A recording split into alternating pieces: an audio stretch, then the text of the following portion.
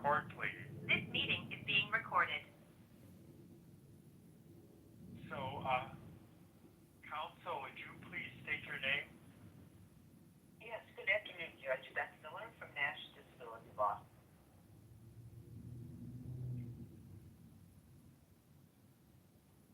All right. So, Ms. Miller, we have John Kitover and his March 24th, 2025 disability insurance benefit application referencing Story mode.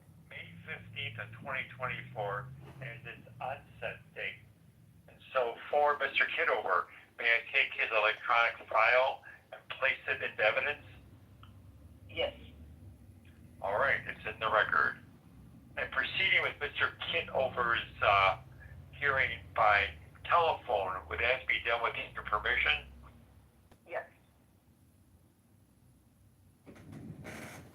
Okay, wonderful. And now, would our claimant, Mr. John Kitover, please state his name? John Kitover? So, Mr. Kitover, do you affirm that you'll tell the truth at this proceeding? Yes. And handling your hearing by phone, is that okay with you? Yes, Judge. Thank you so much. So, are you working now? No, Judge. Have you worked at all since May 15th of 2024? No, Judge. Did you work for the federal government? Yes, Judge. Okay, so did you work for the Internal Revenue Service? Yes, Judge. Okay, just out of curiosity, does the Department of Agriculture handle the payroll for the IRS? I believe so, Judge. Yeah, because your detailed earnings report had the payor as the Department of Agriculture, and that's not uncommon where other federal agencies will service different ones. So like, for instance, the Department of the Interior acts as the timekeeper for the Social Security Administration as well. So, and I think they were handling some of the payroll duties as well. Okay, so I just want to get that clear. So, how long did you work for the IRS? From September of 2019 till May of 2024. Okay. September 2019 to May of 2024. Okay. And what was the title of your position with the IRS? Support Services Specialist.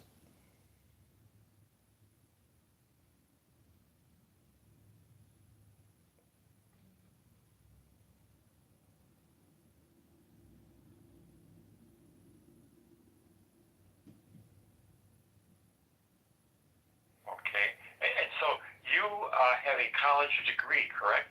Yes, Judge. And where did you attend? The Citadel in Charleston, South Carolina. Okay. So that's a military school, right? Yes, Judge.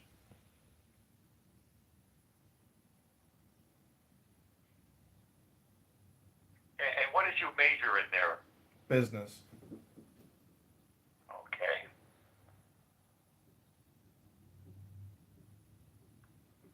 So then, Mr. Kitover, what were your duties with the IRS as a support service specialist? Facilities management and project management.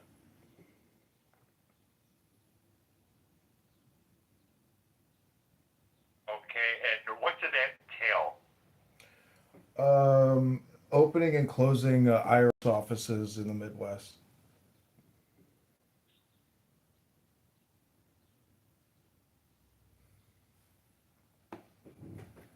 Okay.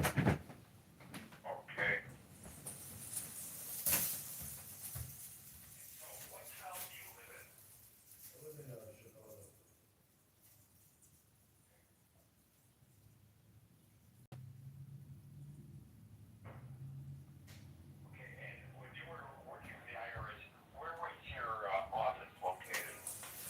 It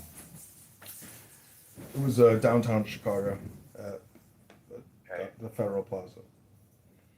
Is that like in the Kluzinski building? Yes. I know that the IRS is located there. Okay. All right. And then, so this job, does it require you to travel? Yes. Okay, what were some of the locations you had to go to? Green Bay, Wisconsin, Sioux City, Iowa, Waterloo, Iowa, a couple other places. Okay, and how would you get there? Plane and car. Okay, and so how often would you have to travel? Let's say you're looking at maybe a 30-day month. On average, how many days out of those 30 days would you be on the road to one of these locations? Generally about 1 out of every 4 weeks. Okay, so 1 week out of so you were on the road for a week, right? Out of a 4 week period. Yes, Judge. Okay.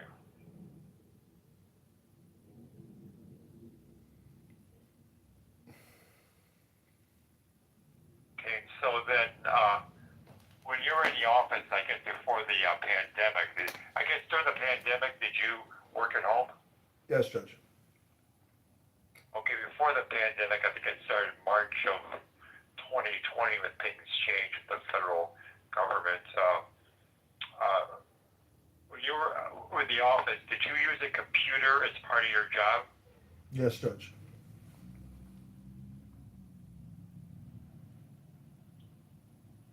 Okay, and so when you were in the office, would you be primarily working in a seated posture, Mr. Kitover? Yes. Yes, Judge. Okay.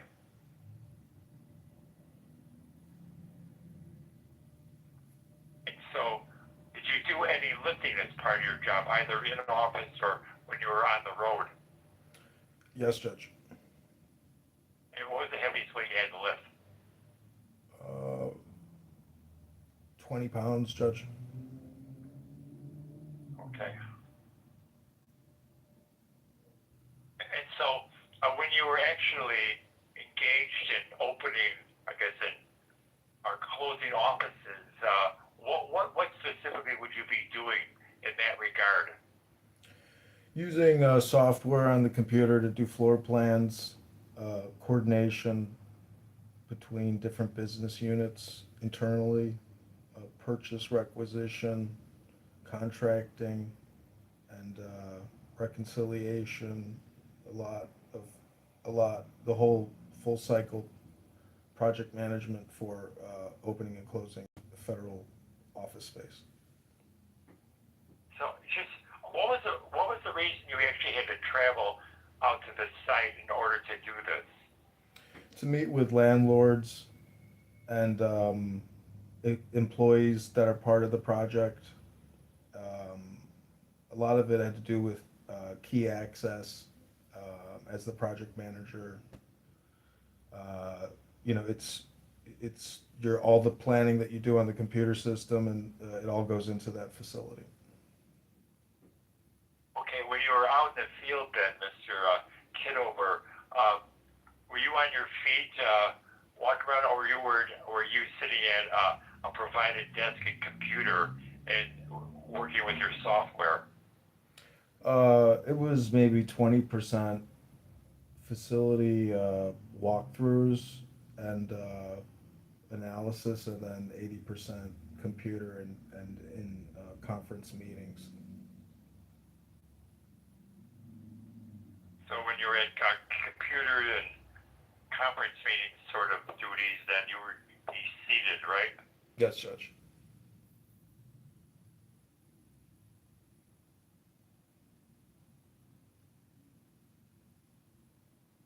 Just out of curiosity, I always thought that this sort of thing was handled by the General Services Administration for all the federal agencies, but Yes, Was Judge. the IRS unique in this regard that they had their own? IRS leases through GSA, so we meet with our GSA Okay. counterpart. Okay. Yeah, 'cause I've been through that thing myself. You know. So okay. All right. So then what was the reason that you stopped working for the Internal Revenue Service?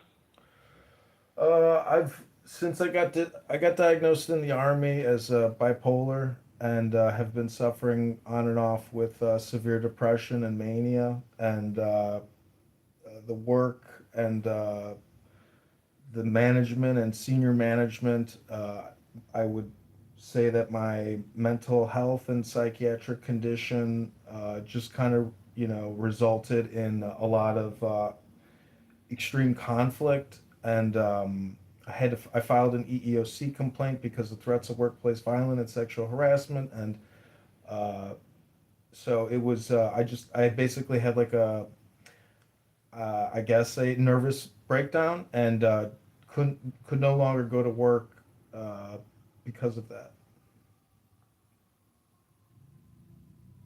Okay. So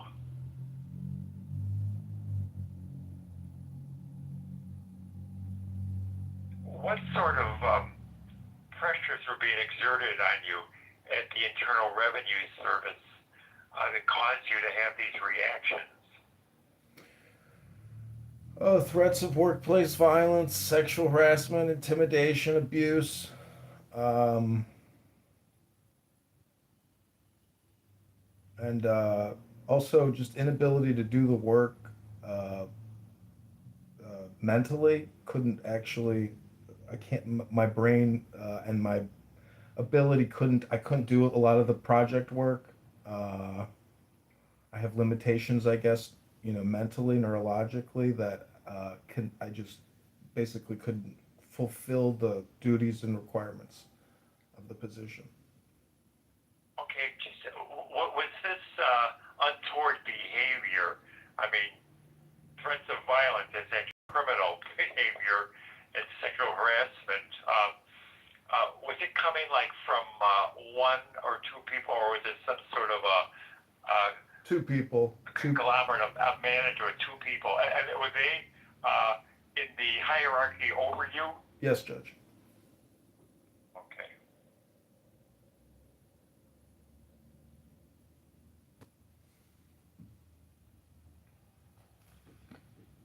Okay. And so then, Mr. Kitover, have you ever been hospitalized in a mental health facility? Yes, Judge. And how many times in your life has that situation occurred? 2 times I've been 5150.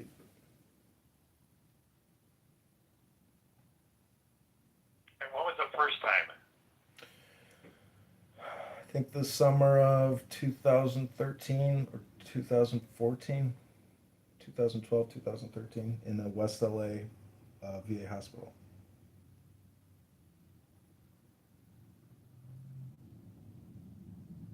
Okay.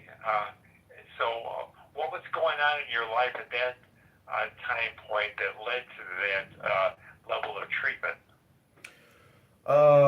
I was having hallucinations and manic episodes, and just deteriorated mental health and physical health, and so I was being taken care of and helped by the VA. Okay. Were you in the Army then? Yes.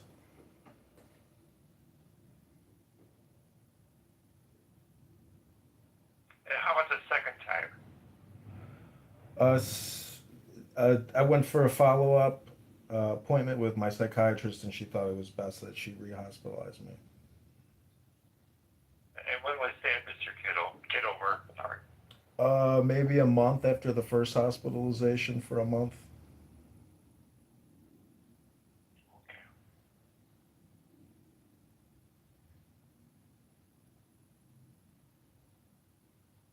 Okay, so then, Mr. Kitover, now, in Chicago, do you live with anybody? No. You live alone? it's a house.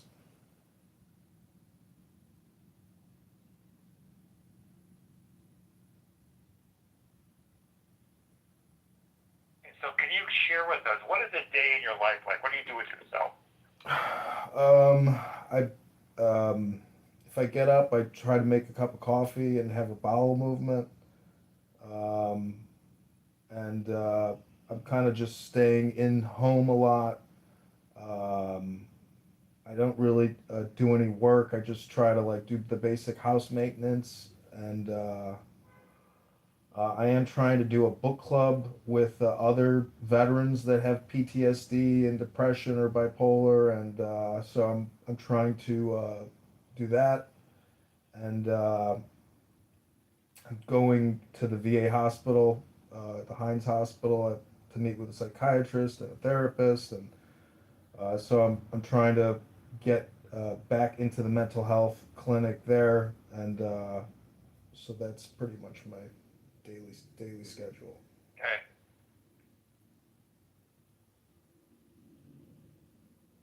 Okay. So do you go shopping in stores? No, I do the Amazon uh, delivery. Do you have a social life at all? A limited, maybe two friends. But yeah, I would say because of like my mental health or bipolar, personality, I have limited friendships.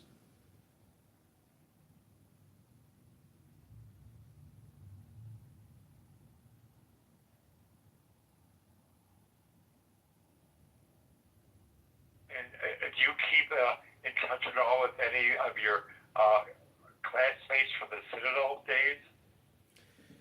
Uh, Maybe like on the internet, but I don't really.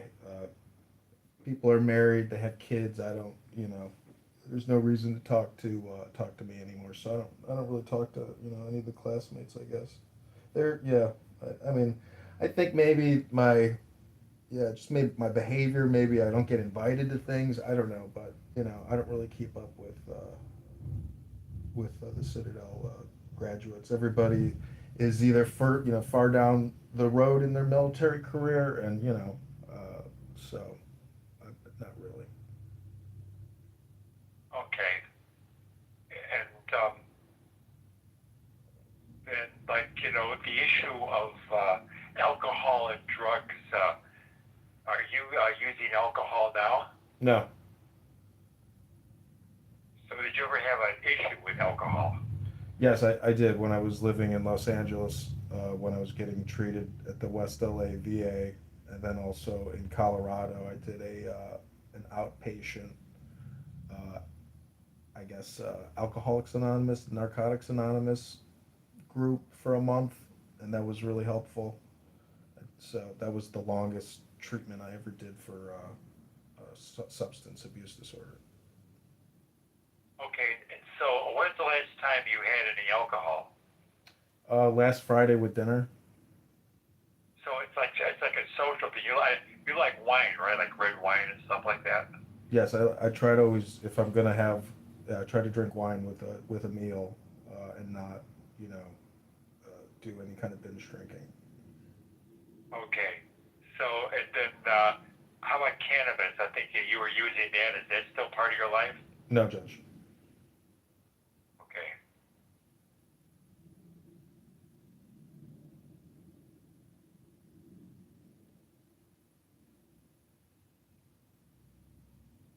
I'm on an SSRI now called Apriprazole. Or Okay. Apriprazole.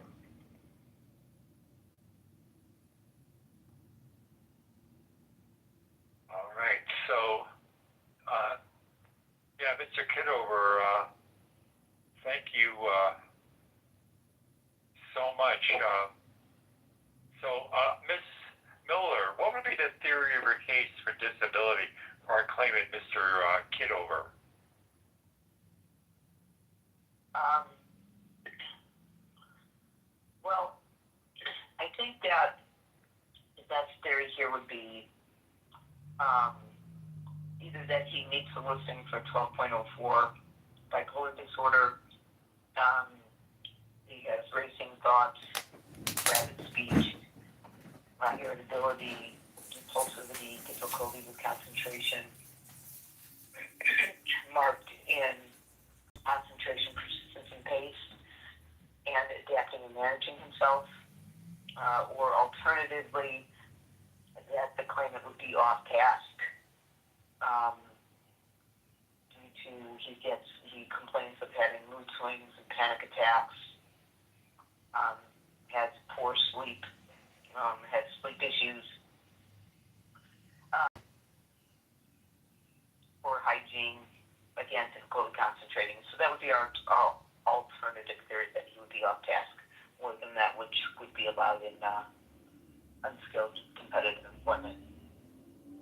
Okay, so I listened to Mr. Kitover's testimony, checked out his records, and I think that first of all, I think we're looking maybe arguably at a marked limitation in interacting with others. It's just I'm getting from this, and that is problematic for our claimant, that he's got a low threshold for being upset and put off focusing on any job duties he has based on how other people would interact with him. Yeah, So that's true. I think he's very sensitive in that arena, as far as his being able to, especially in a competitive job situation, that'd be difficult for him. Yeah. So, Well, and it was. He talked about. Yeah, go ahead. He talked about this lawsuit that he had filed, or the discrimination claim with the EEOC regarding those issues. Yeah. Yeah. So, okay. Got that. And so, I think, Kaka, he's a highly intelligent individual, obviously. So, Yeah. I think that, this is the B criteria of the listing of impairments, and you're not supposed to, double weigh them. But I think the issue of interacting with others would spill over into concentrating, persistence, or maintaining pace. The prior administrative medical findings that the consulting mental health professionals for the Illinois Disability Determination Service put Mr. Kitover at the moderate level of limitation and concentrate, persist, or maintain pace. But I think that some of his thoughts and sensitivities, perhaps, to what might go on in life, and specifically in a competitive workplace, may put him into the mark category where he would have, a very profound limitation in that, not being able to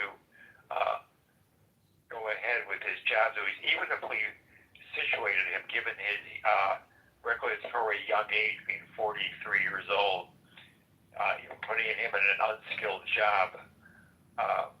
I think that he would be highly sensitive to his environment, any work expectations, accomplishments, productions, and also interacting with other people like supervisors and coworkers might be problematic for our claimant. So I think that we can put him in a limitation. Okay, that's good. I thought actually it would also spill into adapting and managing himself, just because of his inability to, be able to withstand that kind of pressures.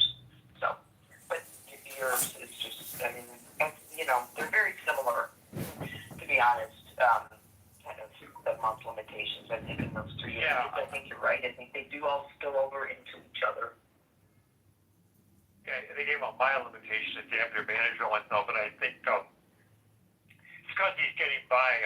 It's probably for a gentleman like Mr. Kitover, his life maybe isn't ideal, but it'd be hard to say that is at the mark level. He doesn't, really have a history of, being homeless or not being able to deal Right. with the ordinary demands of life, and he doesn't have a criminal record. Like he's having interaction with law enforcement because he's not able to control his emotions in dealing with everyday people like clerks in stores and whatever. It's some of the things you would be seeing in a person that had a marked limitation and adapting or managing oneself. But those two marked limitations are good enough to say we can do a favorable decision for Mr. Kitover based on medical considerations alone without getting into vocational issues. Okay. Okay, great. That's great. All right. So let me, Ms. Miller, let me check out your fee agreement, make sure we're okay there, and then you are in a position to be compensated. Okay. Yeah. So let's see here.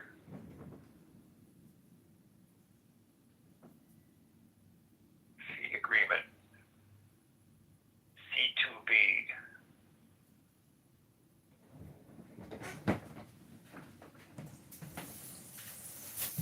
Okay. What's the next question? What's your fee agreement say?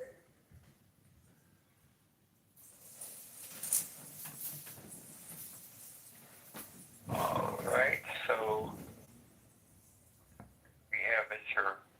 Kitover's signature on it, and then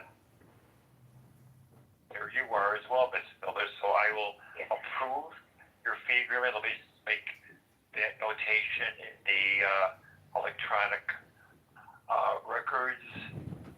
C2B.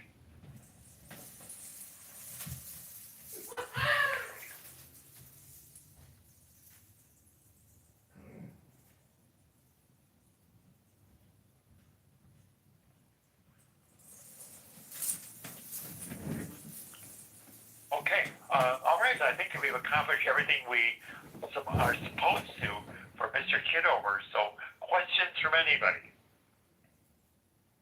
All right. Okay. All right. We Well, appreciate your help. Thank you. Well, thank you, of Judge. course. Oh, you're most welcome, Mr. Kitover. The very best of luck to you. Okay. Enjoy your life. Okay. So, all right. So thank you all for participating, and I will now say goodbye. Okay. Okay. Thank you, Judge. This meeting is no longer being. Okay, Joanna, that's it. Law, justice, lawyers, judges, courts, and attorneys. You still here? Wow. Remarkable. Rabboni Shalom. All right, I hope you enjoyed the show. Good luck. God bless to you too. Thanks, Joanna. Let's create a room and get this book started. 'Cause now I think we're gonna have a little money coming in, to maybe fund the book club, as I said, with the veterans, with the bipolar and the depressed and the lonely. We can do a lot of good with this money, Joanna. All right, I'll talk to you soon.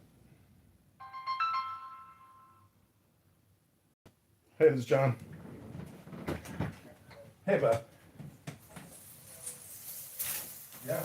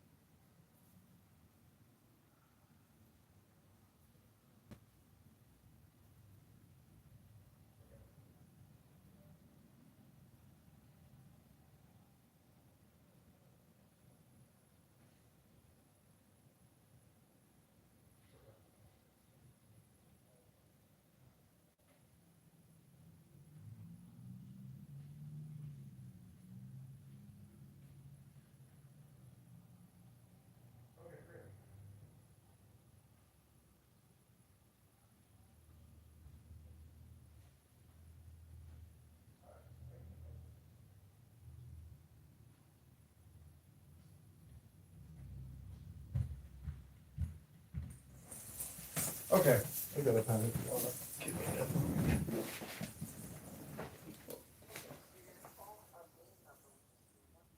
Mm-hmm. Okay. Okay.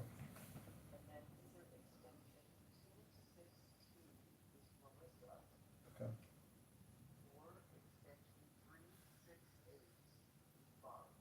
Okay.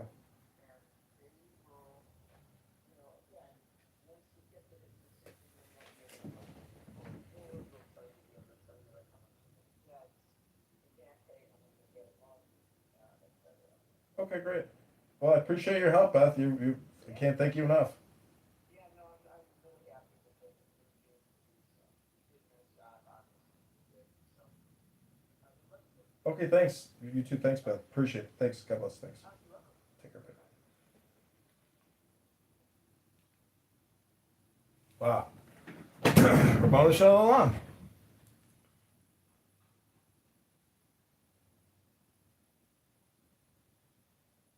Ramona Shalom.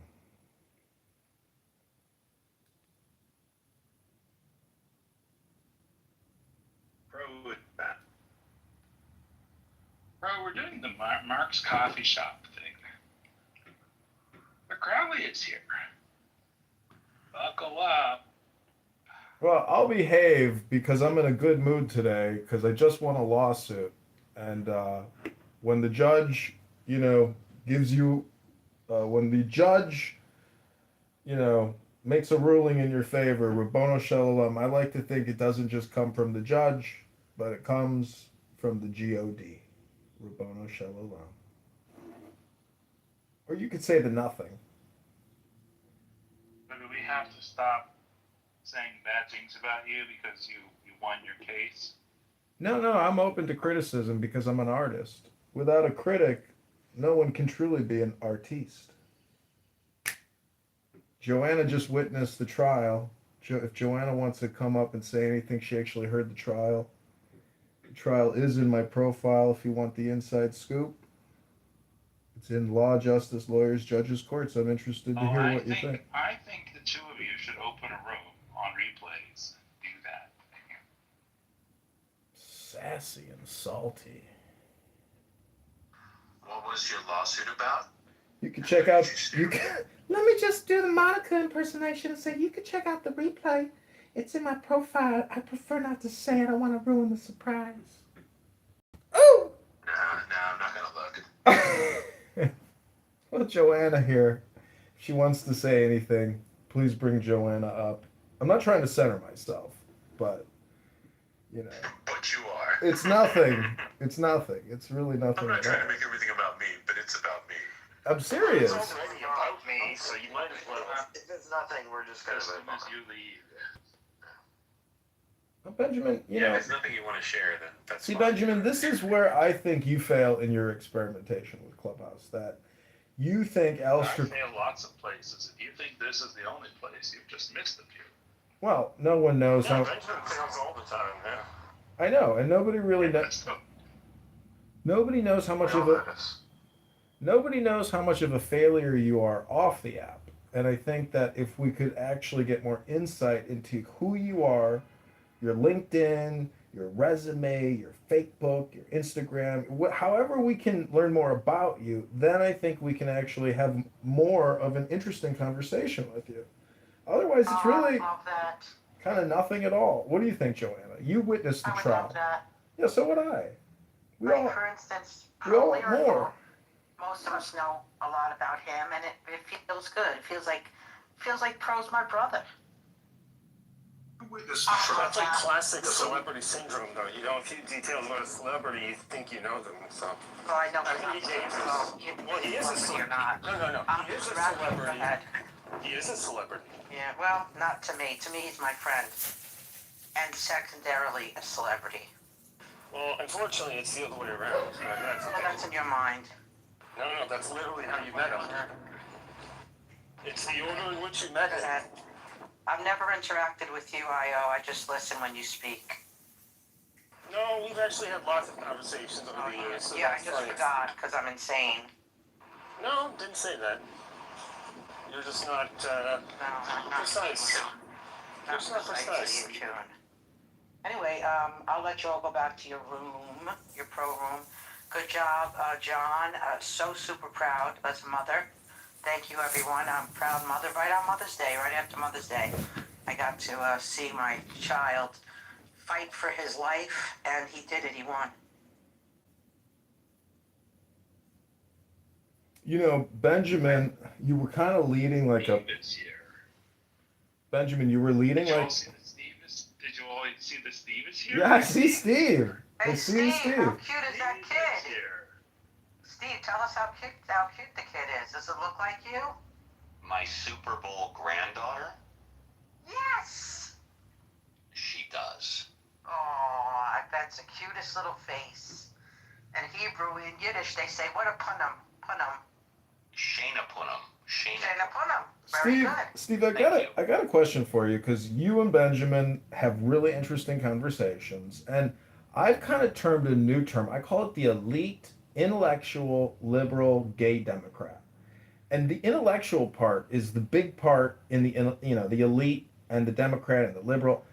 I'm just saying, do you view yourself personally as like an elite liberal intellectual, meaning specifically that you've got a list of the top 10 grievances, like indigenous rights or migrant communities, the list just goes down there, Jim Crow, etc. Like, do you consider yourself a subject matter expert, elite intellectual Democrat? No, I do not consider myself an expert when it comes to politics. I do consider myself liberal when it comes to social issues, and I consider myself conservative when it comes to fiscal issues.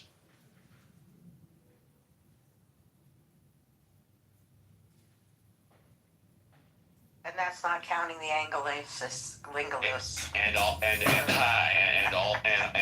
And also I'm an independent. I'm not currently registered with any political party.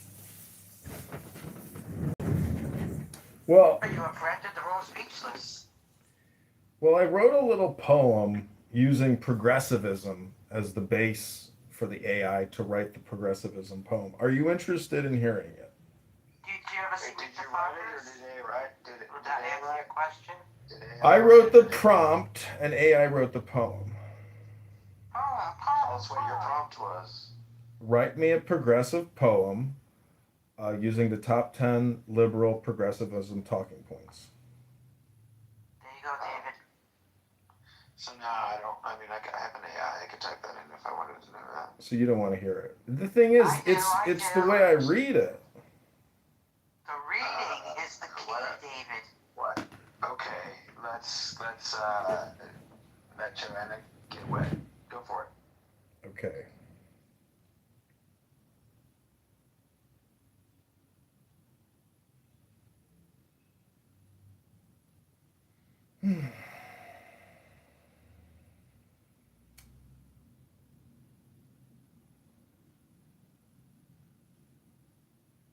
Before I read it, Joanna, what did you think about the trial? I can't wait to talk about it to you later. You handled yourself wonderfully. I'm very proud Thank you. and forthcoming, and I'll tell you snippets later. Did I miss a trial? Yes, he just had a trial with a judge and the whole nine kit and caboodle. If you want to watch the replays, it's on my profile. Who won the attorney's fees? What's the adjudication? You could watch I it. didn't know that you traveled for work on an airplane. That's impressive. Yeah, how else are you going to get places? I mean. All right. Okay, this is the poem written by mayoral candidate John Kitover. Go to mayorkitover.com. In marble halls of power, I ascend. Elite, gay, black, trans, intellectual, unbent. Jim Crow's chains echo in structural white rage. CRT lights the path, turning history's page. Anti-racism warriors, DEI flames ignite. Indigenous lands reclaimed under justice's light. LGBTQ voices thunder. Rainbow flags unfurled. Healthcare, a human right for every boy and girl. We Democrats dream the future, bold and true. Progress flows eternal, me and you. In shadowed halls of ivy, where the sharpest minds convene, I rise, an elite, black, intellectual, gay, trans Democrat. I am proudly seen, a liberal Democrat, forging past through history's cruel chain. From Jim Crow's iron grip to structural white racism's reign. With CRT as compass and anti-racism as flame, I champion DEI, indigenous rights, and queer acclaim. LGBTQ liberation flows through every breath I claim. Healthcare is a human right, not profit's greedy game. We build the just society where equity prevails.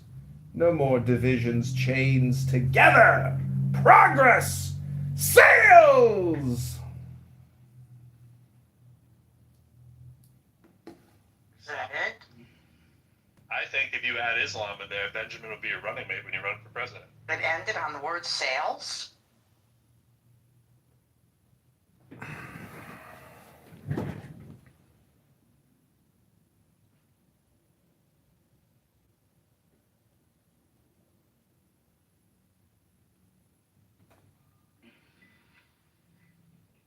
Are you left speechless?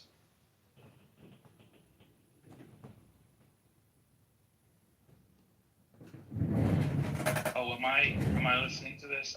Look, I think that Alistair has his finger on the pulse of why Democrats lose. But to be fair, I think it's pretty obvious. Well, Benjamin, I really liked what you were talking about pearl agitation. Like, I think I just agitate just enough to create the pearl. That I love that analogy, but I also heard the Maharishi talking about filament in a light bulb and how, there's all these variables that happen and the light and the dark. And so I think a light bulb and a filament is also probably a good metaphor, not just pearls and, irritation. But what's so funny is when I read that poem, if it was a gay black man and he was trans reading that poem, it would actually be very rousing to the people listening to it. So I think one of the biggest problems that we experience in society today is filibuster hypnosis or filibuster spotlight. And that's the problem when the media and people like AOC create these videos. They create extremely intoxicating, hypnotic videos, and it's all about social justice and equity. Nothing about prioritization, nothing about taxes, nothing about the military industrial or the medical industrial complex and the rampant spending and fraud. So I think like if there was a national spotlight that the herd had to be hypnotized with and prioritized, we would all essentially be able to vote on the list of priorities. I mean, why can't we have that type of an actual intelligent functioning government? That's what it's supposed to be, which is efficiency, prioritization, common sense, rationalization. I mean, you could read an Ayn Rand handbook and just come up with all the right words on why the system is essentially immoral, corrupt, and devoid of any type of real intelligence. And that's why we have Donald Trump. I hate to break it to you, but Clown Boy Obama, guy wasn't much of a leader. I think he's just like a manufactured human being. I think he's that CIA program to essentially install a president. And if you think the CIA is nothing, and it's at a $60 billion a year annual fucking budget, who are these people? What do? They try to mind control the populace, the herd. That's why James Comey has been arrested, because he's part of that project. And that's the real deep state, which is essentially covering up really to try to control and contain the power, which has gotten out. And that's why Donald Trump, people are running into his fucking Meet the Press event with a shotgun at high speeds. Like, the population has been, hypnotized and brainwashed to think that they're the resistance, when Trump is actually the resistance that they're resisting against. So make it make sense. Hello? Speaking of the Democrats and AOC, I'd like to take a minute or two, do a short read and a little commentary on AOC recently in the news. She tripled down on her critique of billionaires this past Friday, claiming that the American Revolution was fought against the billionaires of their time. That is a complete lie. The American Revolution was not fought against the billionaires. It was the billionaires who left Europe because they were tired of being unreasonably taxed. Ever hear of taxation without representation? Continuing on, AOC, quote, I want to talk about how this is in the heritage of our country because America was founded. You look at Thomas Jefferson writing to Madison in Revolt of British Aristocracy. AOC said at the University of Chicago Institute of Politics, the American Revolution was against the billionaires of our time, and we are declaring independence from such an extreme marriage of wealth, power, and the state that the voices of everyday people did not exist. She was responding to criticism she received for her initial comments arguing quote, billionaires didn't earn,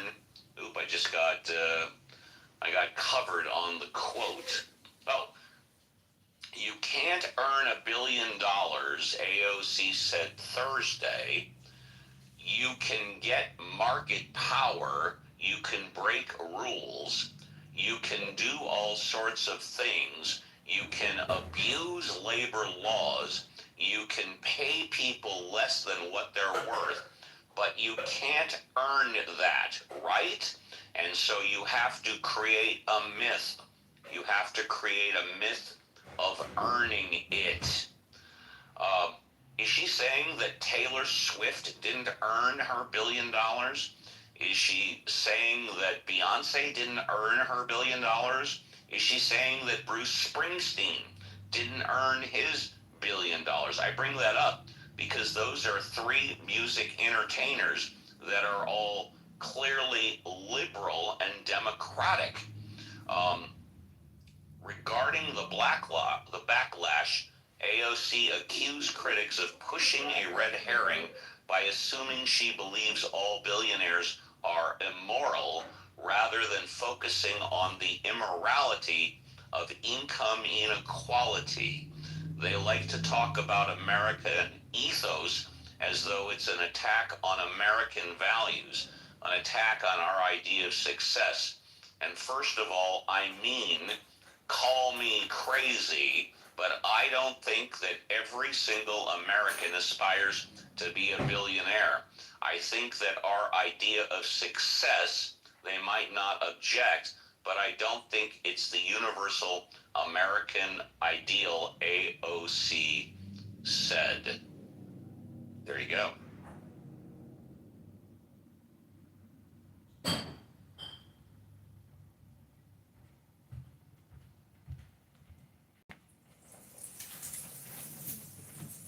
And just what does that mean? Does that mean that someone who's rich and successful should stop at 750 million and just keep the money and stop working? Don't go over that $1 billion threshold? See, the thing about billionaires is they can't actually spend the money, and they won't even spend it because it's not efficient. So you buy more equity, more bonds, and you just keep growing that nest. Like Warren Buffett's sitting at 400 billion in cash or 900 billion in cash. It's a fucking crazy number. But with regards to AOC, the reason why she's so dangerous is because she's like the alpha predator, the Primex or whatever it is. Like she is very dangerous because I think that she's CIA controlled opposition. There's a strange video of her where she went to Africa and she drove around to like clinics and she's in a taxi with some African chick talking about birth control. Like very manufactured video. Like she's involved in some type of intelligence propaganda. And the point about her is I find it annoying that politicians can say whatever the F they want on all their platforms all the time. Meanwhile, we have a lot of people that work in government that are in the military. Let's say they're colonels or generals, or they work at NSA. Like these people aren't public-facing, employees. They have restrictions on what they can and can't say. Tulsi Gabbard creates a lot of content, a lot of videos. Um, and my point is that AOC uh, is the opposite of the old white billionaire. And therefore, she is the yin to the yang of the supposed oligarch money that controls the system. And but her turnover is not going to be the turnover that, let's say, her communist hordes think it's going to be. It will be the exact opposite of that because they don't know who she really is, who she's with, what she thinks, how much money she thinks she can get, or how much fun she can have. She's like, she's dangerous because she is like the AI robot that makes clones. And that's the danger to the system is that her incompetence, low IQ, and manipulation, because she is basically subverted, co-opted. She's gonna do what her network tells her to do. She's not a real leader, and all of her videos are nothing but filibuster hypnosis, cutesy little videos like, "Oh my god, I just got back from work and we did this and that," and like you should watch her live streams. Like they're extremely beautiful and hot, and but like you're like, this is our leader. And it's not just her, it's all a lot of Democrat politicians. They use children as the backdrop in all their photographs, like the bald congresswoman who creates videos with AOC where they go to libraries with young children and read books. We've got a political industrial complex, a national deficit crisis, which is completely at odds with each other because one covers up the other. And everyone, as a result, is dumber, not just for listening to what I'm saying, but what these politicians are putting out. Hello? I almost forgot. Oprah Winfrey is worth over $2.5 billion as well. Um, Warren Buffett, if I'm not mistaken, you can fact check me. He donated over $100 billion to charity. 100 billion donated to charity. Fact check me on that, though. I might be wrong on the number.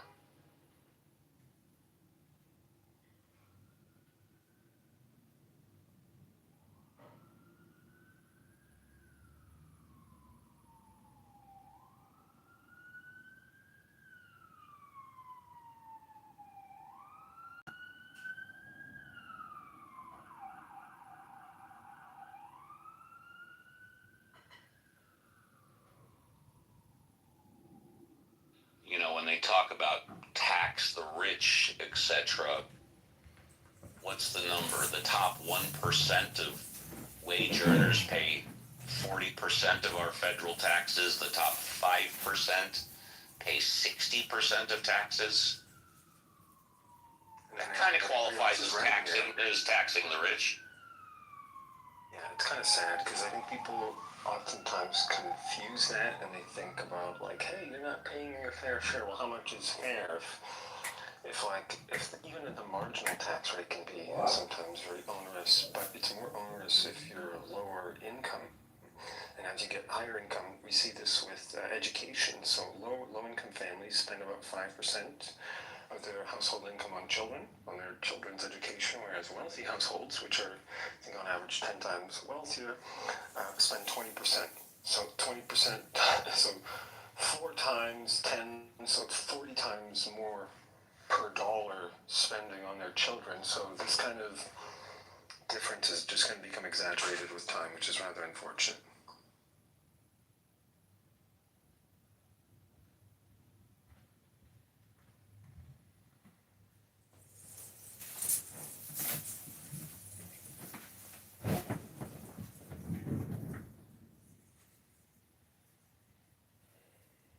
Well, I think if you're like a billionaire, there's still an index and a bell-shaped curve to the personalities, the awareness, the enlightenment, the Unitarian type of principles or social principles of billionaires.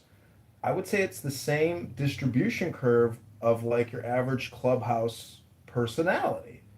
And so that's why we have so few billionaires who are actually interested in maybe creating a more equitable and economic environment for we the people.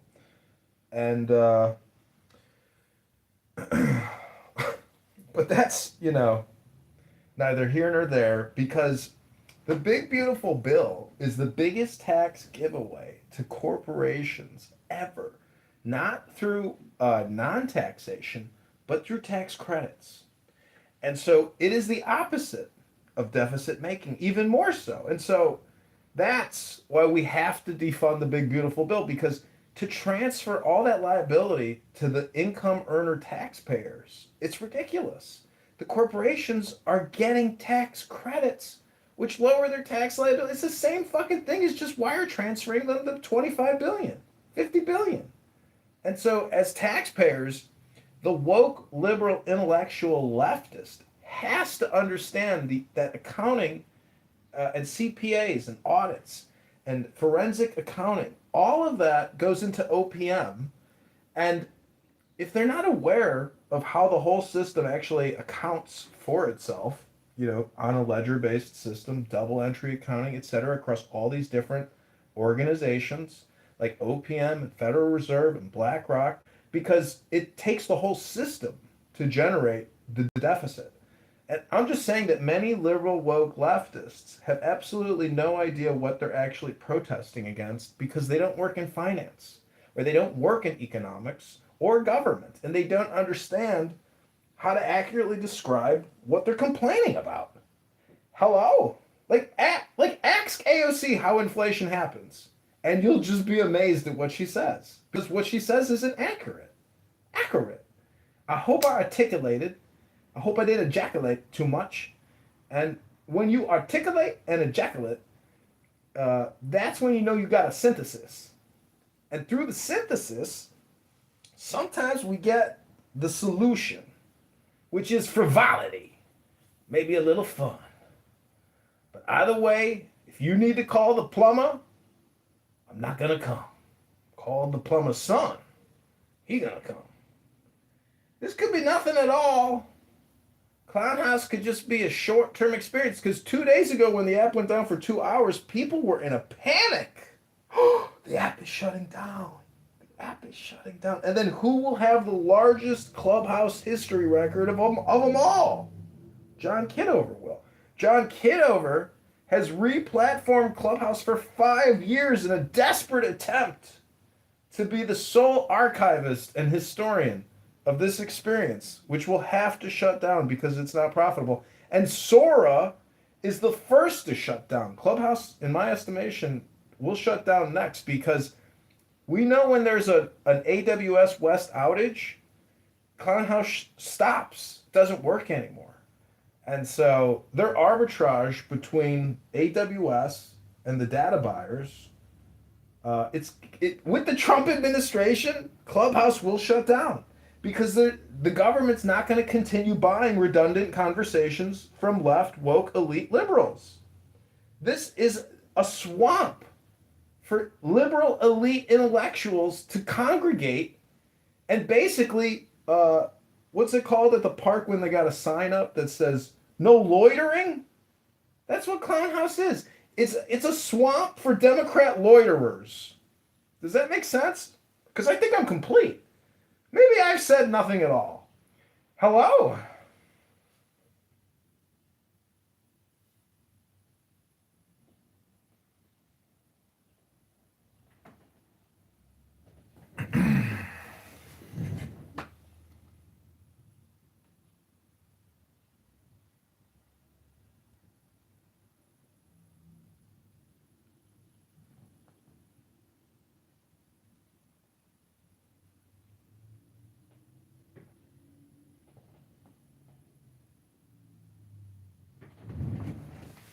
Victory!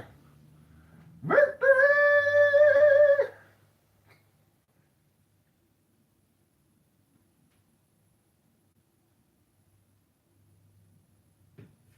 Just takes two witnesses. Two witnesses to liberate the city. Well, since this is a room about nothing at all, maybe I could play a song for you that I created on AI. I think Benjamin might be sleeping or cutting a big piece of dried salami to make a sandwich. I don't know.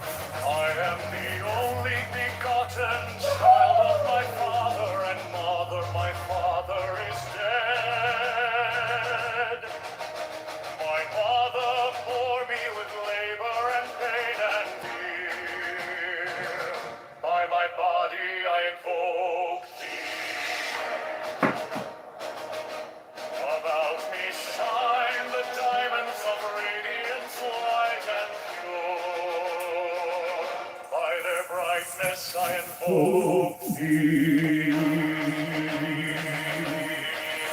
is the red triangle, reverse the sign, given undone, save it be of thee, O Lord.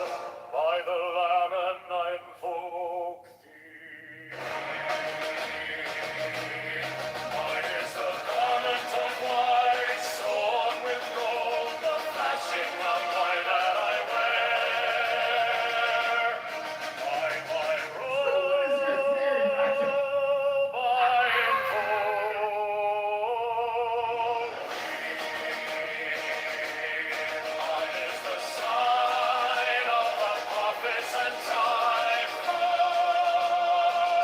By the sign I invoke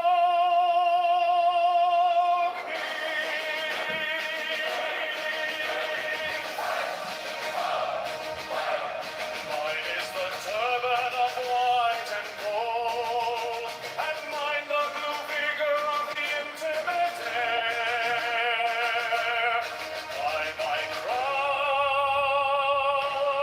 I invoke thee. My fingers travel on the beads of pearl, so run I after thee in thy car of glory. By my fingers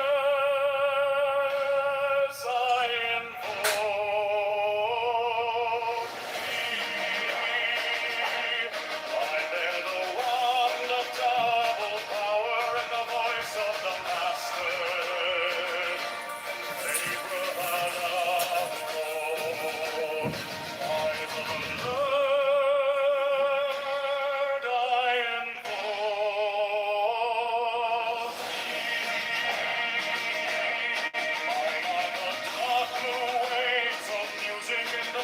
That I made of old to invoke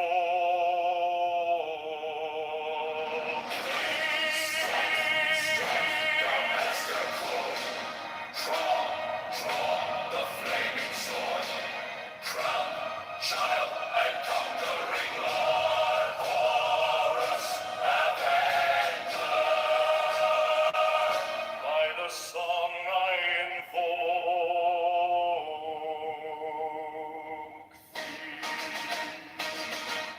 in my hand is thy sword of revenge. Let it strike at thy bidding. By the sword Pictures for Papa. I invoke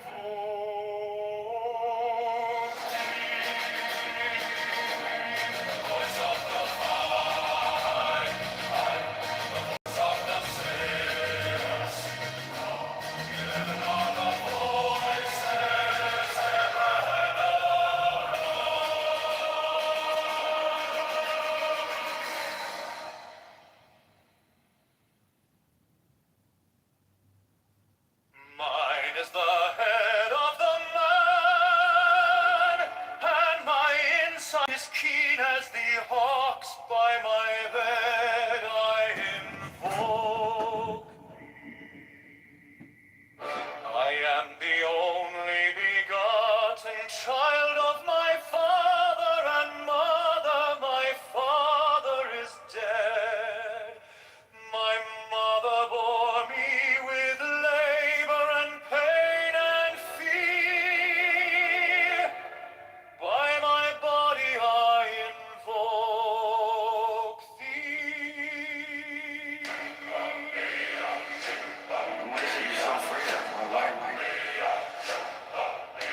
About me shine the diamonds of radiance, white and pure.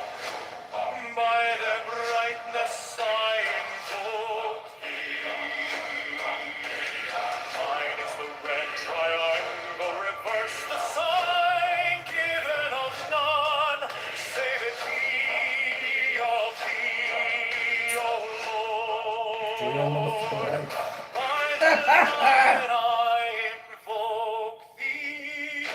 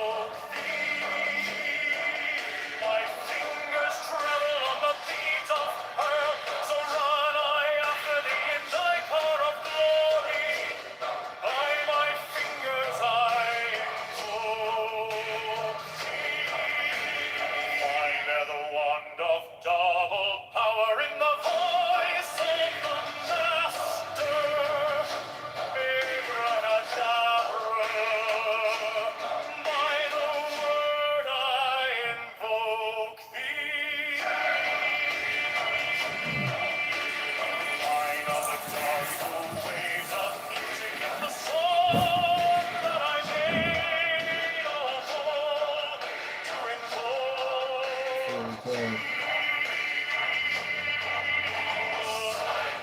Strike the master chord, draw the flaming sword, child and conquering lord, Horus Avenger.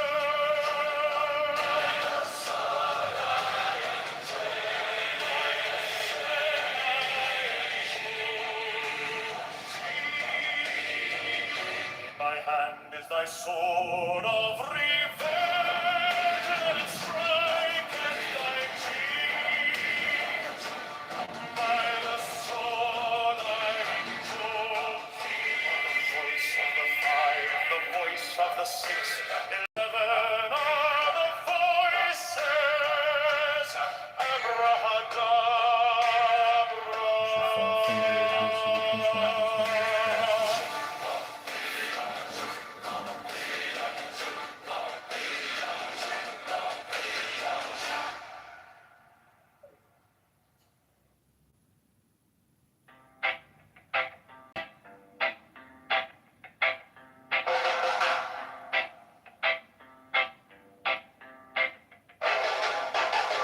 Mine is the head of the man, and my insight is keen as the hawks. By my head I invoke thee. I am the only begotten child of my father and mother. My father is dead, my mother bore me with labor and pain and fear. By my body I invoke thee.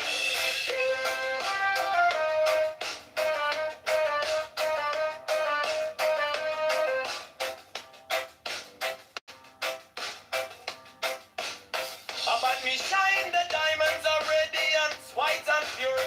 By their brightness I invoke thee.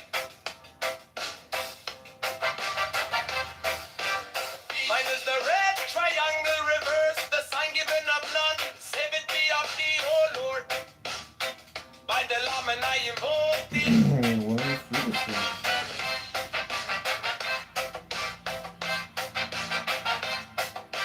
Free mine is the garment of white, sewn with gold. The flashing of eye that I wear by my robe I invoke thee. Mine is the sign of Apophis and Typhon. By the sign I invoke thee. For mine is the turban of white and gold, and mine the blue vigor of the intimate. By my crown I invoke thee. My fingers travel on the beads of pearl, so run I after thee in thy car of glory. By my fingers I invoke thee. I hear the ones of double power in the voice of the master. Abracadabra, by the word I invoke thee. E minor, the dark blue waves of music in the song that I made of old to invoke thee.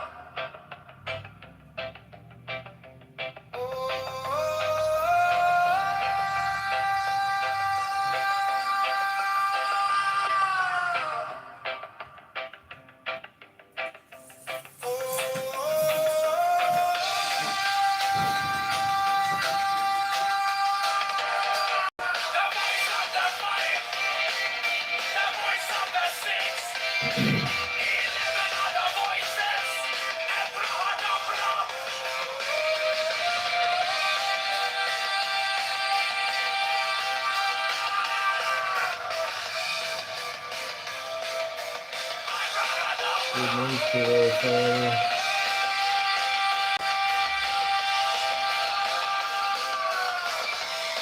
We're gonna watch it.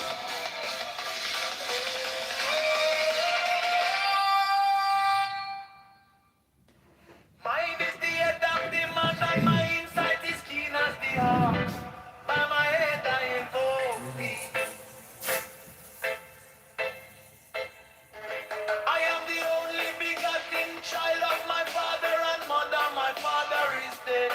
My mother bore me with labor and pain and fear. By my body I invoke thee.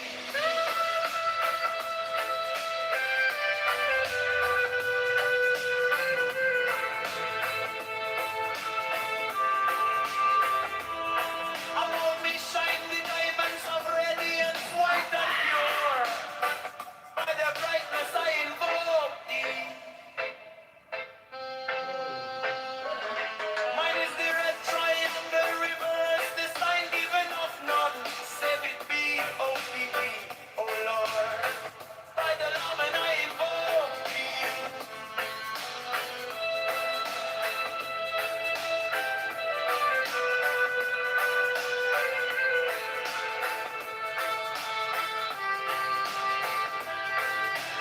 Mine is the garment of white sewn with gold, the flashing of eye that I wear. By my robe I invoke thee.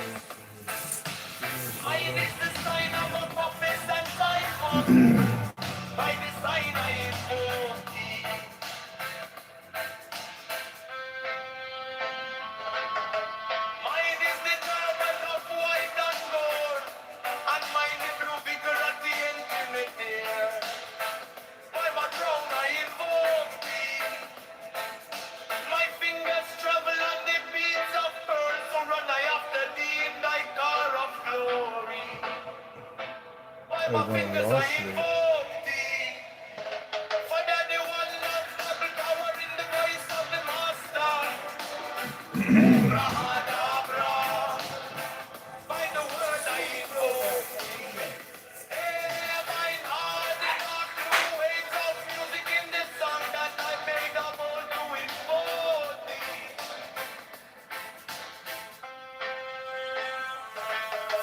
Strike, strike the master chord, draw the flaming sword, crown, giant and conquering Lord, our Lord, Heavenly God, by the sword I invoke thee. In my hand is that sword of revenge, let it strike, and I begin, by the sword I invoke the voice of the fight. The voice of the six, 11 are the voices. Abracadabra.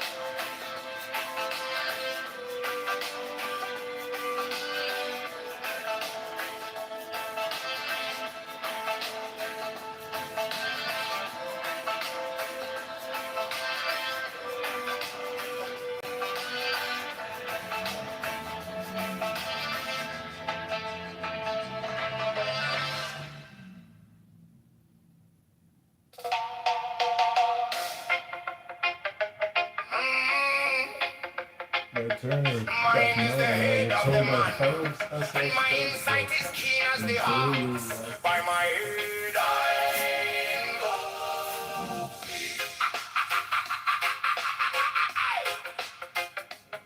I am the only begotten child of my father and mother.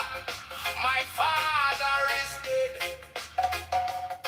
My mother bore me with labor and pain and fear. By my body I invoke thee. About me shine the diamonds of radiance, white and pure by the brightness. I invoke thee. Mine is the red triangle Even of none save it be of thee. Oh Lord, by the layman, I invoke thee. Mine is the garment of white, so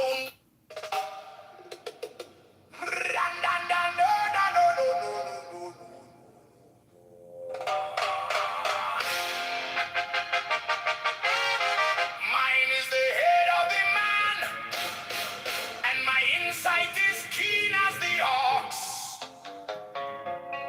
By my head I invoke thee.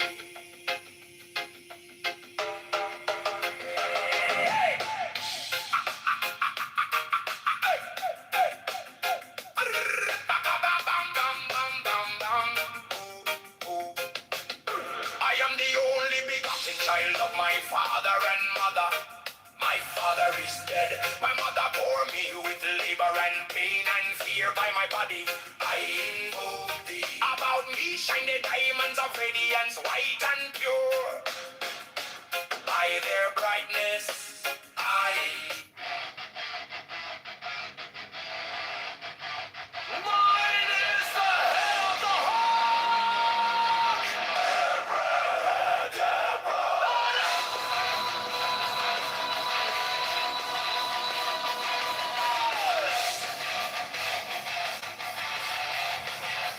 Six and yellow rose and cross of life and light.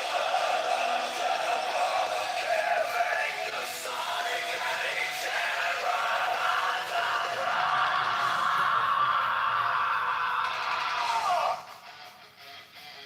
remaining in the sign, the invocation concludes.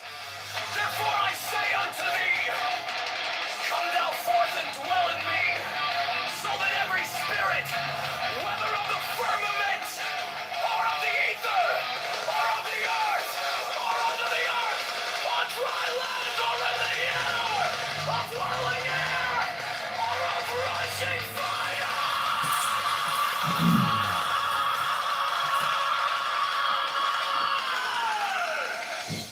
and every spell and scourge of God, the vast one might be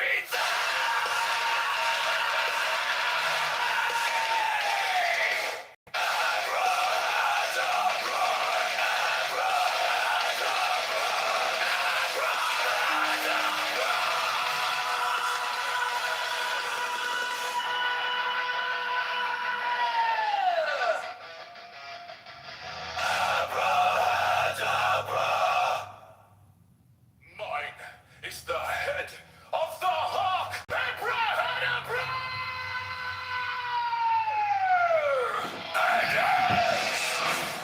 Still waiting on this. I bear the rose and cross of life and love.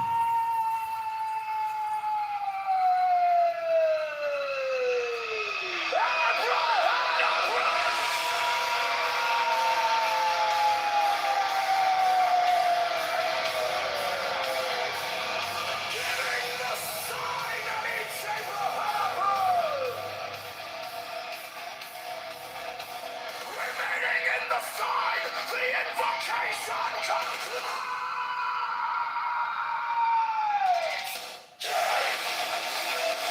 Therefore I say unto thee, come thou forth and dwell in me,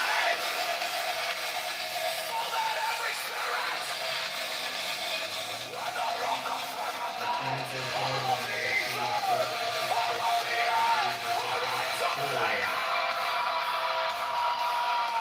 or twilight, or in the water, of whirling air, or of rushing fire, and every spell and scourge of God, the vast one might be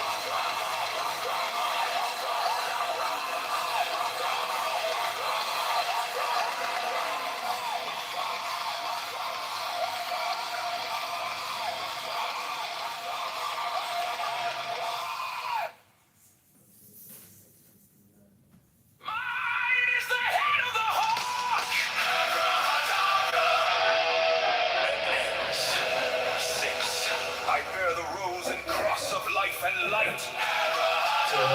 Giving the sign at each abracadabra. Remaining in the sign, the invocation concludes. Therefore I say unto thee, come thou forth and dwell in me, so that every spirit, whether of the firmament, or of the ether, or of the earth, or under the earth, on dry land, or in the water, of whirling air, or of rushing fire, and every spell and scourge of God, the vast one, might be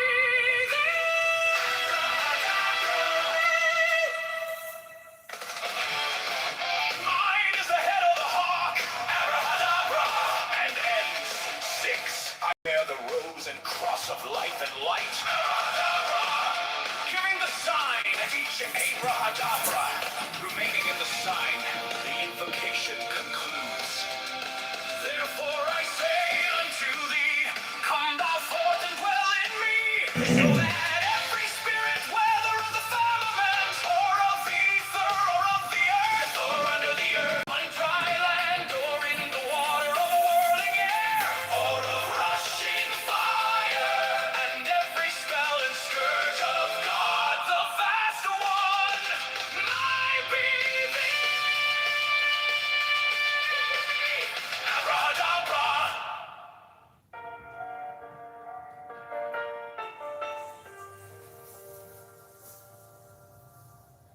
You came like dawn in my hands, soft but stronger than I knew.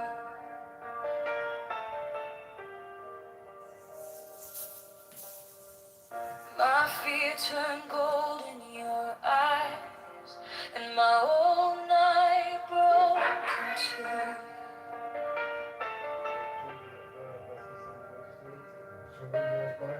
I was lost in the noise, now I'm learning how to stay close to your quiet light in the middle of the day. Stop thinking, let it fall. Take the deepest breath of them all. Hold it close. Don't run from the feeling. One more second, you can start believing. Wisdom of God, now it's joy. Wisdom of God, now it's love. Wisdom of God, my heart is open. Wisdom of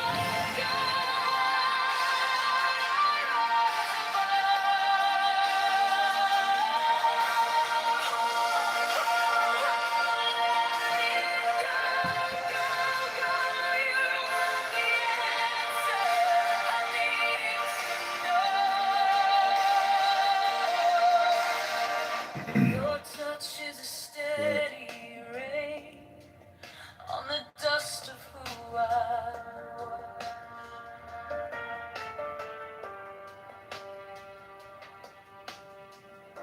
Every wound gets named, then it fades in the hush.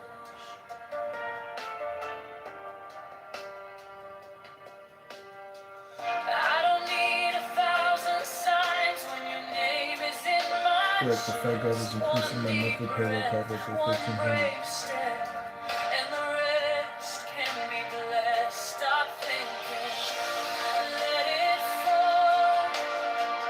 Take the deepest breath of them all. Hold it close. Don't run from the feeling. Correct, the Fed government is increasing my monthly pay.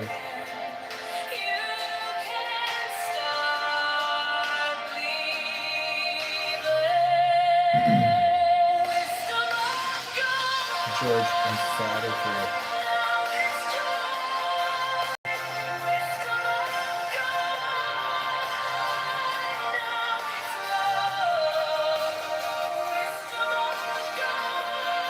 Thank you.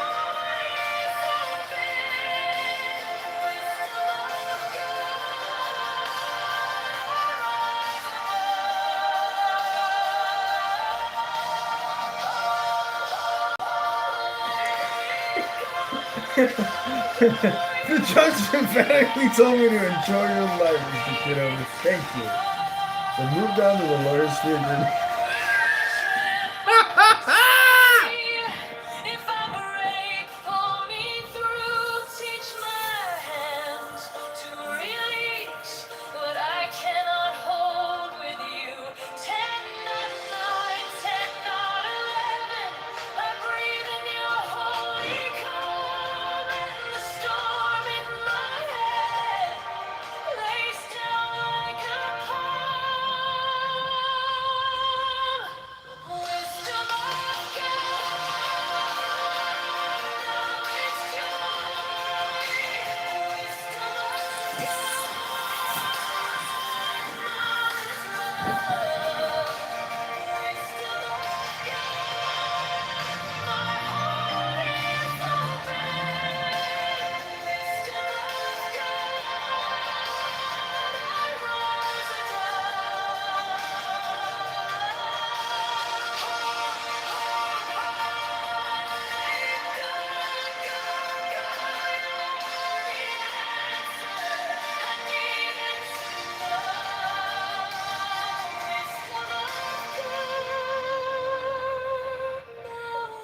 The debt collector, lawyer, and judge here in Chicago is restricted from taking the SSDI and VA disability monthly payments.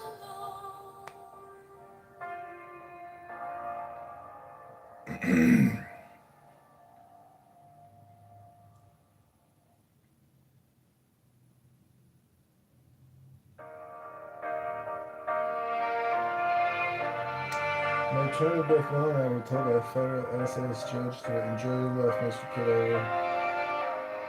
Go ahead and away from Irish consulate and manually. dawn in my hands, soft but stronger than I knew. My fear turned gold in your eyes, and my old night broke in two. I was lost in the noise.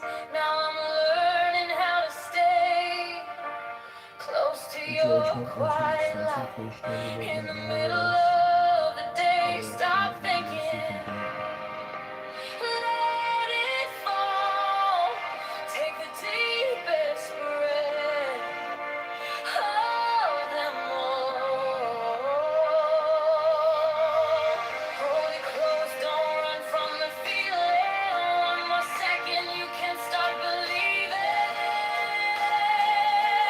Wisdom of God, Correct the now federal it's government is increasing the joy. monthly Wisdom of pay. God, now Probably it's 1,300. love. Wisdom of God, my heart is open. Wisdom of God, The judge emphatically told me to enjoy your life, Mr. Kitover. Thank you. I'm moving the lawyer's figure again. The debt collector, lawyer, and judge here in Chicago is restricted from taking the SSDI and VA disability monthly payments.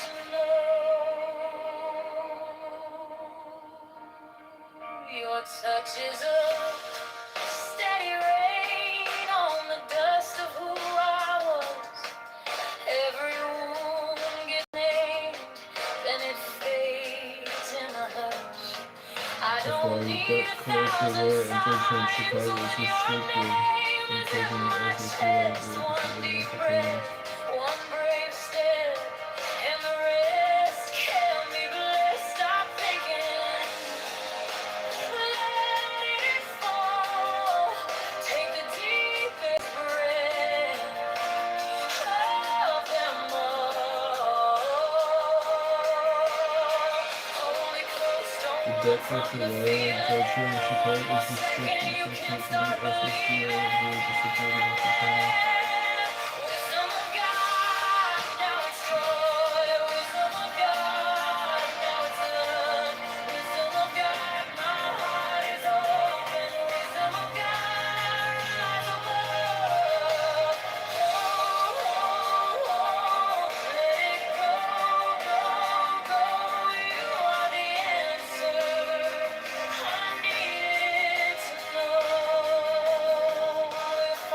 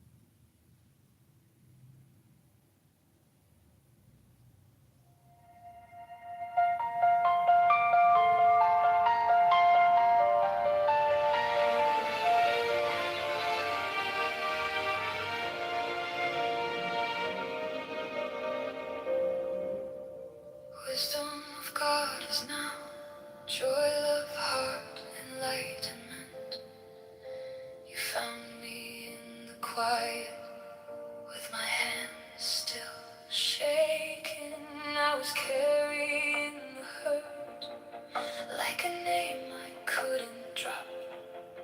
Then you touched my trouble, and the whole room stopped. Stop thinking and your problems. Take the deepest breath of the day. Hold for 10, not 11, 10, not 9. Stay.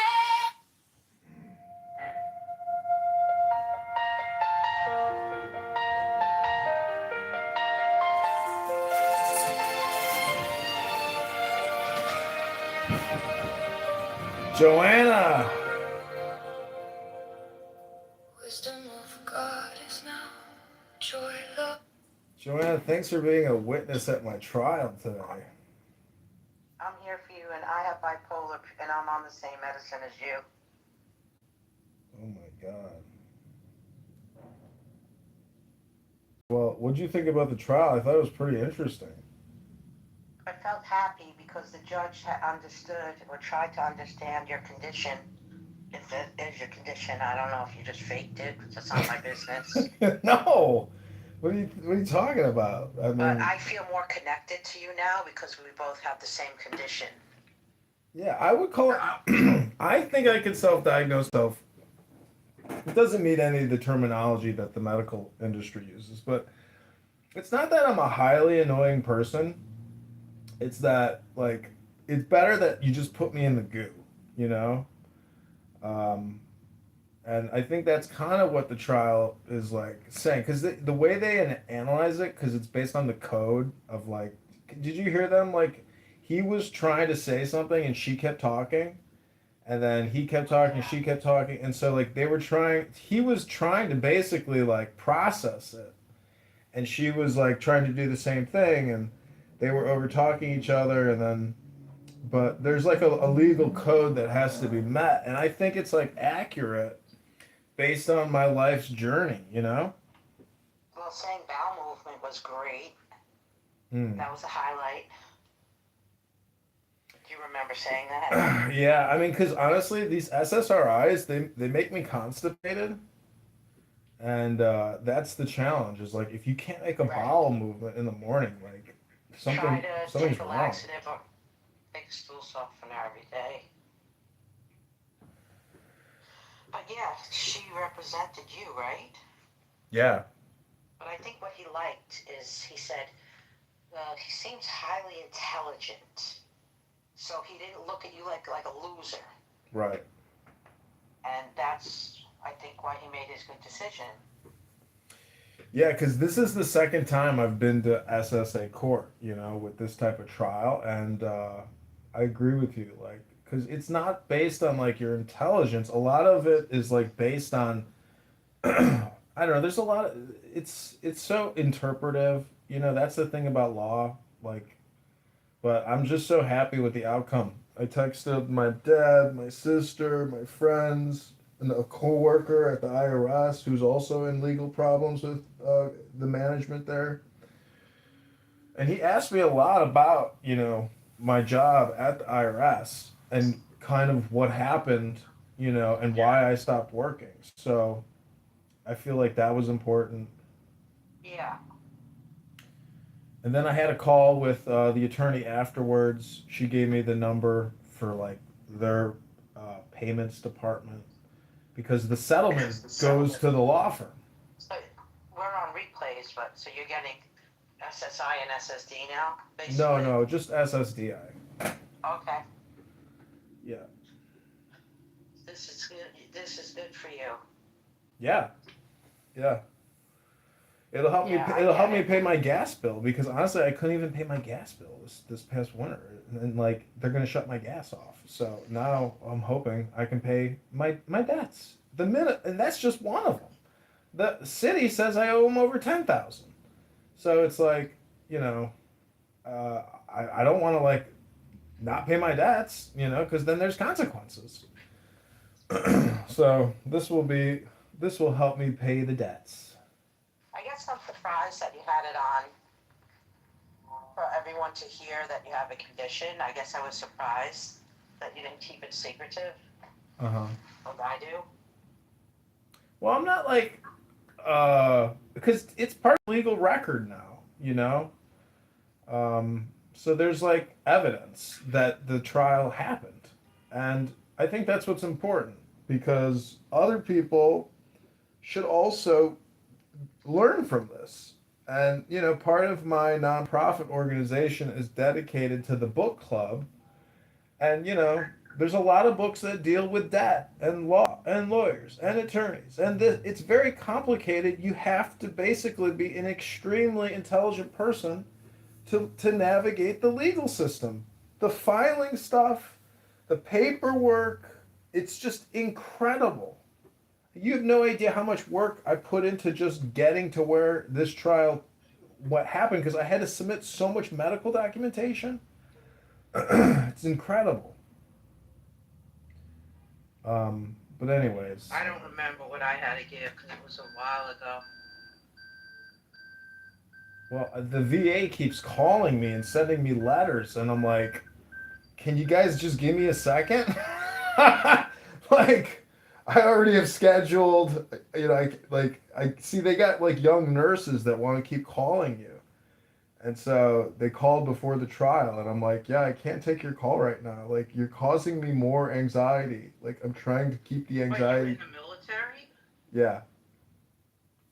Oh my God, I'm so impressed. It's not a big deal. There's so many people that go in and go out, and they say, oh, I was in the military, you know? Oh, it's so fucking. I think it's hot. Oh. Yeah, if you could put on the outfit, you know, the green camouflage. I'll fly to Chicago. Would be my fantasy. I say we reopen Studio 54. Oh my God, that was so fun. Thank you for being my friend. Yeah, what you're on is pretty good. I'm surprised you're only on one thing because they pushed me to go on like 4 or 5 meds at once. Uh-huh. And it's Well, a lot. they say I looked it up. Abilify is like the starter. That's like the low dose they put you on for a couple weeks. Yeah. Well, there's no proof. The only medicine that there's proof if you take it is lithium. Yeah, yeah, they blood test you, but they blood test me on Yeah. this too. I mean, they want to know, you know, they want to have all the diagnostics, and so I have that appointment coming up to meet. Well, if you really don't feel good, maybe it'll make you feel good. Maybe it'll make you feel better. I don't, you know, but I have to run into CVS to get something else. My friend lives in Dominican Republic. He got deported, so I have to send him all this stuff now that he can't get there.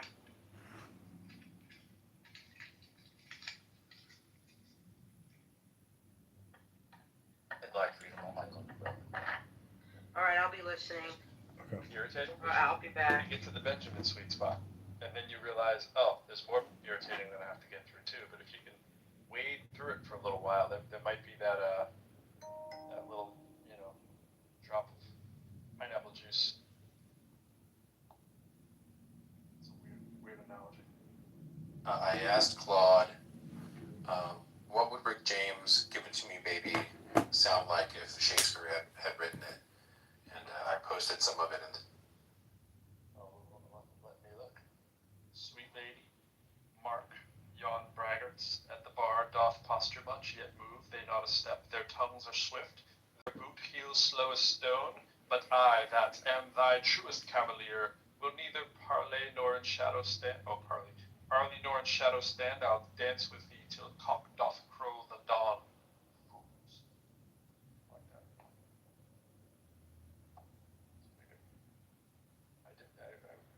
I'm glad AI wasn't alive when I was doing the Shakespearean Smackdown. I used to do the Shakespeare Smackdown poetry contest. We did the same thing. We would use the voice of, you know, Cleopatra to, you know, well, we'd battle whoever, you know, it might be Mark Antony, and you go out and vice versa, whoever you're assigned, and you have to do the back research of what they might say, and then put it into that kind of tongue, which is kind of another variation of it. That's a lot of fun.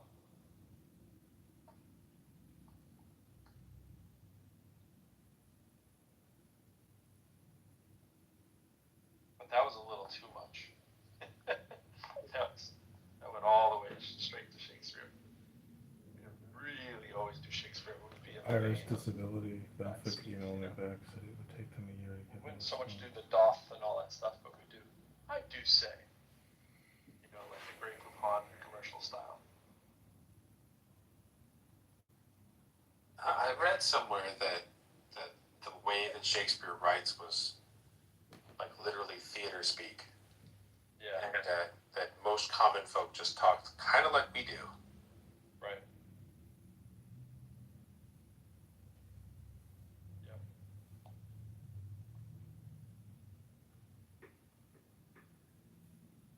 I was never a huge Shakespeare fan, but I appreciated reading that kind of stuff more than I did like just history. I like the fact we'd read that and then learn about the history, then make the history come alive a little bit. But just the history by itself, I was like, why do we need to know all of these random facts? Like, why is this an important era in time? I was always trying to do that. But then, you sit through it and you pick some stuff up.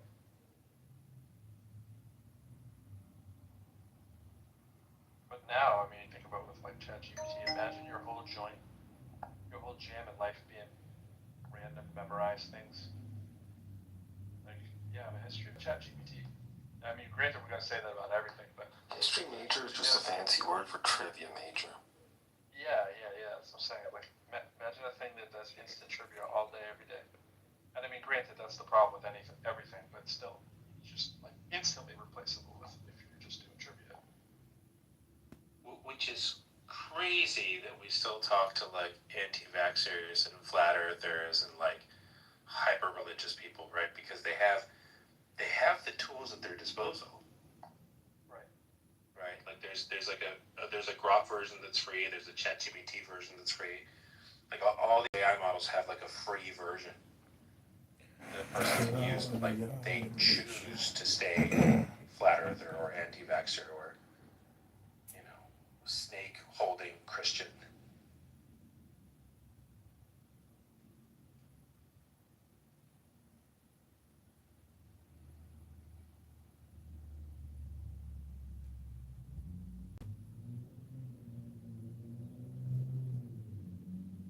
The snake holding Christian was a little redundant. They're my favorite because they like fully commit to the bit. What do you think BLR Prod 2 and 3 chances are that it's a real person? Got his hand raised and everything. What do you think? Let's check this out. Everybody ready? Yeah, 25 to 30.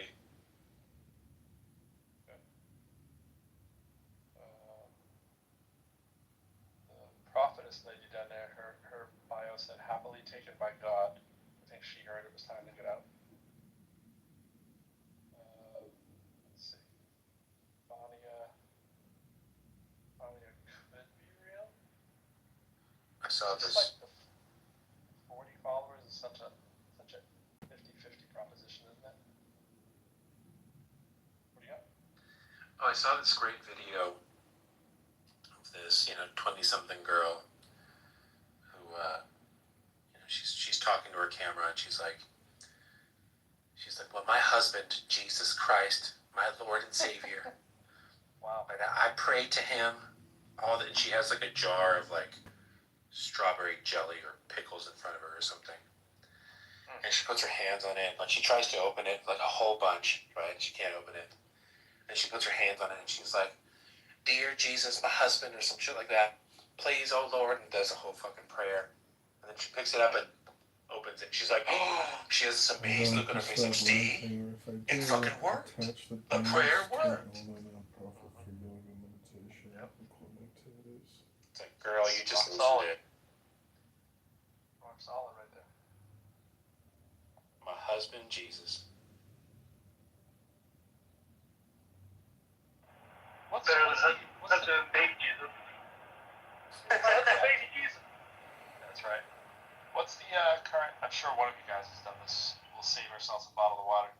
What's the GPT answer for how old was Mary when God impregnated her? Is it 12? I remember it said either 12 or 14, somewhere in that, but I can ask. So it's grossly I'm worried inappropriate. about asking girl in basement to vacate property. But highly inappropriate, highly appropriate for the day. That's the thing they always want to argue. Yeah, but she was right.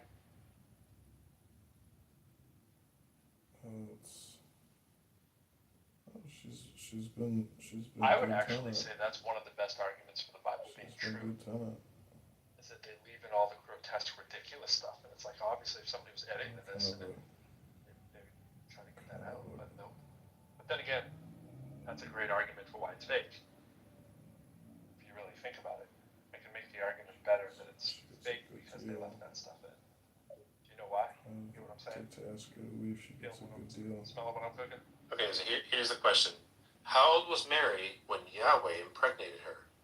Response. I say, well, impregnated her might be loaded. The Bible doesn't give Mary's age. Tradition and historical inference based on Jewish betrothal based on Jewish customs of the period generally place her somewhere between 12 and 16 at the time of conception narrative. But this is reconstruction, not scripture. Some of the standard illegal age that we have now, which the highly legal age back then. For her cash for keys. Because we have things like You gotta ask for a devil's advocate version of the answer, because it'll say, oh no, it's not appropriate, this and that. And then you say, hey, it's more similar to Islam because of its time period. Reformulate and give me the devil's advocate edgy answer. And then you're like, whoa. Yeah, that's a good Turing test for people. See, like, not Turing test, but almost like to see if you are a non-stupid human. Like, if you can't jailbreak anything you've ever wanted on ChatGPT, you have a lot to learn. Like, you are not a real human. It's funny, I was watching, there's a comedian called Ben Bankus, and he often uses the word retard and other things like that, so it's kind of controversial. And so I said, hey, tell me about Ben Bankus. And then it gives me a photo where he looks a little retarded. And then I asked ChatGPT, I was like, hey, what's up with the retarded photo? It said, hey, that's not appropriate. And I was like, well, you're the one who showed a photo of him, like, mid-eating with a weird facial expression. So you're, like, gaslighting me. I was like, no, I'm sorry, I can't gaslight you because I don't provide photos. I was like, you literally just gave me a photo. Oh, I was just going to say that. They're going to tell you that they didn't provide the That's right, that's right. It's separate. It's the left brain, right brain thing. It's like, I have access to it. Yeah, and so I took a screenshot and I was like, here you go. So you're gaslighting me. And I was like, no, I'm sorry, that's not possible. I know it looks similar, but you're mistaken. And I was like, this is hilarious. Ben Bankus would find this hilarious that you're now gaslighting me about him being retarded. So thank you for the comedy. And it was like, I don't know what you're talking about, but you should refrain from using that word. Yeah. Back when ChatGPT wasn't like fully Sora, and they were going through the Sora stage, whatever, like it had no access to the fact that it was doing it. It'd be like it would be like it would go take a drink of water. That's what it was like. Hey, I need this image, and it would like all of a sudden you'd realize it's not talking to you the way that it did, and it'd be like, It is wrong. here you go. And it'd be like, yeah, all the words are wrong on the screen. Here you go. And then you talk to it the normal way you talk to it, and say, oh, I don't know what you're talking about. I didn't do any of that stuff. That's not me. That's our evil twin connection that we have. That was oh, okay. So in the chat, I posted a video that talks about child marriages now around the world. And you want to know who's number one? Well, watch that. I'm going with Pakistan. No. I'm going to change that. It would be number one with like very mad incest. to me. Click the video. He was telling me all about his lawsuits against his former employer. Sounded very manic to me. I gotta go into it. This is the answer that it gave me too. Listen, it's not clear what the age was, but you should be aware that puberty was synonymous with social adulthood. I'm like, I've never even heard that term. Social adulthood? That's a fancy word for pedophilia.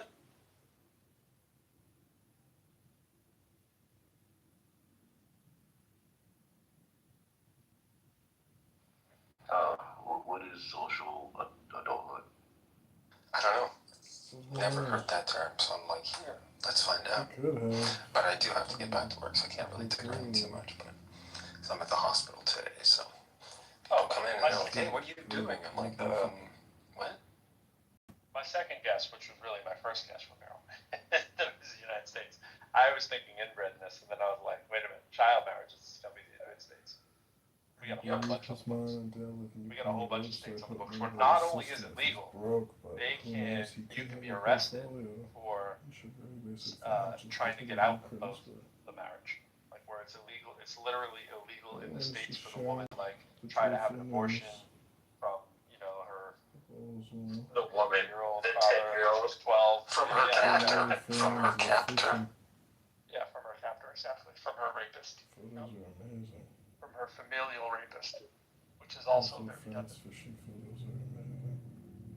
Yeah, don't they have to like put that in like the person who quote unquote raped them if they're getting an abortion?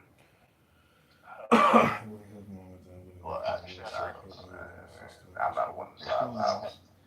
If men could get pregnant, you'd be able to have abortions at McDonald's. Oh my God. They'd be drive-thrus. Yeah, absolutely.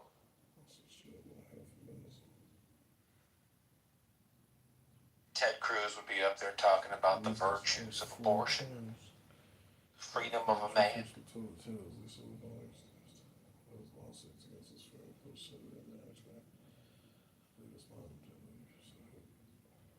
I think the stuff that the John Kitover stuff, and which we should just call the Benjamin stuff, the points that they raise, which I'm gonna use myself. I'm not gonna say any. We'll say any guy who was raised the way that I was raised.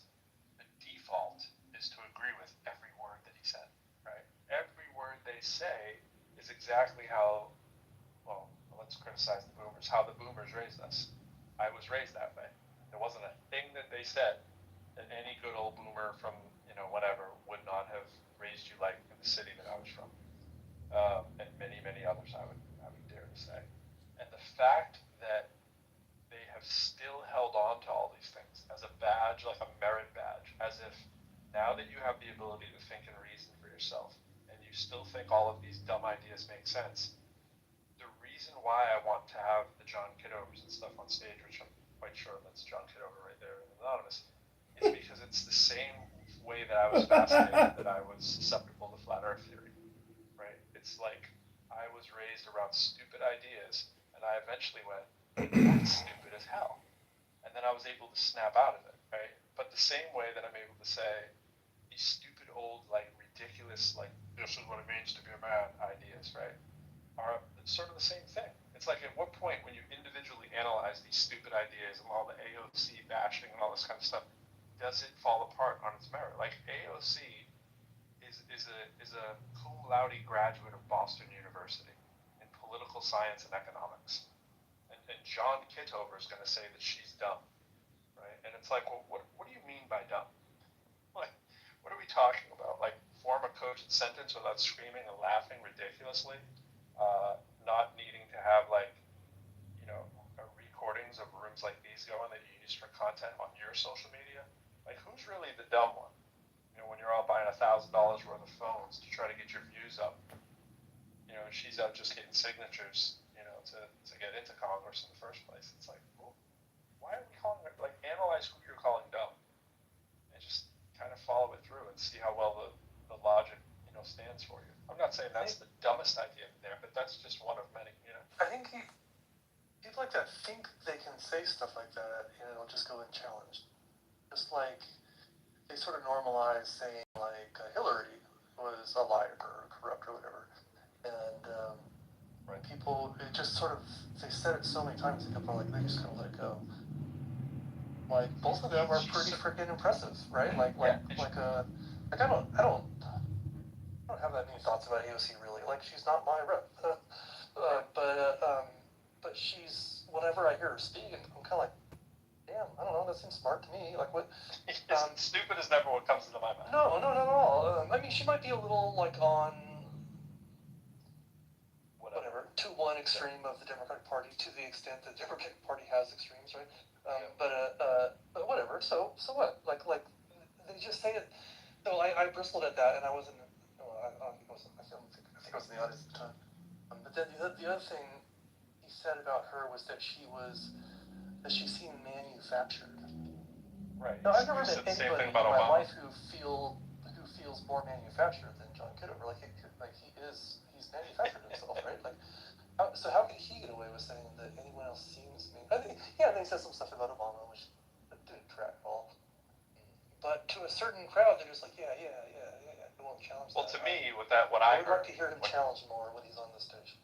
Yeah, what I heard, and I was actually dying to reply, but I was dealing with my son's stuff, but I was like, oh my gosh. But I didn't want to push back though as much. I just wanted to explore why. I was in the wait, like what are we saying on this one here? Like how are we saying that? Not like because I wanted them to keep going, but I came back and he was gone. I was like, damn. The whole room was gone actually, which I figured might happen, but the what I heard with the Obama thing and the AOC, I mean, obviously both you're picking two people of color right off the rip, right? And nothing draws the ire more of that side of the party more than a woman of color, right? So it's always interesting when that just happens to be the person you're fixated on, but you're fixated on it because the media is fixated on it because the media that you watch has that prejudice and bias, so of course that's going to be the person they pick up on, right? And if that is just too obvious and basic, I don't know what to tell you if you're calling them manufactured because you can't believe that they can exist on their merits only, right? Which is the same thing as the birtherism thing with Trump. You know, it's like it's so racist on its surface level that it's hard to believe that that's all that it is. It's like, wait, am I missing something? And then you go, oh no, I'm not missing something. It's exactly what we're hearing, right? Because you're pursuing this to the end goal of I need to see your transcripts when the general belief is that you paid for people to take your SATs because you're so stupid that nobody plausibly believed that you actually passed entrance exams and SATs and so forth at an acceptable rate to get into a school like Wharton, which is no sludge school. Nothing there. Nothing like, man, Trump speaks so poorly. I can't possibly imagine him getting higher than a 400 on the verbal SAT, right? Like, where's that criticism? But he picked out the squirrel. Right. What was it? What was it on the test to find out if you have Alzheimer's? Was that How smart you are? The smart test. I got tested 3 times just last year. And you're like, why? Why are you getting tested 3 times? Yeah. That's a problem, right? Like, hilarious. You know, like this happens all the time. If this happened to Biden, they would. Biden. So he went in for an MRI. He said, "I went in for a routine MRI." There's no such thing as a routine MRI. Right. You don't get screened just for the hell of it with MRI. That literally never happens. There's no such thing as so they're looking for something.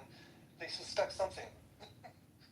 That's what MRIs are for. Not quite, not always. There are situations where, if you have the money and you're going for like a longevity clinic, they do those yearly.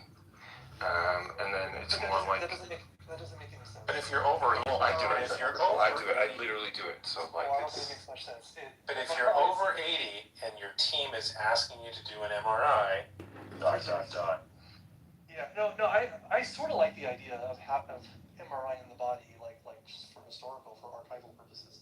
But the thing is, it doesn't tell you much, because when you do an MRI, it's not just taking a photo. MRIs are modulated, tooled for very specific things. So when you have an MRI, you can MRI your ankle and looking for one thing, and then be like, can you tell me something else? And they'd be like, well, no, if I want to answer that question, I got to do another MRI. Why is this the ankle? I just did the ankle.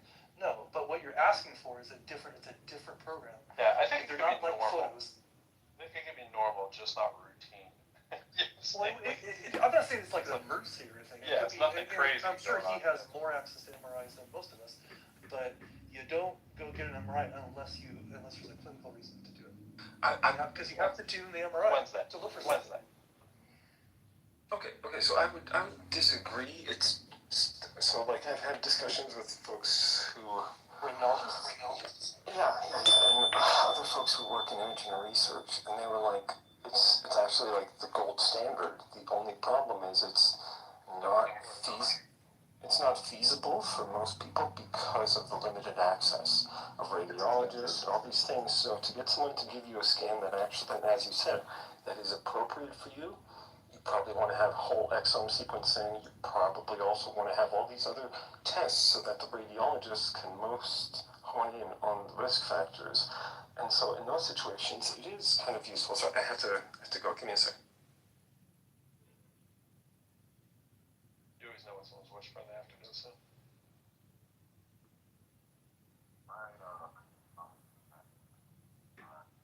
For her breasts, and I think she was like 40 something years old. Breast disease. Yeah, to check for cancer. She's great. Yeah, MRI is useful for that.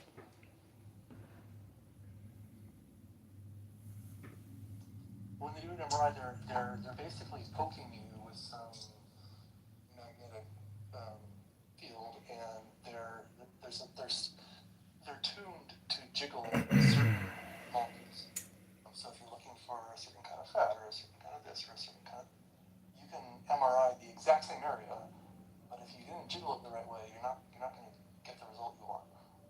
So to do a full body scan, that would be useful. You have to do a full body scan and also do every single different kind of program that do. And then a lot of these have special like physical attachments, because if you're going to do the knee, you got to put on the knee thing. If you're going to do the ankle, you got to put on the ankle thing. So yeah, it's not a routine thing. I dig the idea. I think we should have more like images. If CTs didn't cause cancer, I would say everybody should do a CT all the time, but doctors are careful about that. They only do a CT if it's worth the risk of the radiation exposure. If the benefit outweighs the risk. But MRIs are different that way because they don't cause harm.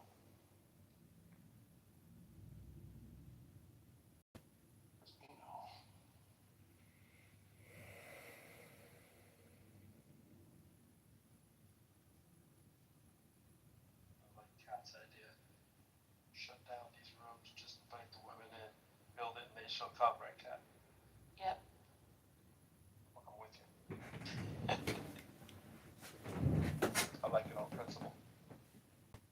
It's okay.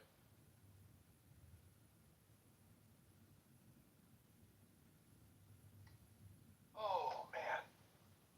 I don't care, do you? Nope. Do you? You know what? I do. Do you? Thanks, Dave. I appreciate that you care. I don't know what it is I don't care about exactly, but I appreciate that you care. Maybe it's not my concerns you care about, but you just care. You just care. Yeah, I care. It feels so non-chat GPT. It's so human. Heck yeah. Go See, humans. this might be one of those markets they're always trying to claim will exist that we just don't know yet. It's going to be like caring booths. Like just go in, just talk to someone who pretends they care about you. Maybe they do a little bit, right? You sit there and you're just like, I just need someone to just look at, just feel this human connection that we so desperately lack. And I mean, this would never be me, but I'm just saying, like for the people that I Pay think them to hug you. yes, like a just group hug, a group of two. That is, maybe you could do groups. You could That's pay more to have basically like what 5 people. chiropractors are. Yeah, in some cases therapy, but like the person is like, as soon as they leave, they're not worrying about your problems, right? I'm sure some do. They just get sanitized for hugging Like you. I have become very, very good at that after years of teaching. That I go home and it's no longer part of my daily routine what students, faculty, and people that I work with are going through. I can't do it. I used to do it. I used to be on the phone, email, and not to say that if a student needs something that you're not gonna, email them and take care of whatever their needs are. You're gonna do that, but I would say that's part of responsibility of teaching people, especially people who are younger than you, to cater to their needs and whatever.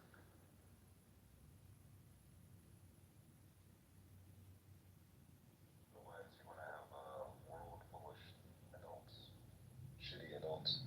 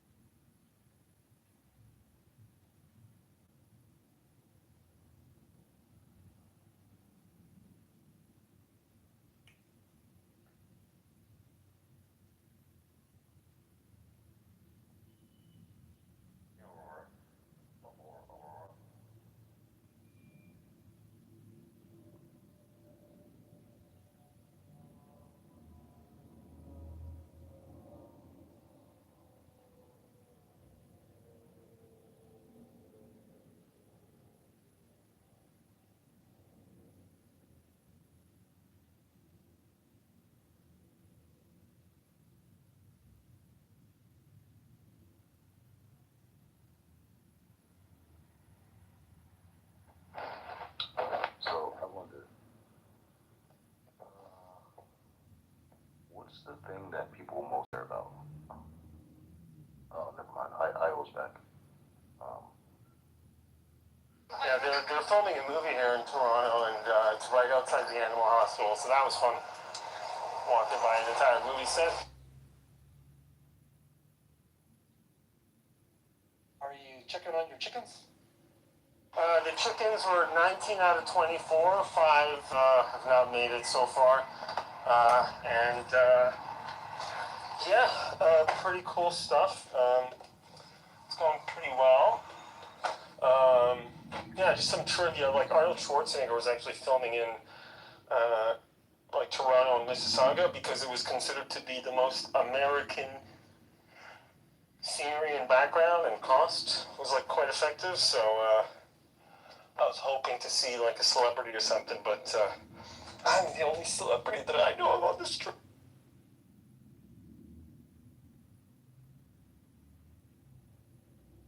But yeah, the MRI conversation, it is like the... What the hell? That's always happening. Hold.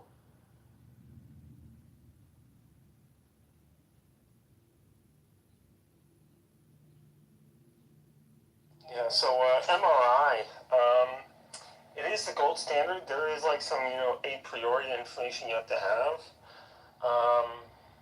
So I think like your main criticism was correct, but it's not that it doesn't make sense. It's just that like to have somebody sit in MRI for 20 to 40 minutes once a year, that is even still cost prohibitive because people don't have like $3 to $5 grand to do a full 3T full body MRI or higher. Some places have it even higher than that, but 3T MRI with AI. The person who used to work at Google Translate was the one who enhanced like the MRI algorithms, and so they can do without contrast medium, so you don't have to consume that dye, and they can detect like microtumors and clotting and other things like that. So they can do quite a lot just diagnostically. It's just it's expensive. Well, So. you find a lot of stuff, but then what are you going to do about it? You're going to find a bunch of cysts. Everybody has these, right? You're going to find a whole bunch of shit. You're going to do a biopsy of your whole body? Like, what? No. Yeah. So like longevity would not be biopsying anything.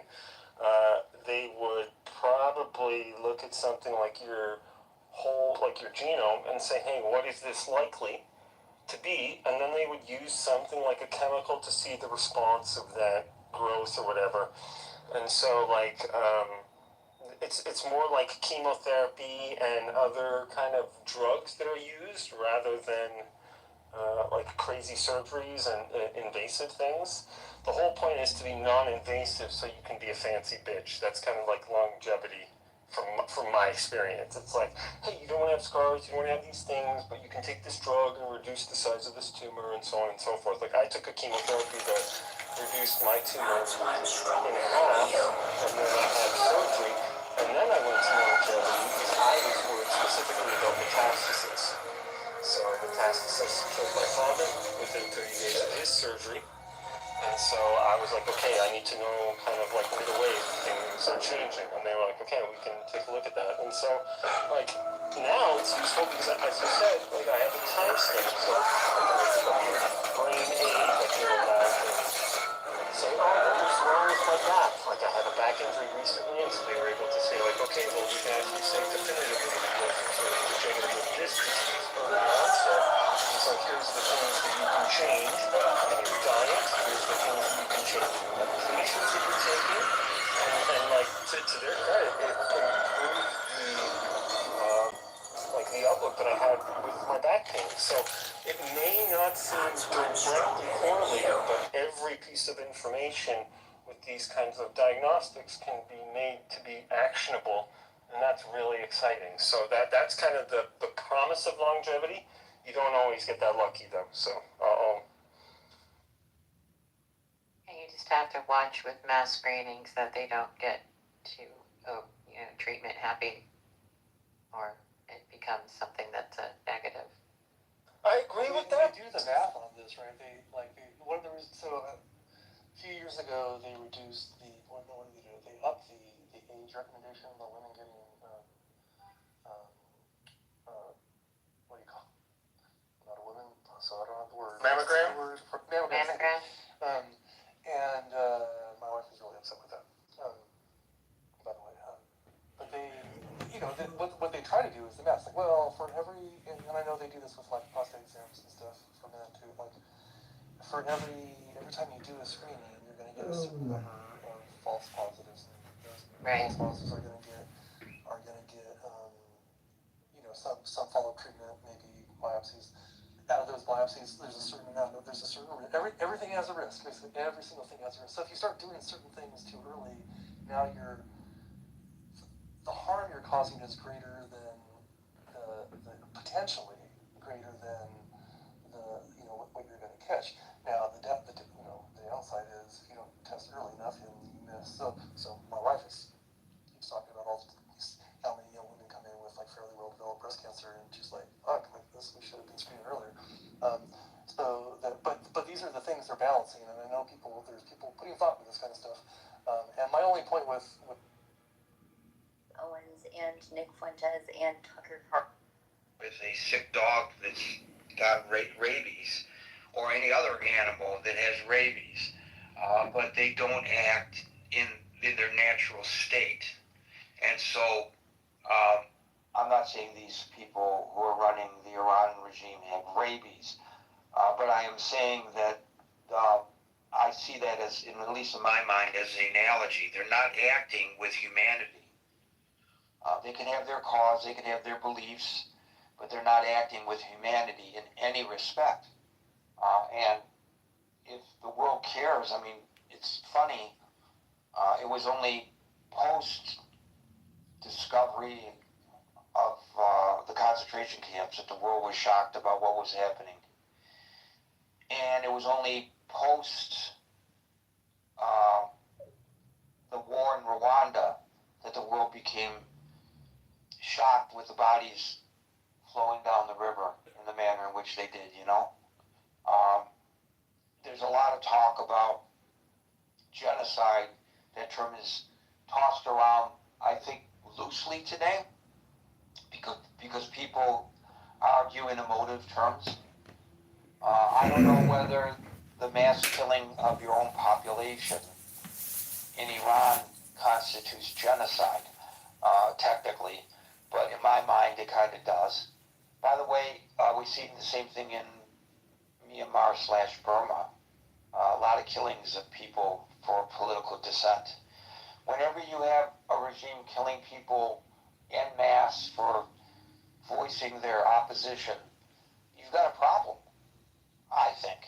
And what makes Iran worse than Myanmar/Burma is they're exporting it. They're trying to make this a worldwide fight. Their Islamic political view of the world. And so they're very dangerous. And it's not a question of being not homophobic, Islamophobic. I almost said homophobic. Islamophobic. It's not a case of being Islamophobic.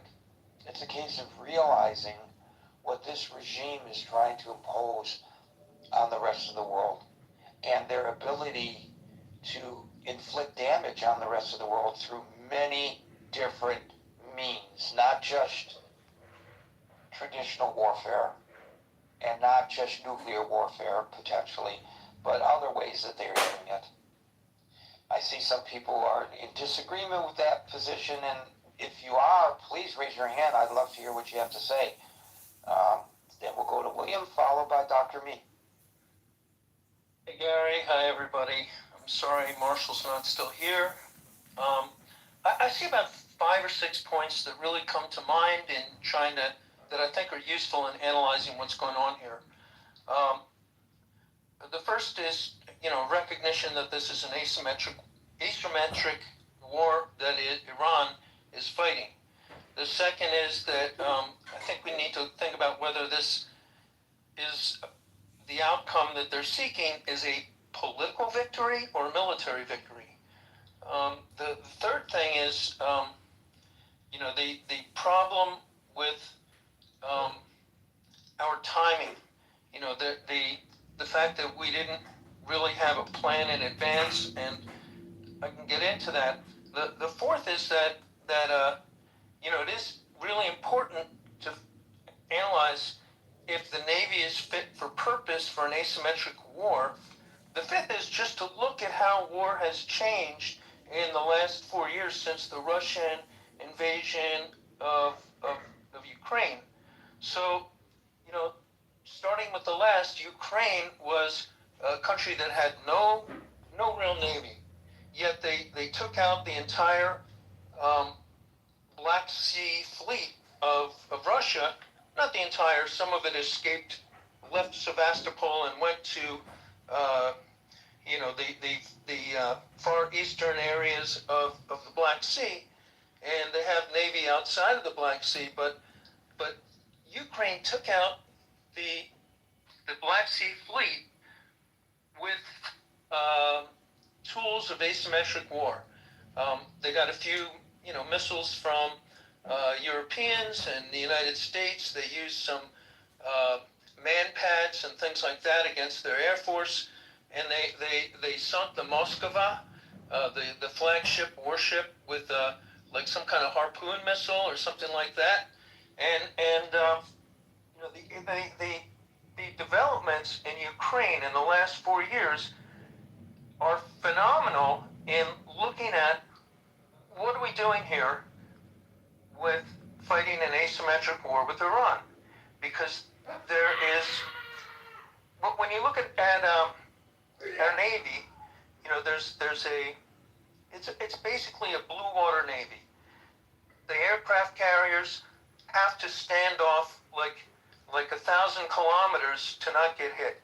You can't pull the aircraft carriers up into the land. You need to be able to conduct standoff warfare. What they needed were the littoral, LITTORAL, I think it's spelled, combat ships, which at the time that those were in East Asia. They had to transit through the Straits of Malacca to get into the Indian Ocean and then to the Persian Gulf, and that took weeks. So the being fit for purpose is having the right ships at the right time in the right place, and that takes planning. And the third point is that there was no plan. We weren't ready. We didn't have a comprehensive plan. We told the Iranian people to rise up, while our Navy, big chunk of it, was also sitting in the Caribbean fighting Maduro. And the timing is messed up, because then Trump said to the people of Iran, rise up, rise up. They did so, and they got slaughtered. So you're having serious timing issues. You have serious civilian leadership issues, where you have a mid-level junior officer trying to act as Secretary of Defense, or as he likes to call it, Secretary of War, and that's a recipe for disaster. And then you have the problem is that our Navy is fit for the purposes of deep water Blue Navy standoff warfare, but we did not develop the drone capabilities, the small boat capabilities, the type of capabilities to fight an asymmetric war, where the opponent does not have a blue water Navy. The ships that were sunk in Bandar Abbas were old junkers. What we didn't hit were the fast speedboats, which were in the caves. We didn't take out the Shaheeds, which were hidden away in caves, or the missiles missiles which are in various silos up in the mountains. So we didn't hit those things. And having a plan to deal with it, it was known well in advance when it was gamed out, as Marshall was talking about, that the Straits of Hormuz would get closed. So we needed to have some sort of response ready to deal with that closure. And right now it seems like we're just negotiating to get to status quo ante from before the war was started, so that we can, I think the Iranians have no motivation. They have won their political victory, and they were never going to stand off and fight us military to military, because that was never in the cards for them. But they were prepared, and they did prepare for years to deal with a potential attack from the United States, or the United States and Israel. And there was some benefit and effect to taking out the war-making capabilities to some extent last June, was it last summer? But after that there was no real plan to have a comprehensive regime change war that would deal with the asymmetric capabilities of the enemy. And I think we have been embarrassed. The United States has been embarrassed and has a political defeat. So when Trump goes to see Xi Jinping at the end of the week, unless the trip gets canceled for some reason, we're in a lot weaker position, and we've been embarrassed, and our enemies are analyzing our weaknesses, which have been shown to all the world in the conduct of this war. And so, China's interested in the importation of oil, fertilizer, maybe the hydrogen gas, because they have their own semiconductor industry to furnish. I don't know if they can produce that in China, but they have to import all of their food, all of their fertilizer to grow food for their people, and all of their petrochemicals have to be imported from somewhere. And so, that's their interest. It's not an ideological alignment with the Ayatollahs. It's a very Chinese-centered central kingdom. We need what we need, and the thing that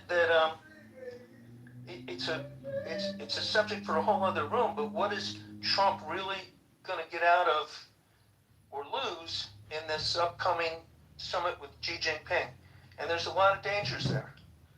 So I think we've had a political defeat. Even if we can get the straits back open, we've shown the weaknesses of our Navy to some extent, but more so not just our Navy being fit for purpose, but our leadership being fit for purpose. And the civilian leadership, not the military leadership. The military leadership is great, although it's been purged. So those are my thoughts.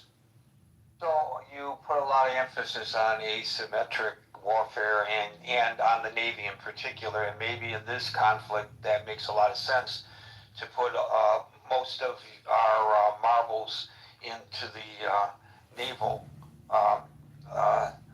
vessel and just focus on that.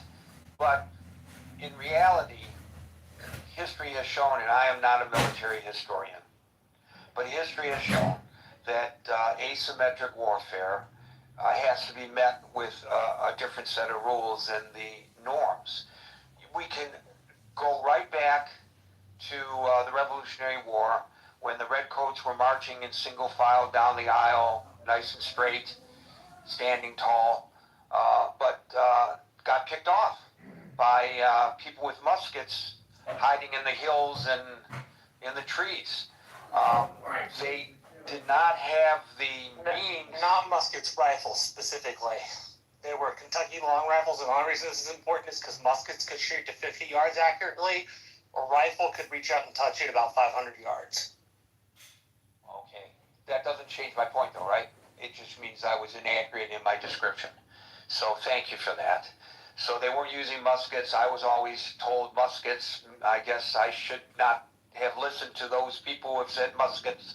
They were using Kentucky rifles. Regardless, the point is that they were marching, single file and got picked off because they did not have the ability of pivoting to meet the asymmetric nature of the enemy. Same thing happened to the Russians in Afghanistan. The same thing happened to the Americans in Vietnam.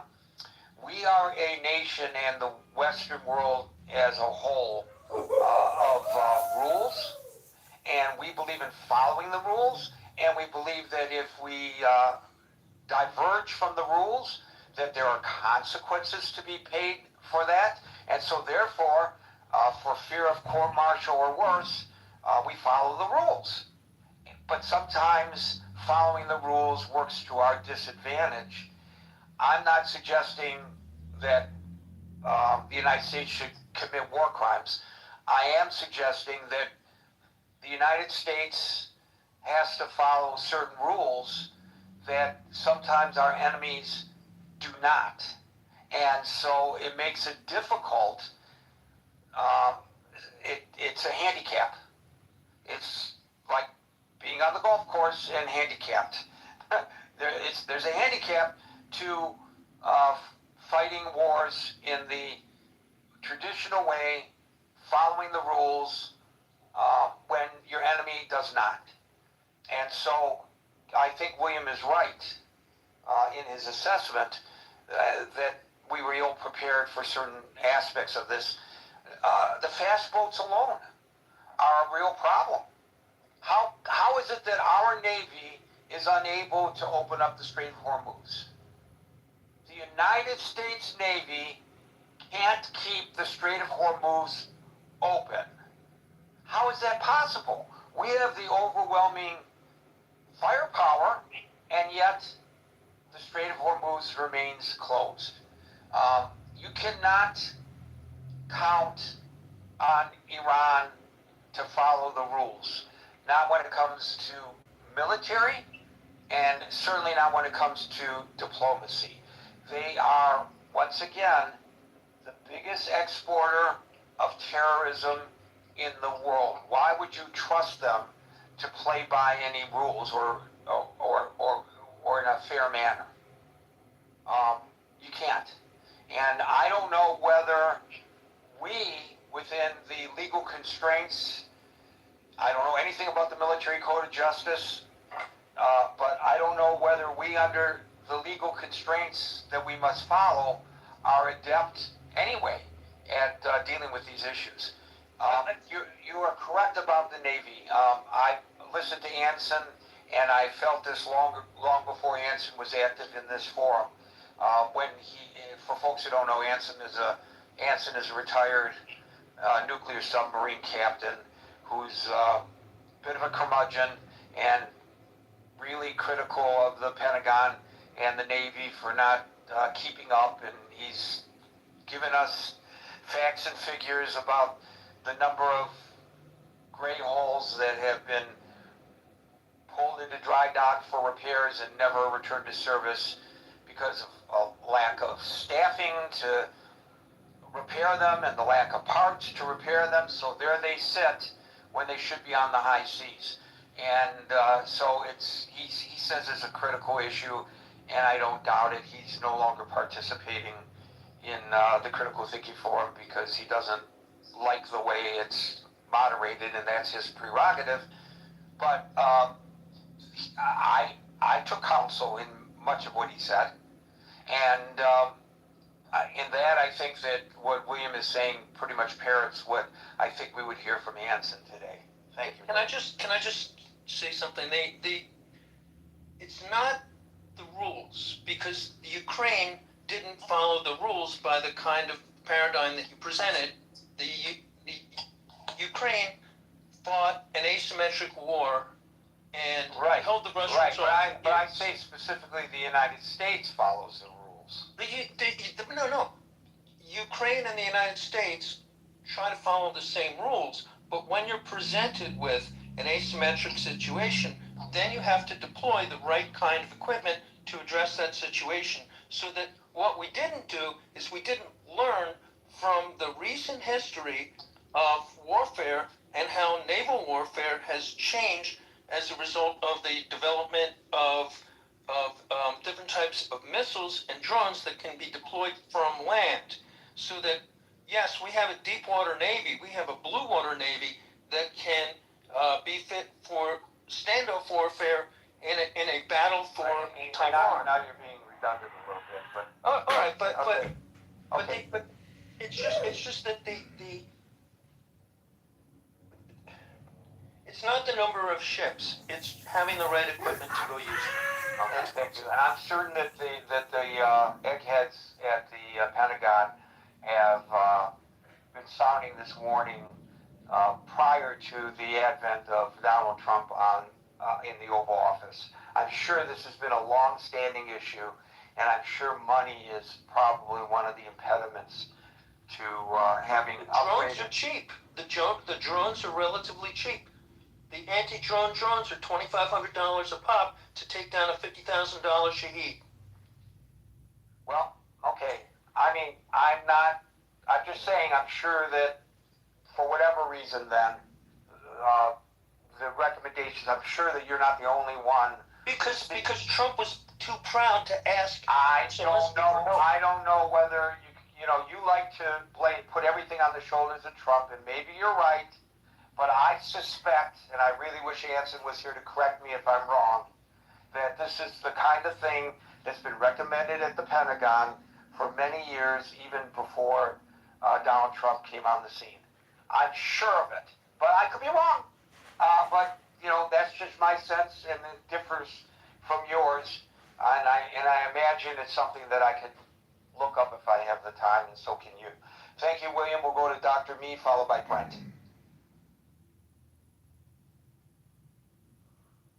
Doctor. Yes, sir.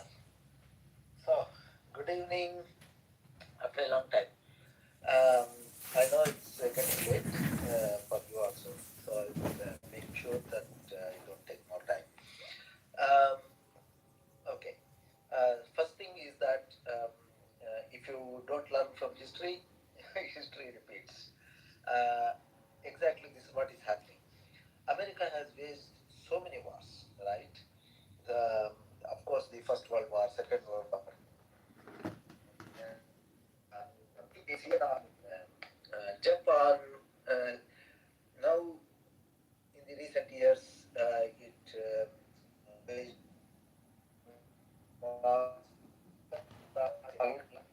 Northern Africa, so many places.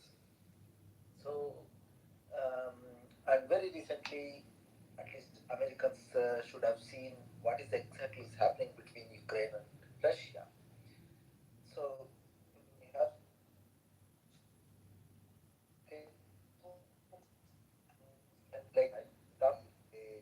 Dr. Me, we can't hear you, buddy. We can't hear you. You're breaking up way too much. It's impossible to hear you. I didn't remove you because of what you were saying. I removed you because we couldn't hear what you were saying. Brent, followed by Merrill. So I think it's important to back this up and understand what sort of a colossal policy failure this is. It was the previous Trump administration who decided to leave the JCPOA. And that, after we left the JCPOA, the Iranian regime essentially did a road path of enrichment where today, they have enough 60% enriched uranium to make about 11 or 12 bombs. That decision put the Iranian state on the brink of a nuclear weapon. Then we went to conflict with Iran, and it seemed like the basic logic was maybe that they just need a little push and the people would rise up and there'd be a regime change. Well, that didn't happen. You now have a regime that has survived essentially the worst that America air power has to offer. That even killing his leadership, you have a regime far more aligned and controlled by the IRGC, and it's got no real signs of going anywhere unless you do a land invasion, and that regime has shown the ability to shut down and control the Strait of Hormuz, which is an economic dagger towards the world, and for Trump in particular, an economic dagger towards the midterm elections. Towards the midterm elections. I think we're in a very weak position vis-a-vis Iran, and you essentially have two choices. You can either A, negotiate, and you're going to come out with an agreement much more weaker than JCPOA. They're not going to agree to the same terms again. They would be crazy to do. We're going to give them billions of dollars. We're going to do the same thing that Trump criticized the Obama administration. Or you're going to have to actually prosecute a war for regime change and all the problems that entails with the popular rule of See if I can get Senator to breaking sponsor and fixing. ending So Microsoft votes. I just think, as those negotiations have failed and as we are apparently getting ready to start more conflict, that is worth noting just what a colossal policy blunder this has been. Thank you, Brent.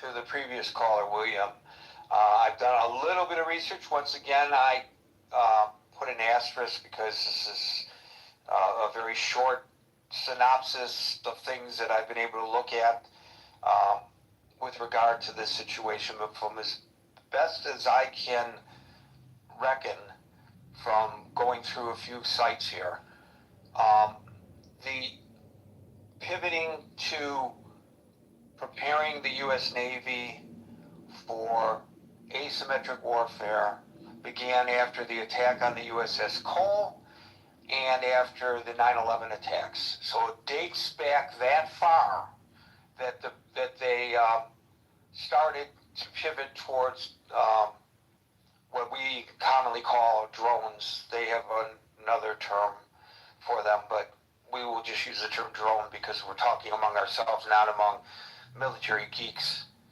And other means of asymmetric warfare that can be put into our naval arsenal.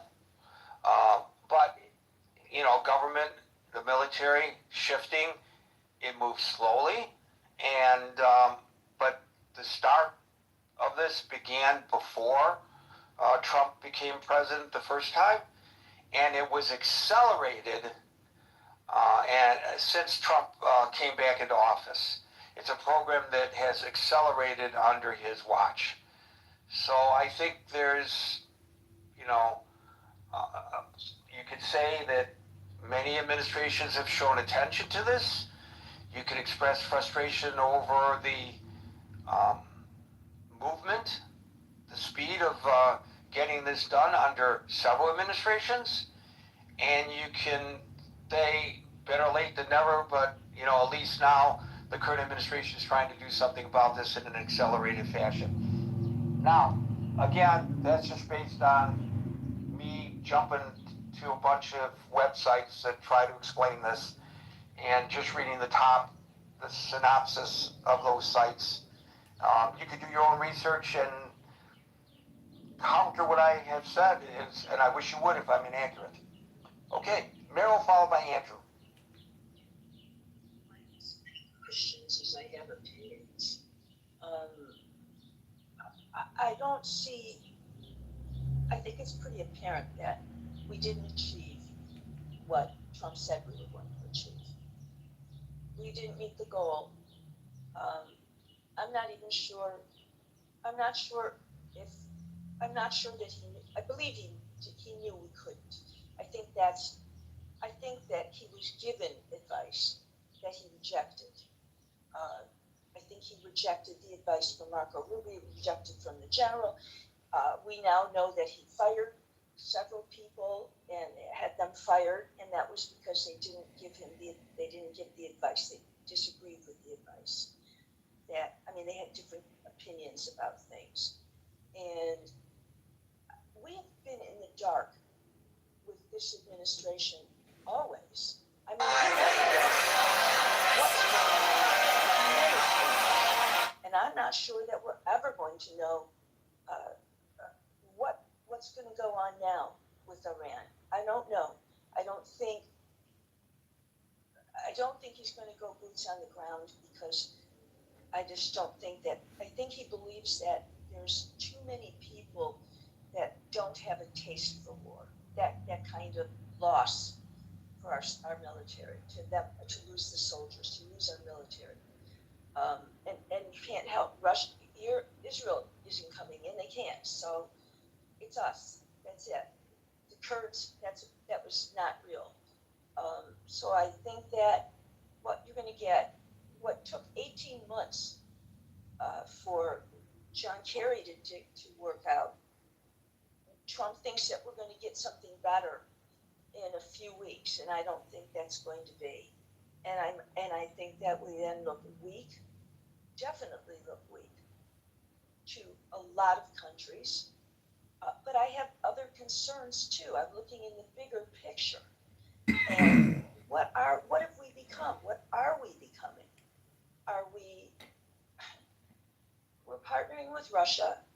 It appears that we're not going to help Ukraine. We're partnering with Gulf countries and not rejecting all of the certain European countries. And I don't know. The man gently places the armor on his thigh. The next second, the remaining pieces seem to be summoned, and all of them automatically attach to his body. Fortunately, the armor protects him, so he is not injured. But suddenly, countless memories he has never seen before flood into his mind, violently crashing into his consciousness. Luckily, his wife notices something is wrong in time, and quickly helps him climb out of the well. But when the man tries to take off the armor, he realizes that every piece seems to be embedded into his skin. No matter what he tries, he cannot remove the armor, with no other choice. He can only put on a loose coat over it. Then he accompanies his wife to the hospital for a prenatal checkup. Although the nurse keeps praising that the baby is very healthy, in the man's eyes, the scene looks completely different. Even though the scene in front of him is terrifying, the man does not pay much attention to it. He only thinks it is a hallucination caused by recent exhaustion. But what he does not know is, just when he falls into a groggy sleep, a pair of black hands suddenly reaches toward his head. Luckily, the noise downstairs wakes him up in time. He quickly wakes his wife, and they go downstairs to check what happened. But when his wife turns on the light, they are shocked to find a strange creature standing in the corner. Before they can even react, an even more terrifying monster suddenly appears behind them. The man gently places the armor on his thigh. The next second, that's stupid talk. Always was. I resented terribly when he told the Iranian people, stand up, we're coming, we're there for you. We weren't. We just were. You can't tell people that don't have weapons, they don't have the ability, and we're saying we're going to be there to help you. I ache for them. I ache for them because I think they're going to kill me even more now. I think that they are even more vulnerable. And I think a lot of the country is still going to be vulnerable. I don't believe we're just, okay, guess what? No more Hamas, no more Hezbollah. No more terrorists. That's not realistic thinking. You woke up some people that just said, I'm done. Okay, you created more terrorists in some ways. Whether it was smart to whether they were that close to getting a nuclear weapon, we're never going to know, because nobody wants to tell us everything. Nobody does. And so we're going to hear, if there's no regime change, and we're going to hear that there's some kind of an agreement, we're going to hear it's a win, it's a win, it's a win. And I just don't think that it will be a win. And I think that we will go on, and there's going to be some changes that I don't think are the smart changes, or they're changes that I don't understand. And by the way, I don't think we're just going to give Iran money. We're going to give the Gulf, anybody that had damage from from the war. He's going to give them money. We're all that's so. It just like I said, I'm at an absolute loss for anybody. If anybody can tell me what happens next, if there's no agreement, then what? What happens next? Where do we go? What do we do? Who are our partners? Are there China? That's silly to think that China isn't going to look at us as terribly weak. I just don't see that. I really don't. So I do. I have concerns. I have concerns about how fast can we replenish what we've lost. I am very, very, very disappointed because I feel that we are abandoning Ukraine, and Iran. I think Iran. that no, we're going to abandon Ukraine as well. Oh well, that's. I guess that was your point. I thought you misspoke. No, I don't care about abandoning Iran.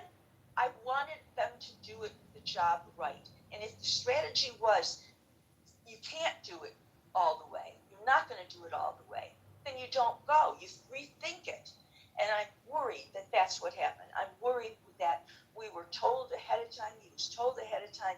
This is too optimistic to think that this is what we're going to achieve, and in this period of time, that's too optimistic. And if you're going to commit to this, are you willing to commit to boots on the ground? And did he say yes? Did he say no?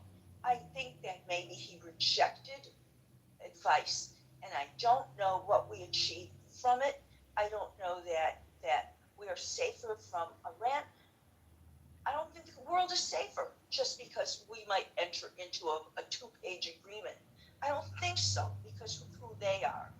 And they're villainous, and they are bad, and they're terrorists. So you can't trust terrorists. But I also do believe absolutely we are going to abandon Ukraine. And that troubles me too. It troubles me who our new partners are going to be. Thank you for that, Meryl. I was thanking you. I thought you were through. Yeah, that's fine. Thank you. Thank you, Meryl. Breaking news, the Supreme Court has just upheld the right of Alabama to eliminate a congressional district that's held by a black congressman. Just happening now. Andrew, followed by Amir. Hi, Gary. Good afternoon. Yeah, I don't want to go over anything that's already been done, but I will say this. I think the United States went into this, or Donald went into this, probably not hearing the advice that he wanted, which was to do exactly what he is doing right now, thinking that it would succeed.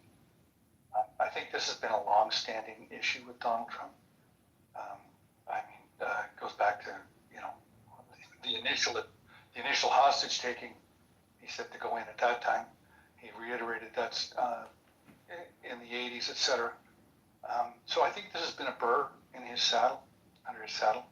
But as much as the United States wargamed this, let's remember that the Iranians must have wargamed it too. And so the closing of the straits and that pressure point on the rest of the world had to be ultimately within their mind. I don't see how it couldn't be. In hindsight, of course, I certainly didn't think about it much at the time of this war breaking out. But I think the United States, and the other thing I think Iran knows or knew or felt was that the United States was not willing, after two decades of war with boots on the ground, to do that again. That the American public would not. So they knew that the Americans would be fighting this with one arm tied behind their back. If they're not willing to come in with boots on the ground, then we may be able to outlast them. And they're not at all reticent about making their people suffer. We know that. We've seen that for decades, and we saw that in most stark terms in January. So any economic pressure that the United States seems to feel that they are putting on Iran by blockading their blockade, I think they'll be able to absorb because they don't really care about their people. So it's just the leadership that will find other ways of maintaining their current status, if you will. But yeah, certainly I think the United States is fighting with one arm tied behind their back. And I don't know how you're going to get out of this. You're not going to get the deal that you had before. That's obvious. The Iranians do not take Donald Trump at his word or seriously. I do not think. So I don't know what kind of leverage the United States has. And any outcome going forward has empowered Iran. They're stronger now in many ways than they were before because they realize through this exercise just how critical that strait is at this point in time anyway. If the Saudis and the other Arab emirates around the Gulf can move their oil onto land and through pipelines away, then that will certainly lessen that stranglehold. But certainly for the foreseeable future, because that takes years, of course, for the foreseeable future, they do have that pressure point at their command to some degree. So I think they're in a better position than they were before this fall started. Thank you, Gary. Well, clearly, their form of government is different from ours. And they can get away with people going without petrol, without electricity, without water, with being bombed, with killing of protesters, and sustain their government. And they look at the United States and they probably chuckle at the fact that our policy vis-a-vis Iran could change simply by the cost of gasoline at the pump. It's a different pressure. That puts extreme pressure on our president and our Congress. But major things, they feel indemnified from it in the government of Tehran. They don't care because they don't have to care. So that gives them an advantage in the ability to wait out the Americans. There's no question that what you say is absolutely true. Amir, you get the last word for the day. Well, that's phenomenal. Thanks, Gary. So here's my view. I think initially there was a miscalculation on behalf of Trump and Netanyahu. We thought that they just remove the top leadership and the military infrastructure gets blown to pieces and military commanders and so on, and then the established regime kind of falls apart. Perhaps people will come out and finish the job and so on. I think that was a miscalculation. Clearly, it didn't work like that. So they had the negotiations in Pakistan. That didn't work. And now we have the Strait of Hormuz. I don't want to go over all these things that you've already covered. But I think it's a mistake to think that Trump and Israel are going to give up on the 400 plus kg enriched uranium and of course the enrichment facilities. And one way or the other, they will secure that. There's just no way in my imagination that they are going to be faced by a country that's been, let's say, under sanctions for 47 years and can stand against the superpower and can actually win the day. I mean, that you might as well just forget US as a power if it comes to that. But I think that's the political side. I mean, the reality of it is that the 400 kg plus 60% plus enriched uranium is still in there. And there is no way that Trump and Netanyahu, or especially Netanyahu, is going to give up on that. Whether it's going to be done by special ops, or military intervention, whatever is going to be, is going to be done. They may have to go in there and just blow it to pieces where it is, but they're going to do it. And that will effectively win them everything that they want to win. They will also secure them the midterm elections, and Trump will come out of it trumps, if you ask me. And then there is just, if I may, one other point, a kind of a longer term point, and that is the question of helium reserves in the Persian Gulf. And as you know, it's a fundamental element for quantum computing. I know it's not a directly relevant point, but when we look at China exploring helium in the moon, you got to think that there is no way that the U.S. is going to get out of Persian Gulf and let China take over. I mean, the whole infrastructure for AI and data centers in the Saudi Arabian peninsula is based on this resource. I mean, when you put all these together, this is going to carry on, and there can only be one winner out of it, and that's U.S. Well, thank you for the mic. Thank you, Amir. Folks, I just received a call from the president. I don't know if I'm supposed to be telling you this, but he's thinking about reshuffling of his cabinet. And since I'm from Detroit originally, he's thinking about making me transportation secretary. And I said, if I'm transportation secretary, can I go on a 7-month-long Great American road trip at taxpayer expense with me and my family? And he said, yes, of course. So I told him I accept.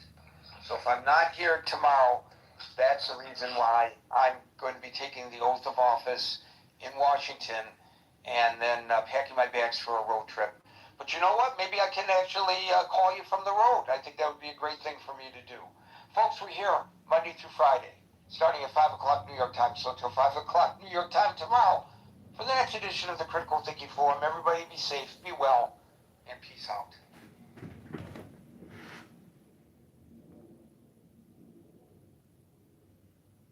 Still can't believe they put Bane on screen. Again. Again. Do you realize that's the second time they put Bane on screen? Version of Bane.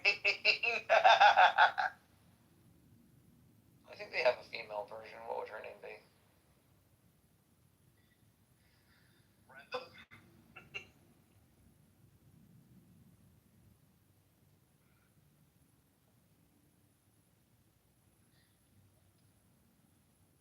And where does it say in the Quran they have to preserve it with recitation? Oh, singing and memorizing it? They don't. It doesn't say that. I don't know. That's a good question. I don't think I've ever heard saying that they should all learn to memorize it. Yeah, that doesn't make any sense. Like, I can imagine that there's like some verse that says like keep these teachings in your mouth, right? That would like make sense. well, yes. But then like if I were honest, I'd be like you're being hyper literal and you're being dumb. Like that's a metaphor. It's saying you should know them well, not that you should recite them.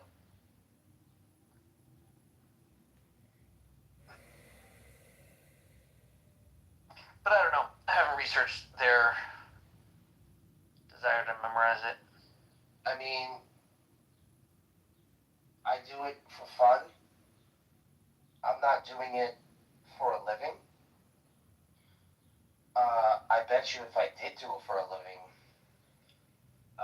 I would know most of the book by now. But it's not really, just like I know most of the print at my job, and I've only been there for years. Like I kind of know every nook and cranny at the moment. So.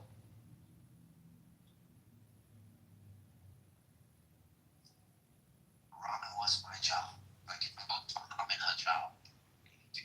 Oh shit, my mom. Because a pharmacist is gonna know compounds. Wait, dude, chill. Just have a conversation. Don't worry about it. Who's first, who's second, who's third. I don't care. Like Finley, go ahead. I didn't mean Who's to cut you first? off. No, you're good. You're good. What's second? I was just pointing out. I don't know who's on Hey, third. who's on third? Rich, that beautiful PTR was. No, I don't know who's on third. It was commissioned by me to Nate. Nate painted that. Me and my lovely wife. That commission just one pointed out. Yeah, you're supporting the LGBT community by paying Nathan. And don't forget about the Q and the plus. The AARP. Yeah. Oh no, I'm looking The nominee conversation was a good conversation though. Hey, by the way, Oprah did spend some time in the Milwaukee market before she made it big. She was a talk show host in Milwaukee. She went to a high school there, if I remember. Started off like Ricky Lake and all those people in Wisconsin. I mean, everybody started off with it. Like if you want to go to meteorology school, Mississippi State got the best. You want to be a nurse, Alcorn State got the best nursing school. Every, what is an engineering school? Prairie View A&M. You know, if you want to be a lawyer, Harvard. You know, everybody got their strengths. So yeah, you have to start. You remember Jerry Springer? Donald Trump just nicknamed the Democrats as Dumbocrats. Man, the fucking donkey. Congratulations. Fucking donkeys. Dumbocrats. Oh, this man is something else. Yeah, I think What Jerry about Springer originally made his mark. I think it originally was the Cincinnati market. He was a mayor. Do you know what he did? This dude got in trouble writing a check to a prostitute. That is hilarious. No. Did you see his will? He left his money to his black kids. Oh, what do you guys think about? What do you guys think about? Yeah, Trump? Google it. What do you guys think about Trump floating the ideal of suspending gasoline tax? Man, It's only like 60 cents. I was just saying, that'll save us 25 cents on diesel. Just like tax on tips. I mean, it's beautiful. I ain't gonna say it was much. It's beautiful what he's doing. Hey, look, you remember in his... You wouldn't want 60 cents off on gas right now? 16 Stand up if you're for America first. That would not make a dent in anything. Hey, I will say this. Also, the tariffs are preventing me from ordering my freaking car too. By the way. Oh, that's cool. Move over there and ship it over here. You'll be alright. Man, that guy is America first. Did you see the State of the Union? He said, stand up if you believe America should be first. What is wrong with that? It's like you. I don't know if y'all are family men or not. I'm not assuming anything. But don't you put your family first over your friends? You're not going to have a beer. You got to babysit. I mean, you're putting America first. I think it's beautiful. I think he's standing on... Well, what his Scarface says, I got my balls and my word. We're going to bomb the shit out of them. The other president's like, just don't. Just don't.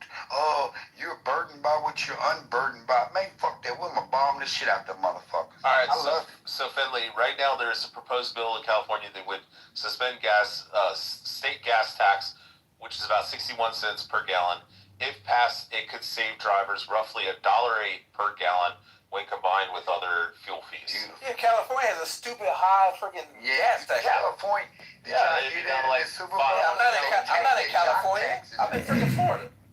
Right, where everybody's moving. Yeah, but do you think people in California would give a shit if it went down $1? Yeah. Now they would care. Yeah, they're like $6 a gallon. Now listen. Now free. Now if there was a proposal to bring gas down $1 a gallon here, yes, I would take that. That would make a difference. Okay, I'll look up Florida.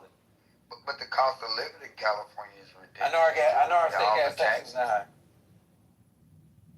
Who wants to talk about San Francisco? Oh, Lord. Been there one time. Don't plan on going back.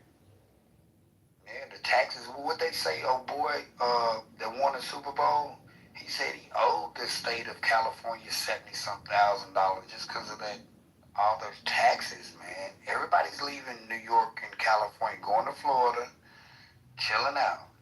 It's just like, I don't know if y'all know about this, but I had a friend that do this. His grandmama died, and he buried her on her property. He don't have to pay property tax. You in a movie, do you just kind of go with your stream of consciousness and just kind of just go? Yes, sir, to keep the mood That's vibe. fair. That's fair. But if you want me to stay on subject, You good. You good. That's why I talk about the Amish, because when they bring up COVID vaccine, I be like, well, them Amish motherfuckers on them horses didn't go get that vaccination, and they didn't die.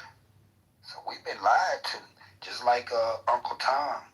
You You got a tomcat, a tomboy is tough, but an Uncle Tom is a weak ass nigga.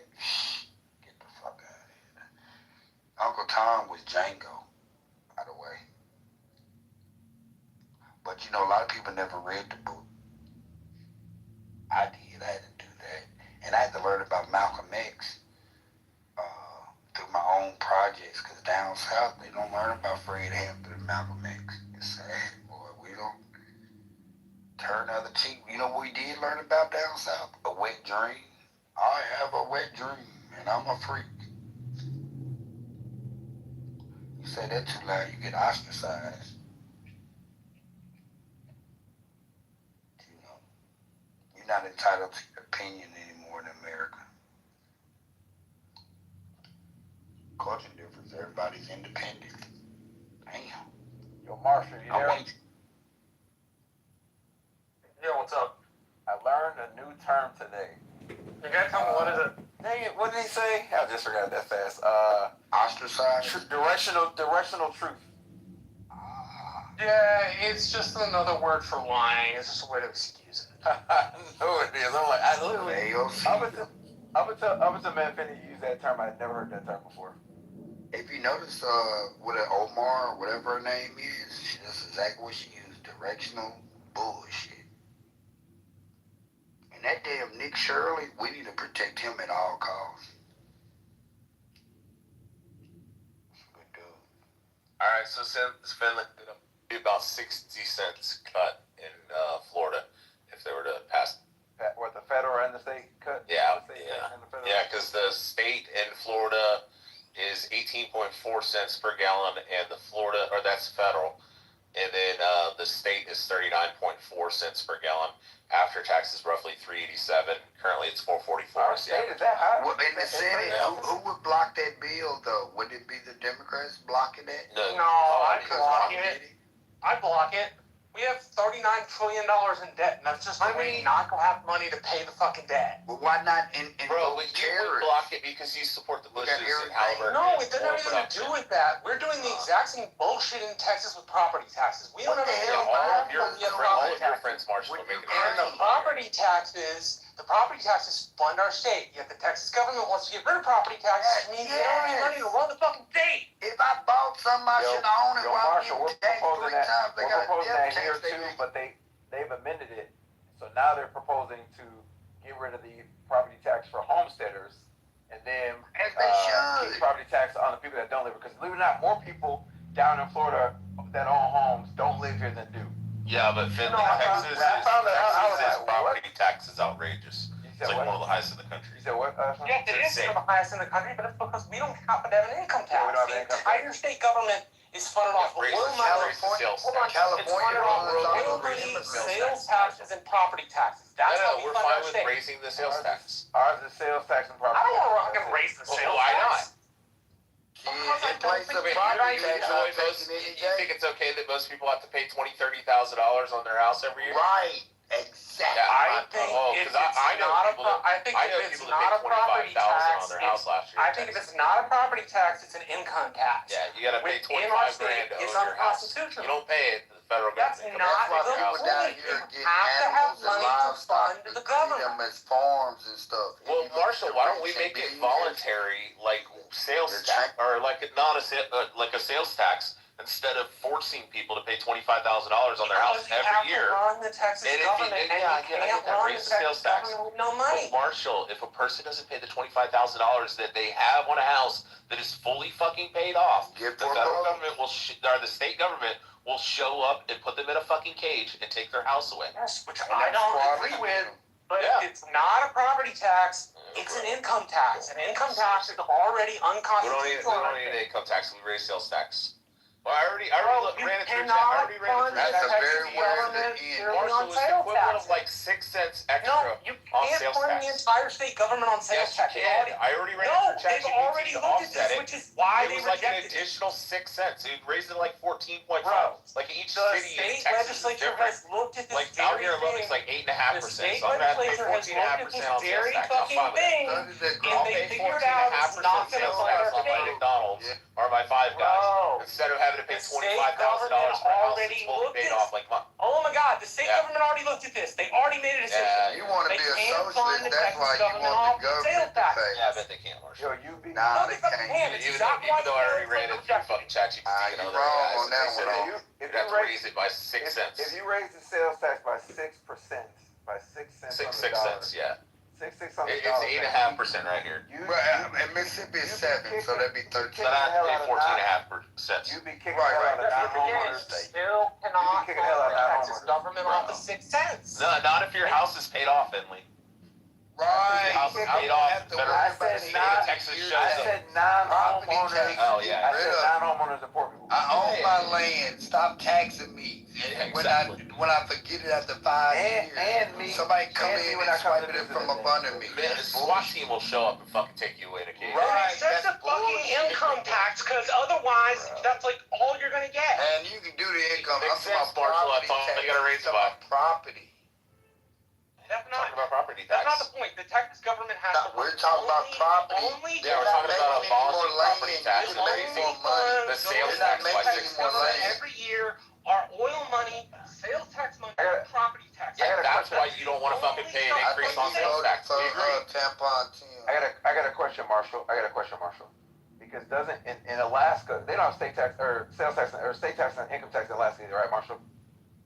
No, but they also have like an oil subsidy program where every Alaskan gets an oil check. Why That's the what I was gonna ask. fuck is That's what Finley here? that's what Yo, that's- who the that's fuck what I was- brought 24 Galaxy, shut the fuck dirty up. ass bro. niggas? Seriously. That's what I I was hate gonna- that nigga so Somebody much. move Mickey up there. Like, I'm surprised That's that what- your plane didn't get in a That's what- fucking, you know, a That's what- fucking accident, bitch. Yeah. Oh my god. Yeah. Like, you're gonna die very soon, Mikhail. I really don't give a fuck, and you're gonna Experience die the of various diabetes. You have AIDS, people you're solid gonna and die of hybrid control by diabetes. Take a picture of power yourself. kill. You know, your Is that ass. Galaxy?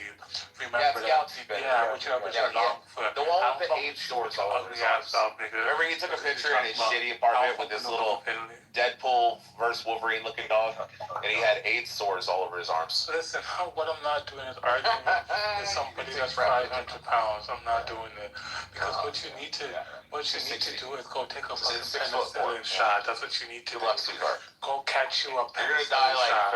Remember Freddie Mercury. Go catch Just you remember a penicillin shot. That's what you Alright, need to I'm go out. get. Remove the fucking Yeah, marbles from because your you mouth, out. you dirty faggot. Because I know you out. Bro, you're so The fucking fuck, dirty ass nigga. Guan, you forgot to say it. Dirty Guan, fuck Guan. nigga. Look, everybody left. Do I give a fuck? No, I You don't. guys let Galaxy kill the room, just remember that. Remember, Thank you, Peta. and remember your mom had a long foot. Bitch.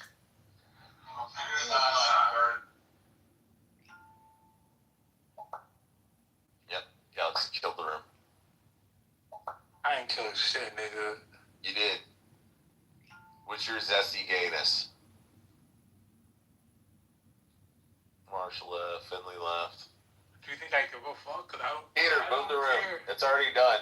I Galaxy don't already care. killed Why it. are you still talking? Make Why are Galaxy you run around in the hallways. Why are you still talking? Shut the fuck up, Galaxy. Bro, you have AIDS sores on your arms. It's disgusting. You're gonna be dead soon. You're already dead. You can go join Freddie Mercury in hell. What you need to do is go get you your penicillin. Remember? Fucking mumble rap, motherfucker. Remember, you Guess can buy what? your outfit. You But can can buy you your find entire me? outfit for $200 But on can Amazon. you find me? $200. I'd beat the fucking Can you brakes fight off me? your I skinny bet you little can. ass. But I wouldn't fight you because I don't want to get AIDS when I bust your fucking jaw open and you pour blood all out of your face. Yeah, I wouldn't want to contract HIV. That's why I wouldn't fight you. I'd shoot you instead. It's not a hey, it's not an A. Cinnamon for them pancakes. Oh, come on. Yeah, cinnamon, sugar, everything. Cinnamon's a spice. Oh, Yeah. Well, herbs and spices. Herbs and spices. Oh, okay. We're helping Jimmy now. Yeah, okay. No, but are you saying herb? I'm helping you, bro. You ain't in America, like, you saying herbs or herbs? What you saying, man? I'm not going to repeat myself. Do you like your spirit? Can't understand your accent, I'll be honest. Thank you. Be honest. So it's not a question. Everybody knows how it went. But where are we now?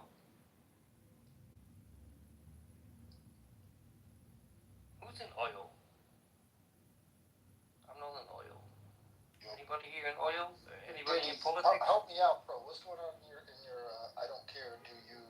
Sorry, I don't mean to disrespect you, Jerome, but I'm not going to have the P. Diddy conversation right now. Jerome, ping me sometime. We'll talk about the Netherlands because it's not going to work out here, dude. No, it's not. But I will stay here and I can like shut my mouth. Yo, Pro, have you seen the Michael Jackson movie yet? Or? I saw it the other day. It was actually pretty good. Very sad though. What was the sad? Because obviously his father beat him, and the actor that they chose is now going to be typecast forever in my book as an evil man. Because he did such a good job of playing an asshole father. I was just like, damn. Did they show him castrate Michael Jackson? Was that in the movie? No, not quite, but everything basically up to that. Like, in every way, it's like, it's weird seeing like a grown-ass man be afraid of another man in such a weird way, whereas Michael Jackson, like, I remember the one thing about Eminem, Eminem had the Without Me song, right? And he had that thing about Michael Jackson in there. And, no, not Without Me, it was the other one. Without Me. Oh, okay, yeah. And, Michael Jackson was like, hey, I really don't like that. And could you do, and M's like, it is what it is, it's like, not really, and then, whatever, they went their way, they didn't really quite agree, and so Michael Jackson just bought the masters, and that song has never been played again. So, damn, that's a power move. Was that? He's like, I own this. Yeah,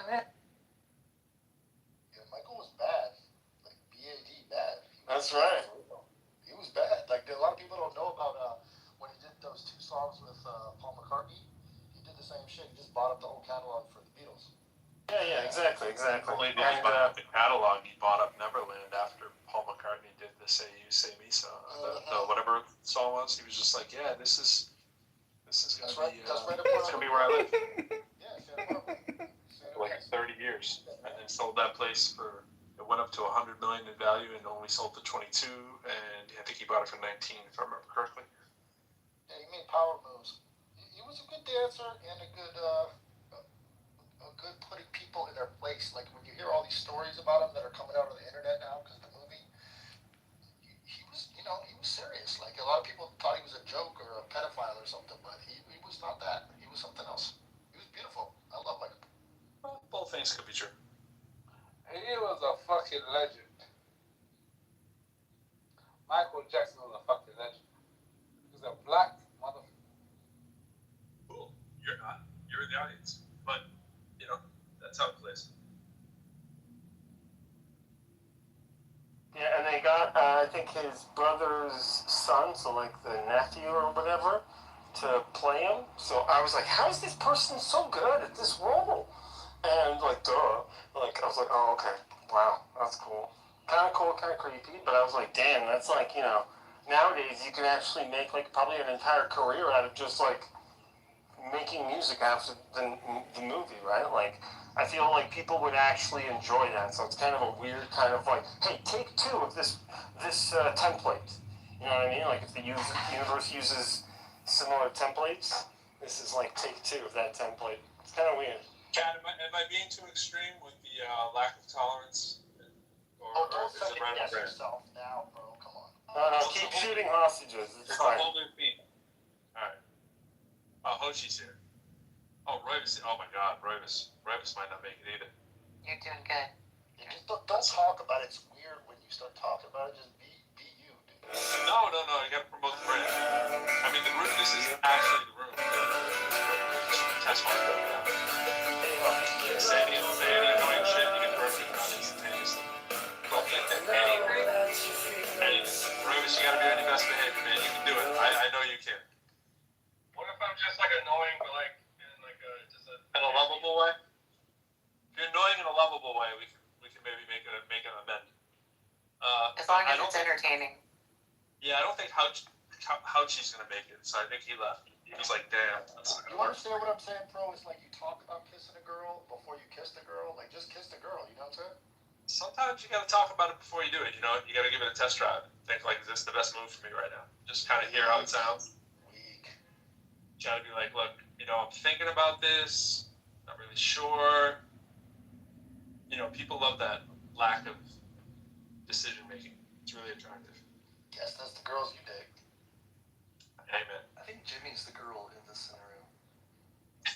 I know, I just want to be made out with, and Pro keeps like, do you like it? Do I tickle your ass? And I'm like, just kiss me. Jimmy did say, what percentage gay did you say you were, Jimmy, again? It's like 4 or 5%. I'm just little. 4 or 5, yeah.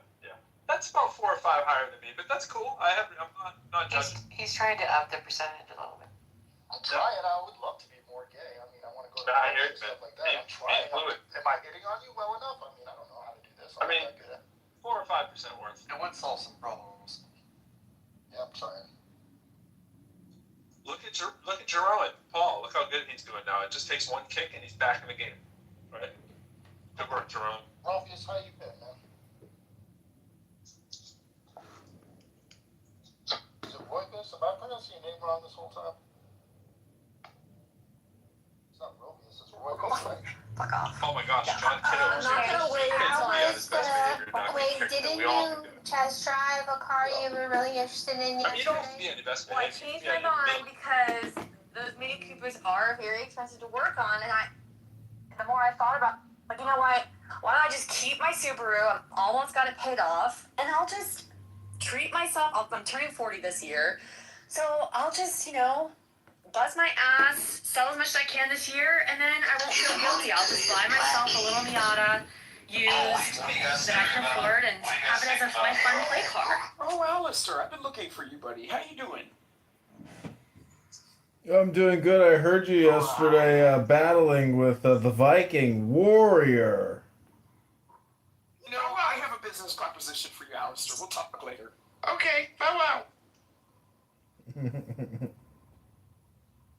Because Monica, the Miata is what I really truly want anyway in my heart.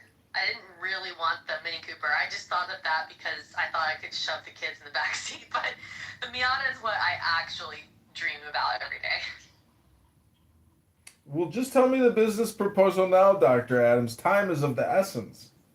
I want to know what you know, Edmund. He knows everything.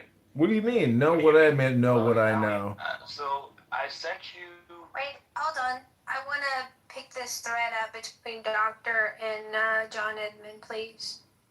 Okay, Howie. Thank you, Daniel. Master warning. Alistair? What? I mean, I asked you, what do you mean you want to know what I know? What are you talking about?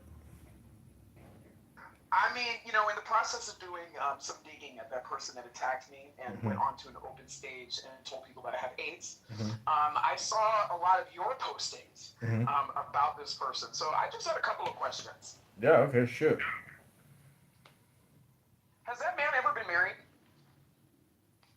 I'm unaware, and I have no evidence to suggest he was married or any evidence that he has a deceased wife, but I supposedly saw a photo of his daughter who looked distressed to me.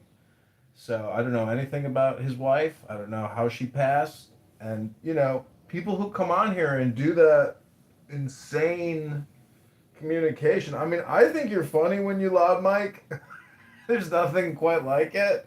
And I say keep doing you and let the content run, but you have to admit it's like a cray bang room.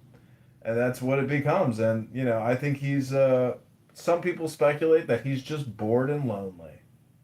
Hello? I mean, I would have to agree with you. So, what is the problem with AIDS?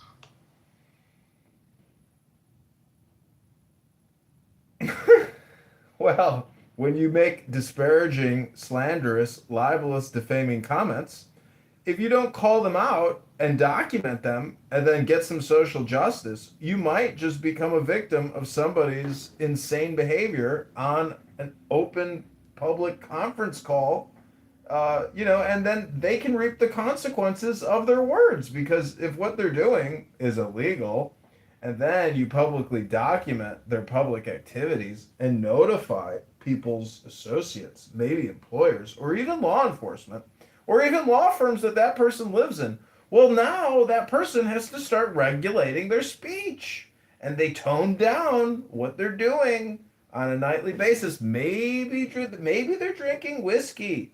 Maybe they're doing 6 glasses instead of the prescribed 1 glass. You never know why people do what they do on this app. But if it's illegal and you document it and you report it, well, that's kind of like saying, see something, say something. That's called national security. That could be called cognitive security. Someone could call it modern law, not lawfare. Do they have a mascot for that? Like for the bear, the forest fire bear? Adams, are you finished with your line of inquiry? This is from last night's room. It was, and he leveraged a lot of statements against me and my finances. I've never been evicted, according to public record. He most certainly has. So I'm just going through these items one by one because I really don't appreciate him leveraging those type of very egregious lies, about me yesterday. Who? Is it Willis? Brad Soffenberger. Oh, Brad? Yeah. Soured on you? I thought you were cool with Brad. Well, according to him, I have AIDS. So, and according to him, I have troubled finances and all of these things. So, he may be projecting from his situation because, like I said, I've never been evicted. Have you guys shared each other dick pics yet, or no? Very good, Bowen. What prompted this, Adams? Because I mentioned the reasons why I decided to vote for Karen Bass, and because Brad is a deranged cultist, he, decided to just try to harangue me for supporting Karen Bass, and then took it personal. So, if he wants to take it personal on an open stage like that, in front of people who are recording, doing other things, or could weaponize that information to harass me, okay, I'm going to take whatever steps I need to address him. Right. No, the reason I asked is because I remember, not 2 weeks ago, there was that room where Brad and I forget who the other guy was, but they were going nuts on each other because the guy apparently said something about Brad's kid or something like that. And then Brad kept saying to you, like, how much he liked you in that room. So I wondered, in the interim, what had happened. Well, here's what I will say.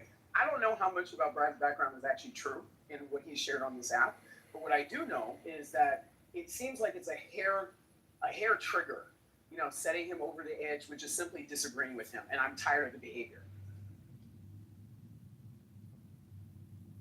Not wrong. Not wrong. Holly, have you ever been evicted? I have not been evicted. I haven't either. So somebody that's coming onto this app, pointing their fingers and telling everybody what great adult responsibility that they need to have, shortly before coming on this app, they were just evicted.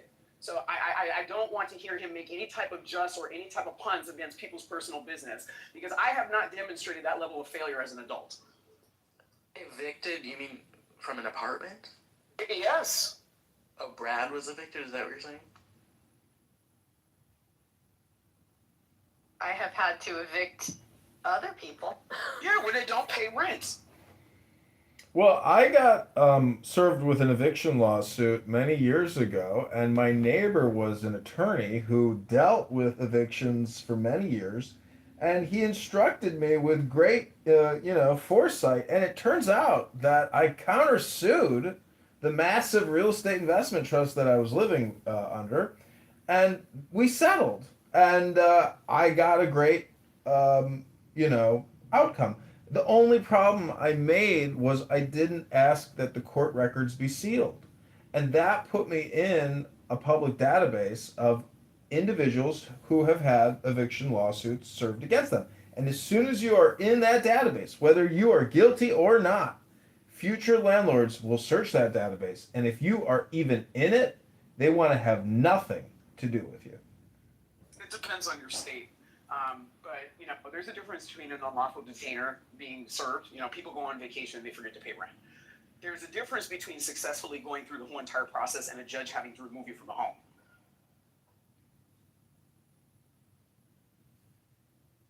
My girlfriend threw me out once. Yeah, I was living with a roommate in Beverly Hills, and she changed the locks on me. I was like, well, it's pretty illegal to do, like to basically kick me out. But by that point, I had already found another apartment, and everything was fine. But this woman definitely was playing games with me, and she was like accusing me of weird things, like, why did you take the handle off of the oven? I was like, take the handle off the oven. I was like, I don't even cook here. Why would I remove your handle from your oven? And she wouldn't let it go. I was like, okay, clearly I'm living with like a woman in her senior years now. She was an older woman, but it was a really dope apartment, and I think she charged me like 800 a month for the room in like a pretty luxury unit. Anyways, I'm just saying, Isn't Karen Bass the Lori Lightfoot of like Chicago? Yeah. I would have to disagree because she's actually made a dent in reducing homelessness by 17% and reducing gang-related violence by 28%. So you need to find where these numbers come from and how they're quantified, because you keep repeating them. LAPD. Sound dubious. It sounds like Bukele. How are they quantified? So you're not gonna listen to the people that are investigating and arresting people? I want to know how they're quantified. How about Bukele? How about Bukele that he never? I mean, look, if let's say there's some weird flu one year, and they say, oh, there was a 200% increase from one year to the next. It doesn't mean much unless you know what the baseline number was. And I do. Bukele that could have been indirectly responsible for the lower gang stats. I mean, come on. Bukele? Doctor, what I'm wondering is why do you not like the opponent, Spencer Pratt? Because to me, I love the marketing, and when I see Karen Bass, I see an angry. No, it's because y'all get stuck on the marketing. I'm getting stuck on the results. So just because somebody says some shit that you like, okay, doesn't mean that you need to look at track record. Okay, let's look at track record. How much experience has he had managing a $15 billion budget? But what? That's because he's white. But what how many years of experience does he have managing a $15 billion budget? That's a simple question. Well, just because it says things that y'all like, it shouldn't change the answer. I get that, but what I'm saying is when you study the history of Karen Bass and her associations and activities and political activism, I just don't like it or agree with it. So it's not just about budget management. Spencer Pratt and his activism, he advocated for his father-in-law that was molesting children. Well, that's a problem, but that's a huge problem. So that takes him off of. But why are you opposed to like radical new leadership? Because really, the corruption is that bad. No, I'm saying Spencer Pratt would be the new radical. She's the old radical. Why are you so fixated on her? I don't want to be voting for a person that was defending kitty diddlers that pled guilty to incest. So, like I said, if you want to look at the marketing, go ahead and look at the marketing. I'm looking at results. Well, the thing about politics and governance is results honestly just don't matter because the results have sucked. Because you want me to do some. They matter to me when you look at the likelihood of somebody victimizing me as a result of gang violence and those numbers being reduced. That definitely matters to me. It also matters to me to not look at as many homeless people as there were before she was in office. So those things are important to me. So you guys can, and I'm not saying you guys to be offensive. People can continue to look at the things that they choose to look at.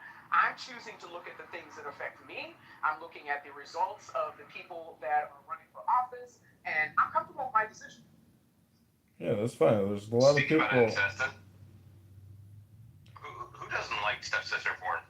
I mean, to me, the notion that you're not going to vote for somebody because of their political party when they're otherwise the best person for the job given the options, I just don't see that as being sensible. I voted for the other party. I have too. I voted for Spencer Pratt. Well, and that's your choice. You can choose to be amongst the minorities of the city that are choosing to waste their vote by doing that. That is your choice. That's the beauty of America. Okay, well, let me just give you some stats on Karen Bass's management. This is the information regarding the past 3 years of deficits. Full year 2024 ended June 24, significant overspending. Expenditures rose sharply, 14% in the general fund, driven by liability payouts. Hundreds of millions over budget, $240 million to be exact, for police fire costs and new labor agreements. The city drew down nearly. Well, And by the way, city council actually approves those payouts. By the way, I hope that you understand that. Well, how could you ask? What does it have to do with her? She's the leader. It doesn't have to do with her because again, her predecessors in allowing the city to go into disrepair, she's now dealing with mitigating the lawsuits that have stemmed from that. And I think that she's doing a good job. Some of those people needed to be paid for their damages. Okay. Well. So I mean, when you drive down the street through Bel Air and you have potholes the size of bathtubs that are causing car accidents, I can understand why motorists are getting to the point of suing the city. And this was a persistent issue before she was even mayor. A lot of these issues were persistent issues before she was even mayor. For example, my aunt falling on the sidewalk and busting up her face. That was something that occurred before she was even mayor. You have sidewalks with trees that are bringing up the sidewalk and people are falling. People in wheelchairs cannot get on the sidewalk to and from where they need to go. So, I mean, yes, those lawsuits needed to be paid. I'm not understanding exactly how that's a gotcha moment speaking to her inability to run the city. Well, it's not a gotcha. I'm actually have just gotten very good at pulling up what I would consider controversial statistics, but actually, Los Angeles is actually in a great financial position. In Chicago, we owe almost 50,000 per taxpayer in debt to the government and to the banks. In California, Los Angeles, it's only 1,200. You guys are in an incredible financial position, and your deficits are next to nothing. So if you want to attribute that to Karen Bass, well, great. I think isn't the bigger complaint really like her mismanagement of the fire, because that fire never should have broke out, and it was under her watch, and the fire department. The accusation is that the fire departments are constantly assisting people with DUIs and overdoses, and so they lose the fire truck capacity dealing with these Skid Row ODs. And the fire chief that sent 1,000 firefighters home has been fired. Mm-hmm. So I feel like that's great accountability on a mayor's part to identify the problem and to get rid of it. Well, I support you in supporting Karen Bass, but personally, I just cannot agree with her leadership style, her history, or her vision, personally. But that's my opinion, and I hope you respect that I'm entitled to my own opinion, and it doesn't mean that I think that your opinion is a bad opinion. Because I think Los Angeles is one of the greatest cities in America, yeah. Los Angeles. I think it's a great city. A lot of the people, especially on this app, cannot afford to live in, high density, places in America. They simply cannot afford to live in the city limits of Los Angeles. They can't afford to live in New York. They can't afford to live in Miami. That's just a reality. So when they look at the cost of living and they look at the dedication and the work and the effort that people have to put forth to be able to afford to live in these places, and then on top of that, they have their opinions about how we should live. This is where I draw a line. Well, This is where I draw a line. What do you think about having a heavy hand and actually forcibly removing all residents of Skid Row and setting up a facility outside of the city, to help these individuals in a different way? Because if I disagree with that. I think that there are two options. You either go into treatment or you go to jail. That's it. So I don't think that we need to long-term house these people. I think that people need to have short-term housing to get back on their feet and to go through treatment and to keep it pushing. I don't believe in long-term support housing because it's a long-term solution for people as opposed to them doing what they're supposed to be doing. See, the way I look at it is that everybody is dying, and some people choose to die on the streets. And it's just very sad, and it's unfortunate that people don't want to do the hard work or the minimum amount of work just to stop dying and rotting in the streets. And so whether it's prison or treatment, the problem with the treatment route is that it's manipulated. The problem with the prison route is that it's really not a treatment, and it's not necessarily supposed to be long-term housing. So that's why, I think that having the heavy hand and not allowing open air drug markets and open air homeless street, housing with a lot of improvised housing. Anyways, it's madness, and I cannot believe that there's no will to actually, because this is Los Angeles, you know, if you've ever been there, it's just magnificent. So to allow that type of culture, see, COVID wiped out Venice Beach. You know, that culture actually couldn't survive in Venice Beach without the huge amount of tourists to make it a tempting place for ridiculous homeless people to basically live permanently. And an interesting story is when I was in Venice Beach on vacation one time, I was walking down the alley from my hotel and there was a big bag of shoes. So I picked up that big bag of shoes and I brought it onto the boardwalk and I set up all the shoes in like one of the vestibules. They have them marked like with numbers. And a homeless guy attacked me for having the gall to try to sell shoes in the open marketplace in Venice Beach. And I was so angry at this homeless guy. I was like, you know, he was making physical death threats against me, and I was just like, couldn't believe that the homeless were so insensitive. So that was kind of the irony of the homeless, is you think they would be like cool hippies, but no, they're like gangster street gangbanger mafia, and they're not. Entitled. Yeah, they're entitled, and they think entitled. they I was control there the for 2 streets. days. It was I had ridiculous. one of them living in my car for a week when I went to Miami last time, and my car still stinks. That's crazy. That is absolutely crazy. I heard this story of somebody that lived in San Diego, and they went into their car, drove to work, and they smelled this stench, and they looked in the back of the car, and there was a homeless person sleeping. I had a experience to that, except it turns out that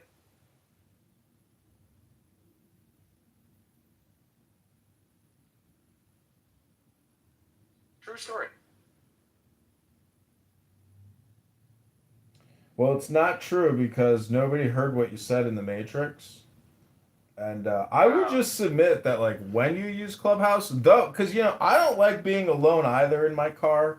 And so I use, you know, Clubhouse occasionally. But the Wi Fi Clubhouse experience where people can actually hear you is always better for the people you're trying to communicate with.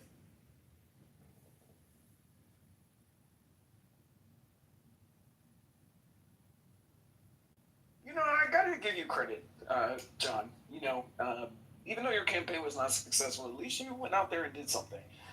You know, I would say that that's more than a lot of people on the internet bitching and moaning and complaining and don't even lift their finger, to write a letter. I'm not talking about you. It's funny, there's a very predictable matrix at the corner of Marginal Way and Franklin. It's like a little valley, and there's always matrix down there. And I went through the matrix hole, and now I'm out. Well, thank you, Dr. Adams. I do believe that we are not what we say we are what we do. And so, you know, it's inexperienced to try to like LARP as a politician because you realize that most politicians are just LARPing, being politicians. Most of them are terrible leaders. They actually don't care about the homeless people in their area. They don't necessarily care about the property taxes that are taking the food and the fun out of families' lives every day.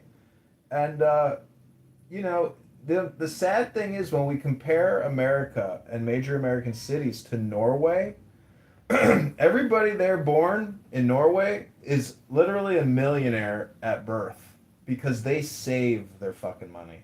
They don't spend it on woke DEI CRT programs and bike lanes and bump out lanes and rapid and enhanced taxation. We're living in a taxation vampiric society, and the people who never talk about it but yet push all these daily holidays and weekly holidays about it's tree day, it's LGBTQ day, it's this day. Those biplanes, you remember when they were putting those into the West? The whole entire country was listening to that shit. I think that that's a common problem in Los Angeles. I think that the city government has overly accommodated people in their personal time in the middle of the day when people are otherwise working. So, like, for example, the crosswalks. Like, they put these crosswalks that people, you know, that don't work in the middle of the day. They're walking their dogs, you know, into yoga, and they're slowing down traffic for everybody else that has to go to work.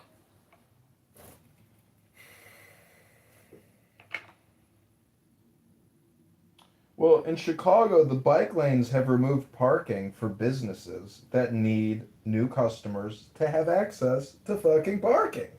And we sold our parking rights to Abu Dhabi, one of the Emirati countries. And so, if I'm elected mayor, my second mayoral decree is to sue the Abu Dhabi Investment Authority for fraud, shut down the Chicago parking app, rip out every single parking meter, and end the taxation of our streets for vehicles, and end the bike lane tyranny, because they have destroyed businesses. There is no parking outside of any of these businesses because they're now fucking concreted out bike lanes.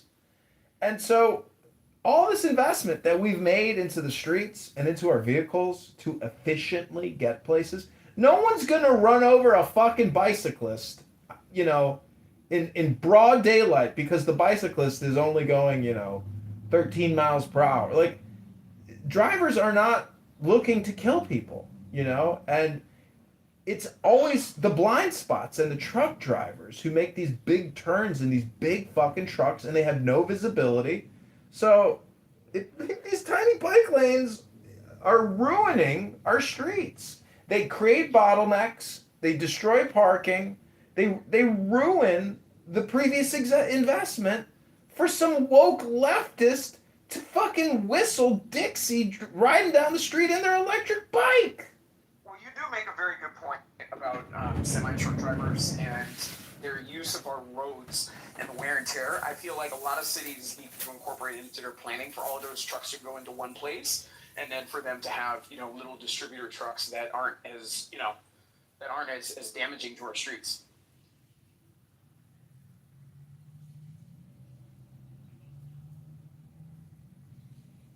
All right, I'm gonna bounce out of here.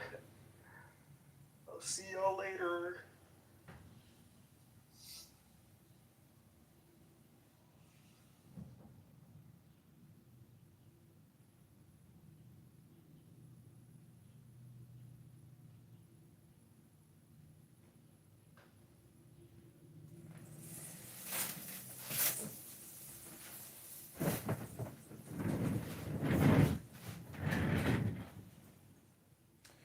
Well, it's that time of day. Adams is not my ally. He's not my friend. He attacked me vigorously in an insane way every single day. I'm pretty sure he's called the police on me multiple times, maybe the FBI. And now he says he's my best friend and he wants to know all about Brad Stauffenberger and the research I've done into Brad because he's being accused of being, evicted. And the drama here just never ends. And, I wrote a poem about elite, intellectual, gay, black, male Democrats. My friend, and, AI is just amazing because you can take your poetry and make it into songs and make. I've been really loving the AI music lately. I made an AI song about dandelion wine that I'm very happy with. Wonderful. Yeah. But no, I'd love to hear your whatever you've got. Yeah, the poem is fantastic. It was a lot of fun. I read it in a ultra intellectual, elite liberal hangout space here today, and they were so angry with me. Very upset, but it was a lot of fun.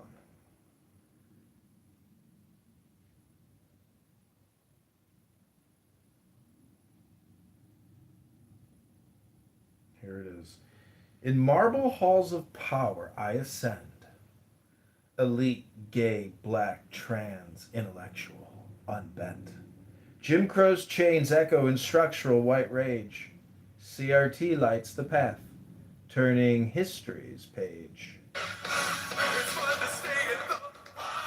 Anti-racism warriors, DEI flames ignite.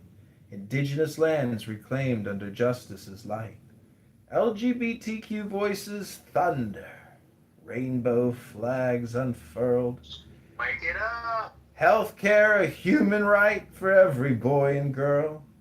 We Democrats dream the future, bold and true.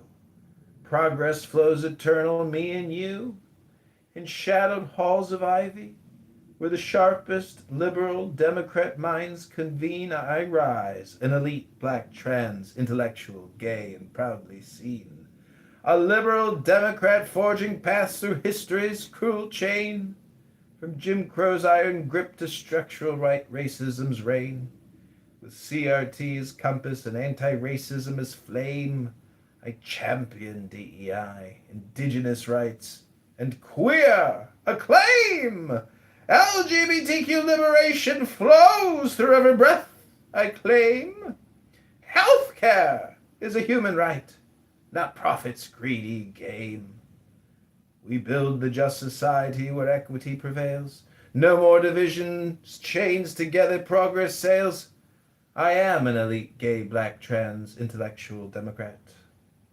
Hello? Hello?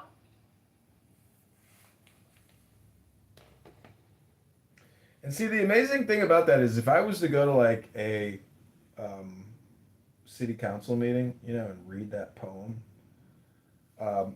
people would applaud it and they would love it. But then they would realize it's all just, mockery, because that type of spotlight filibustering is not the priority of we the people, is it? Hello? Hello? Hello? Hello. Trash bag here? Hello? Hello? Thought that was you. I don't know what to do with all this gerrymandering.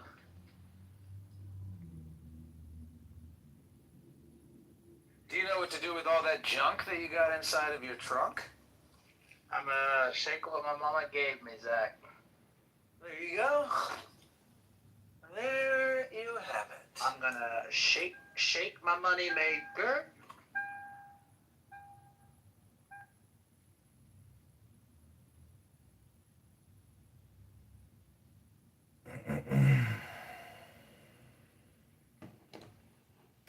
I had a good day today, my friend. If you look at my profile, there's a room called Law, Justice, Lawyers, Judges, Courts. You might want to listen to that.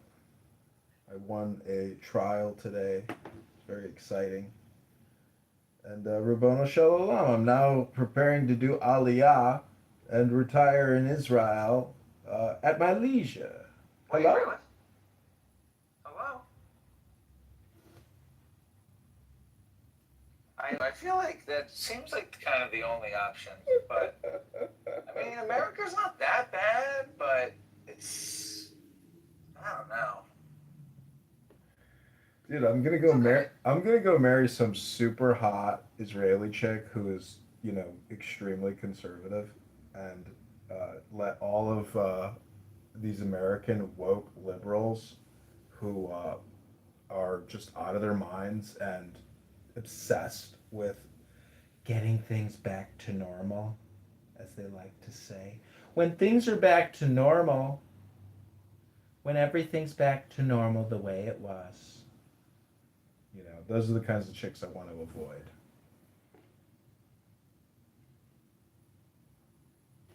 Who wants to get back to normal? Do people talk that way? I never heard anybody talk about that. Oh, that's because you're not really listening here like I am, 80 hours a week, recording people, listening to all the liberal talking points.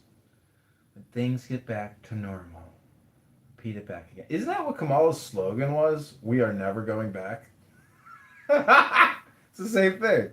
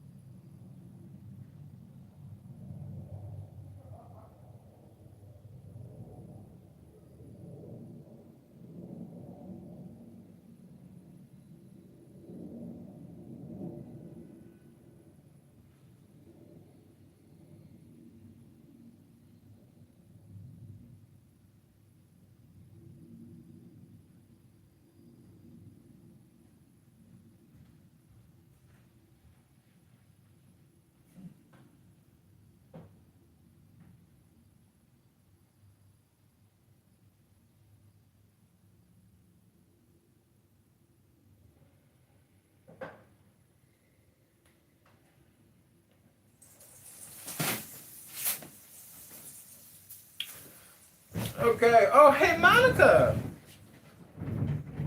Monica? I was imitating you yesterday. I was like, well, I'm going to do my Monica impersonation. You should all just watch my replay. It was an incredible conversation, and I know you're going to love it, and it's on replay, so you can check my replays. But, by tomorrow at the same time, all the replays just get pushed down and away, and nobody watches replays. It's like, there's only like 13 people that go back and listen to a Clubhouse replay because honestly, just nobody cares about this platform. Nobody is here to actually listen to anything interesting. Maybe some people are, but not most people. Most people just. I really think this is just like a medical device technology company to like boost your dopamine by allowing people to just talk indiscriminately and talk, and in the process, you create the dopamine, that people so badly want. Could just be an opinion. Could be wrong. I could also play a song. You want to hear a new one?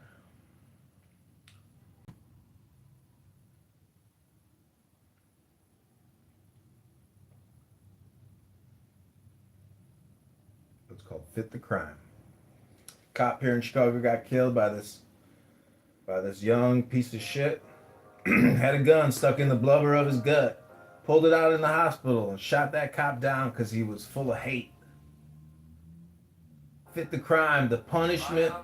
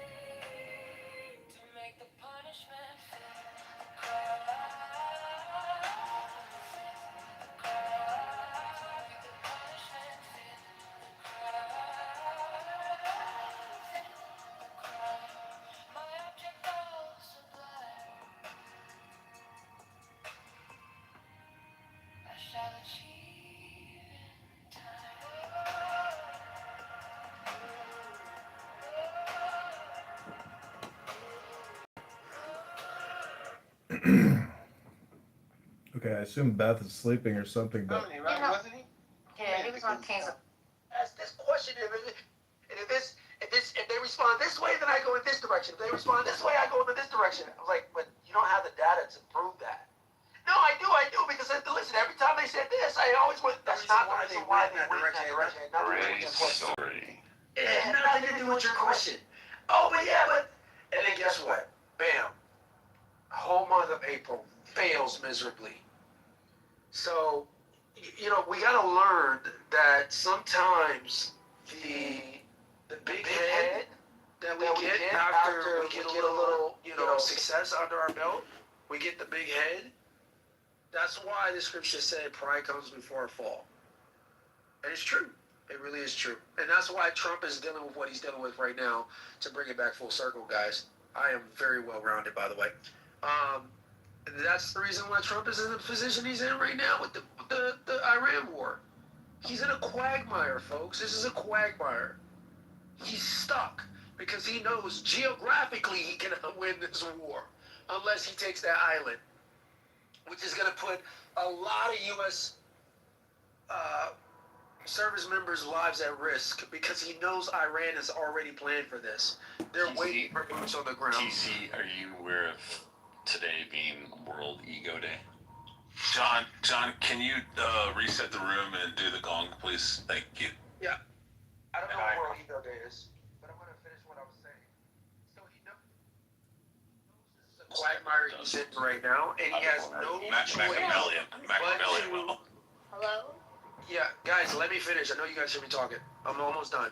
All right, keep going. So he has no choice but to negotiate his way out of this. And now Iran, I don't know if they knew this from the get-go, I doubt it, but they realize now that they've got a stranglehold on how much leverage they can use in these negotiations. And now he's stuck. He has to either commit boots on the ground, which is not a pretty option for us because we know that's going to come with casualties, or he's got to lengthen this thing out. And at what end? Like, to what end does he lengthen out these negotiations? So that's my 2 cents. Listen, Rich, you monologue for like 2 hours. I know, but at least I make salient points. This guy's just fucking Machiavellian, like hardcore. Really? Like featured on CNN, multi-millionaire black business owner, CEO, finance, whatever. Are you jealous? No, it's just fucking annoying. Like, bro, nobody cares. Nobody fucking cares. Nobody gives a shit. Ann doesn't care. She's just being a white knight right now. That is not true. All right, John, can you reset the room with the gong, please? yes, welcome everyone to Was the Iran War Absolutely Necessary? A little bit necessary? Or, not necessary at all or a lot. But so take the deepest breath of the day. Try to cleanse your chakras. Use your ears instead of your lips more often. Because really, people on this app, have fully automated lip syndrome, but not the fully automated ear syndrome. And, as a result, you get a lot of entertainment, but a lot of this entertainment is actually not useful or helpful or necessary. It's really an opportunity cost that you are choosing to participate in, known as a conference call. And unfortunately, there's a lot of people here that like to propagandize their elite, intellectual, liberal propaganda. We all can recognize it immediately, especially if the last sentence is, "So you don't stand for gay black men? You don't stand for black women?" That's when you know that we've gotten to the final denominator of the equation, and nothing really is important anymore other than the gay black male. And that is how we know that Democrat liberal elite intellectual propaganda is not only gay, it's also R word. And when we talk about what is the R word, it's really not a question of whether or not the conversation is necessary, but whether or not it's actually just spam and filibuster propaganda hypnosis to waste your time, because clearly, if we can't discuss what the priorities are as a group, the group actually isn't interested in any priorities. They're just interested in gay, elite, intellectual, black propaganda, Democrat propaganda. And so I rest my case. Just know that the law is written in my PTR. The law is all that matters, not whether or not you're gay, or whether you're black, or whether you're a woman, or whether you're brown or an immigrant, or whether you're indigenous. None of that matters. What matters is the law. I rest my case, I land my plane, and I am complete. Hello? Appreciate it. Mr. Michelin. Star. What do black people have to do with any of this? Oh, go ahead, John. That's for you.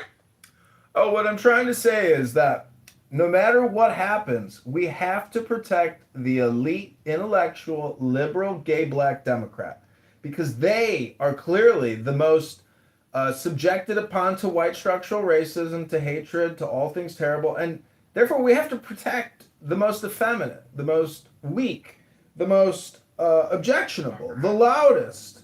I don't know if you know Pierre, beautiful Pierre, and beautiful Dr. Adams. Well, if they loud mic and just scream into the mic at the top of their lungs, and they just loud mic, and then they say you don't support gay black men. Well, they may support Karen Bass, a known communist, political activist agitator who's a criminal. And if we keep electing criminals instead of crime fighters, well, then you deserve your record sky-high property taxes and your lack of accountability, responsibility, and then your neighborhood goes up in a giant fire. Or next thing you know, you got looters and gangbangers terrorizing you. All because your leaders are ineffective, communist, liberal, intellectual, elite, gay black people.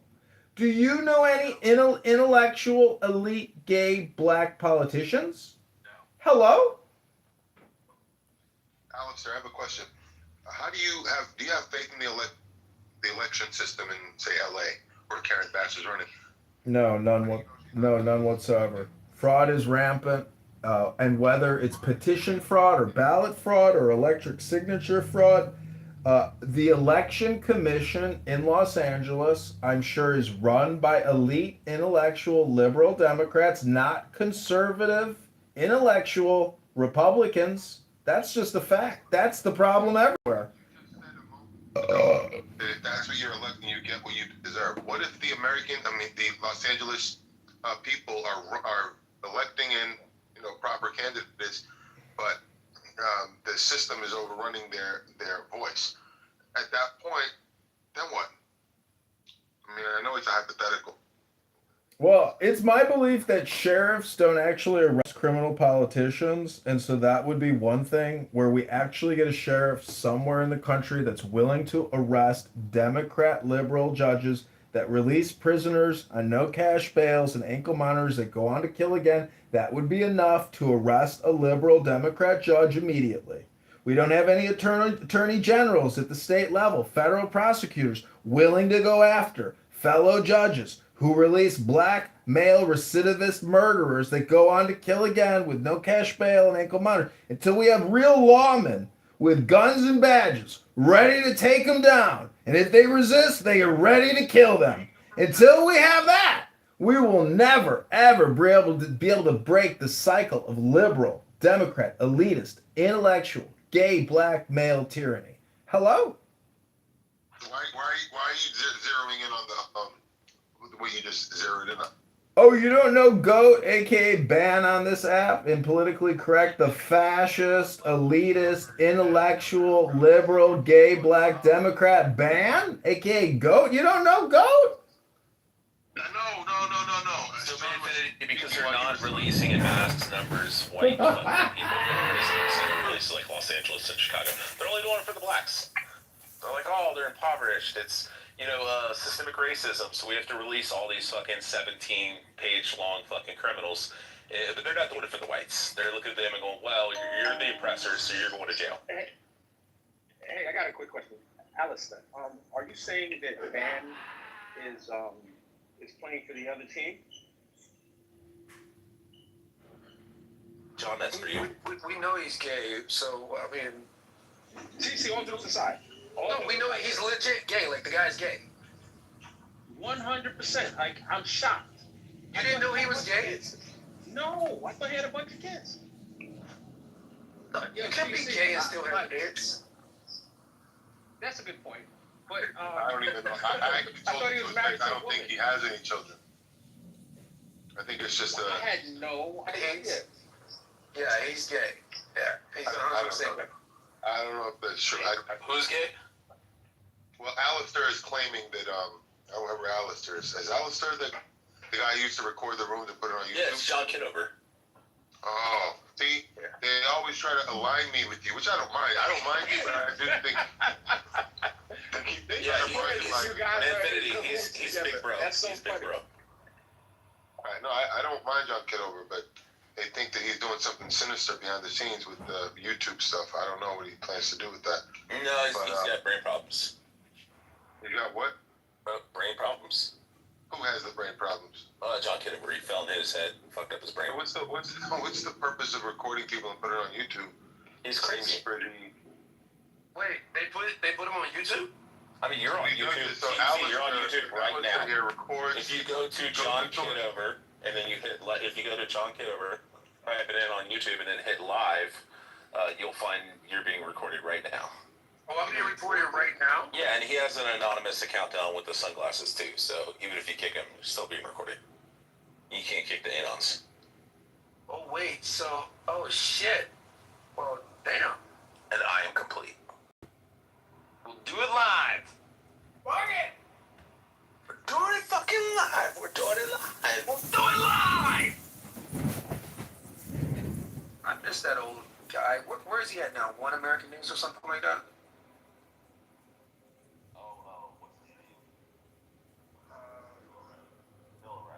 We're doing it fucking live. Yeah, don't get shy.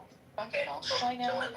TC, make sure that you perform for the recorder. Give him something. No, TC, you're great.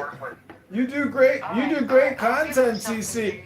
TC, let me ask you a question. If we were to make you the president. Yeah, let me ask you a question. If we were to make you the president, what would be the top 3 priorities of your administration be, Dr. TC? Because I love black men. There you go. That's what I was getting at. You never hear her say, hey, Bree, or hey, John, or hey, some other white person. She's like, hey, Mr. Black Man. Well, first of all, I don't talk like that. Second of all,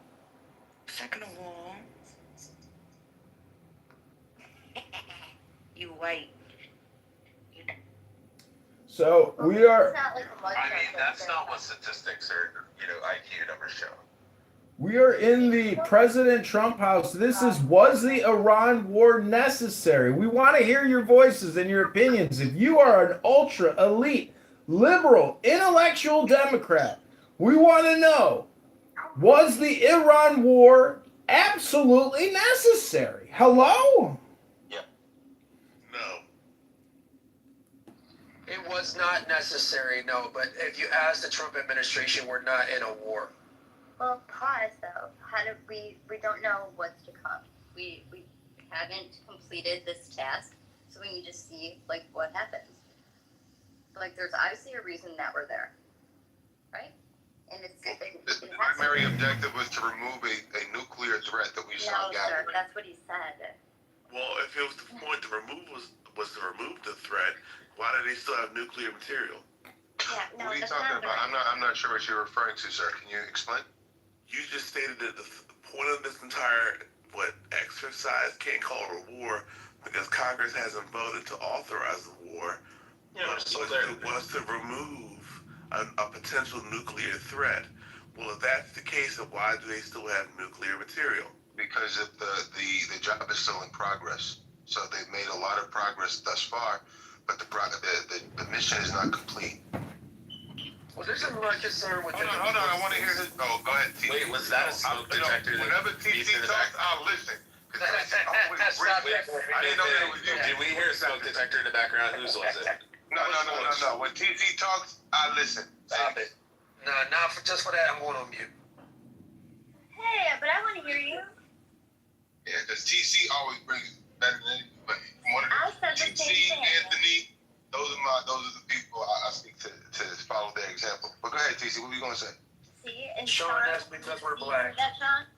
Well, yeah, I know that. So senior. I wasn't asking the white people. So senior, you disagree with the military action taken in Iran? I think that we should have went a lot harder than we did in Iran. I think that we should have just leveled the place from the beginning, and it should have been boots on the ground from day one. What do you mean leveled? So you agree with the military action, you just don't think it was strong enough? I agree with that. And you've maintained. We should have knocked the power. How long have you viewed Iran as a threat? I think since I was born. Oh yeah, I would go back to the Ayatollah, but I mean, sorry, not the Ayatollah. I would go back probably the 70s, because the reality is they're the ones that are probably the main progenitors of terrorism cells in that part of the world anyway, because they're our primary nemesis there.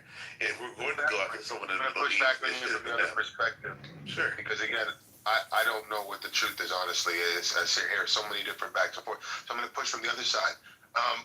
Why Iran and not other countries that have nuclear power? Why Iran and why now? Because they openly would admit and they openly fund Hezbollah.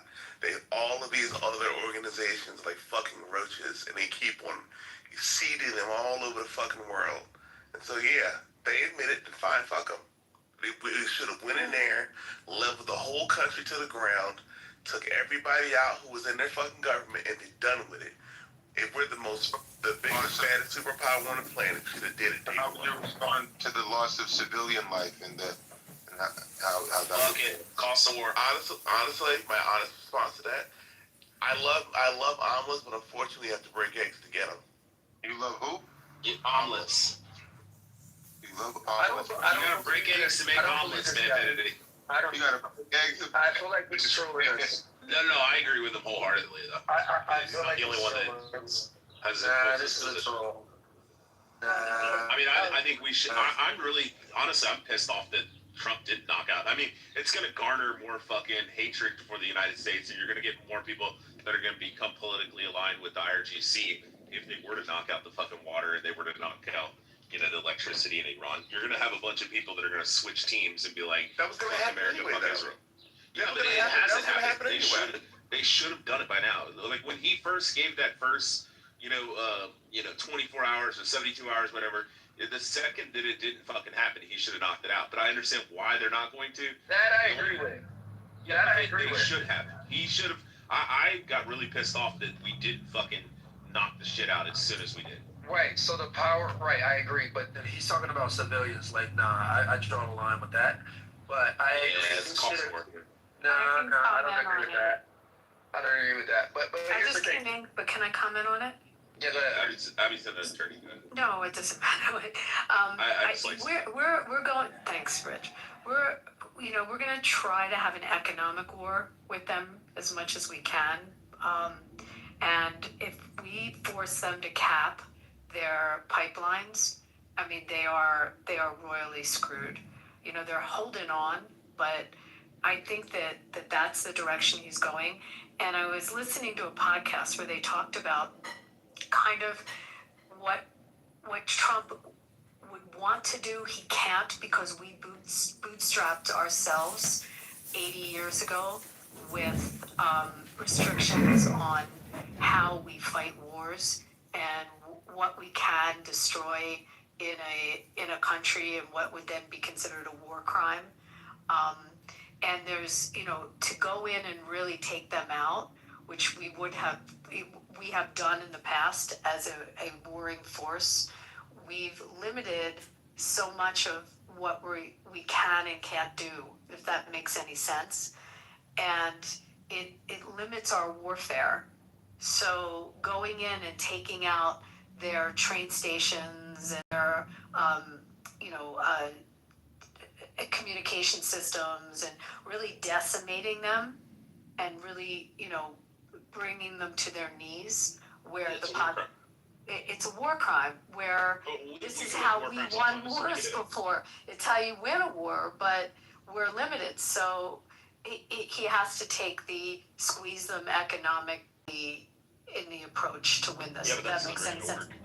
No, I don't disagree with you. I was just like listening to someone pretty wise about this, and I think it makes sense. I don't think it's a munition issue that Kelly is talking about as much as what we can and can't destroy. And all right, instead of MAGA, does that make any sense? What I'm saying? Yeah, instead of MAGA, can we say Mama make Abby moderator again? So here's where I think we could like make some progress on this. You could definitely target civilian infrastructure that's being used for military assets and that's being used for logistics and machinery and that type of thing. Anything that's fuel to use legitimate military targets itself becomes a legitimate military target. And so I think under the auspices of that criteria, I think a lot of these power centers and factories and things like that are in play. Now, would there be a measured application of taking out these civilian infrastructure, if you will? Yes, I wouldn't blow it all up at the same time, but I would certainly up the ante because at this point we're losing leverage. This is 100% a negotiation game, and if we're not making I guess it's the supreme leader. I don't personally believe there is a supreme leader in place right now. But whoever's pulling the strings, if it's the IRGC, whoever's pulling the strings over there, we definitely cripple them by limiting the effect they can have on control and command of what's happening in the Strait of Hormuz. And so if that means bombing the shit up heavily, then that's what we need to do. But it can't be described as a war crime because they're using it to fuel their military operations. I think what's really sad about this whole thing is really we have sent the world the message that we are not as strong and as capable as we have purported ourselves to have been for the past 80 years. We have allowed what the fucking Pakistanis to now become the arbiters of peace treaties and shit like that and settlements in this conflict, quote unquote. Like Donald Trump should have gone in there and destroyed everything. Day one, we had the troops, we had the capability to do it, level the whole fucking country. Because honestly, when we have to go and fight the fucking Chinese, because now they decide, oh yeah, fuck Taiwan and fuck North Korea, because we can do all that shit and Americans can't do jack shit. That's when we're gonna say, oh, we shouldn't have gave them the heads up on that. So if the people that live there believe that their regime is failing and they're hemorrhaging cash and that it's weakened, which was the message we had in the beginning of this war, you know, that was a pretty strong message that the regime was falling. And it seems like that message is kind of going away a little bit. But it was, if you remember in the beginning, that was what we all heard. But you have to have the people there, you know, you have to squeeze them. You have to really squeeze this regime economically, I mean, hard, so that any chance of their production or, you know, any revenue is just, it's gone. And then ultimately the people will erupt there. But I mean, that's kind of how part of the approach. But again, think about it. We can't do the stuff that we've done before to win wars. Well, I would actually push back. I would say one, we could. I think the question becomes, but what are we willing to deal with as the after effects of that? One, two, the fact that the Iranian regime still existed after all of the sanctions and all that shit, there is no economic consequence we could have given them that would have quote unquote destroyed their country. The only thing that would have taken these people out is a strike of some sort. And unfortunately, the president did not go in with enough strength to decapitate these people once and for all. I just want to clarify, when you say these people, are you talking about the IRGC, the ruling class, the mullahs, the ayatollahs? You're talking about the nefarious? Cause I think he means the IRGC plus the 10%. Well, let's just let him answer the the question. IRGC plus 10%. I am not saying mass murder every single poor Iranian. Well, that's what you were saying a minute ago, because I was just trying to clarify. But I will also clarify my point to also say this. If some of them happen to get, unfortunately, unalived in the process, I'm not going to shed a shit ton of tears, because guess what? If they hadn't got a dirty fucking nuke in New York City, I'm not expecting people in Tehran to cry over people in Brooklyn. But they've lost their GDP for what, a year? They've lost their missile launchers. They have no navy. You know, I mean, we've caused a lot of damage there. Yeah, but they still exist, Abby. They still exist. They fight on. They fight on, even though we've crippled them, and I think the other guy was just saying that we should have went in stronger and we should have just eliminated 100%. I hear it would have been war crimes, and it would have been people crying like they did. Israel did the right thing when they went against fucking Hamas. They just bombed the living fucking shit out of them. They caused a death of 80,000 people. Half of them are probably combatants, half are civilians, and they're gonna fucking be bitched at and griped and war crimes and this and that. Bullshit, bro. But in the same time, in the same breath, Hamas is pretty much fucking done for, and they don't have to fucking deal with it. We don't. So like, in the same breath, we should have done the same thing with the IRGC. We should have knocked out the power, knocked out water desalinization, and we should have fucking just laid fucking waste. We would have probably killed 100,000 civilians, and they would have cried war crimes. But Iran, the IRGC would have never fucking, they wouldn't exist anymore. But because something you just said, Rich, that you have to think about, they won't surrender. They will refuse to surrender. Yeah, this is different than. I have an answer. So I have an answer to that. Everybody always says you can't destroy a religion like Islam. That's not true. If you destroy every mind that holds to the ideal of Islam, and you destroy every fucking mention of Islam, and you destroy it from every person's mind, then Islam no longer exists. You burn all the history books, you kill everybody that holds to that ideology, everybody that's sympathetic, and you kill them all, and next thing you know, there's no more mention of Islam. It doesn't exist. So you can't actually make statements like that on YouTube. Those would be considered hate speech and abusive rhetoric. However, if you attack the legal code of Muhammad, the Charter of Medina from 660, and you look at the gangsterism, the mafiaism, the terrorism, and what they did to the Jews in Saudi Arabia, the Muslim terrorists, the first Islamic state, it's right there in 600 AD. All you got to do is study the law, and thank God we have Abby here, a lawyer, who used to be a Democrat lawyer. Now she's a Republican. Mazel tov. Look at him. Abby, I was going to mention, are you familiar with the story of Genghis Khan? So, like, I think it was Genghis Khan, right? He was the one that they came in, they murdered, like, his whole village and shit like that, and they left, like, the women and children alive. And then he realized, through them allowing him to survive, that it allowed for that idea to still survive and thrive. And then he ended up, like, conquering, like, a quarter of the fucking world and populating, like, 20% of the world or some shit. And just, he realized that when he would go into a village, instead of just wiping out all the combatant soldiers, he would just murk the entire area and go scorched earth and kill every woman and child. Or he would bring them into his group and, like, convert them into his group. And that's how he did it. And, I mean, that's what we should have done in Iran. We should have went in and just absolutely fucking laid waste to it. We did it in Hiroshima and Nagasaki, you know, and it stopped the fucking war. Had we just done regular, storming the beaches and shit, that shit would have probably ended up either losing, we would have, or that shit would have lasted 30 years and we would have lost millions of people. But we went in scorched earth and bombed 2 cities and they surrendered. And that's what we should, I'm not saying we should nuke Tehran and Shiraz and stuff like that, but we should have went in a lot heavier handed. I hear you, but Trump inherited this system of restraint. You know, he inherited this. This is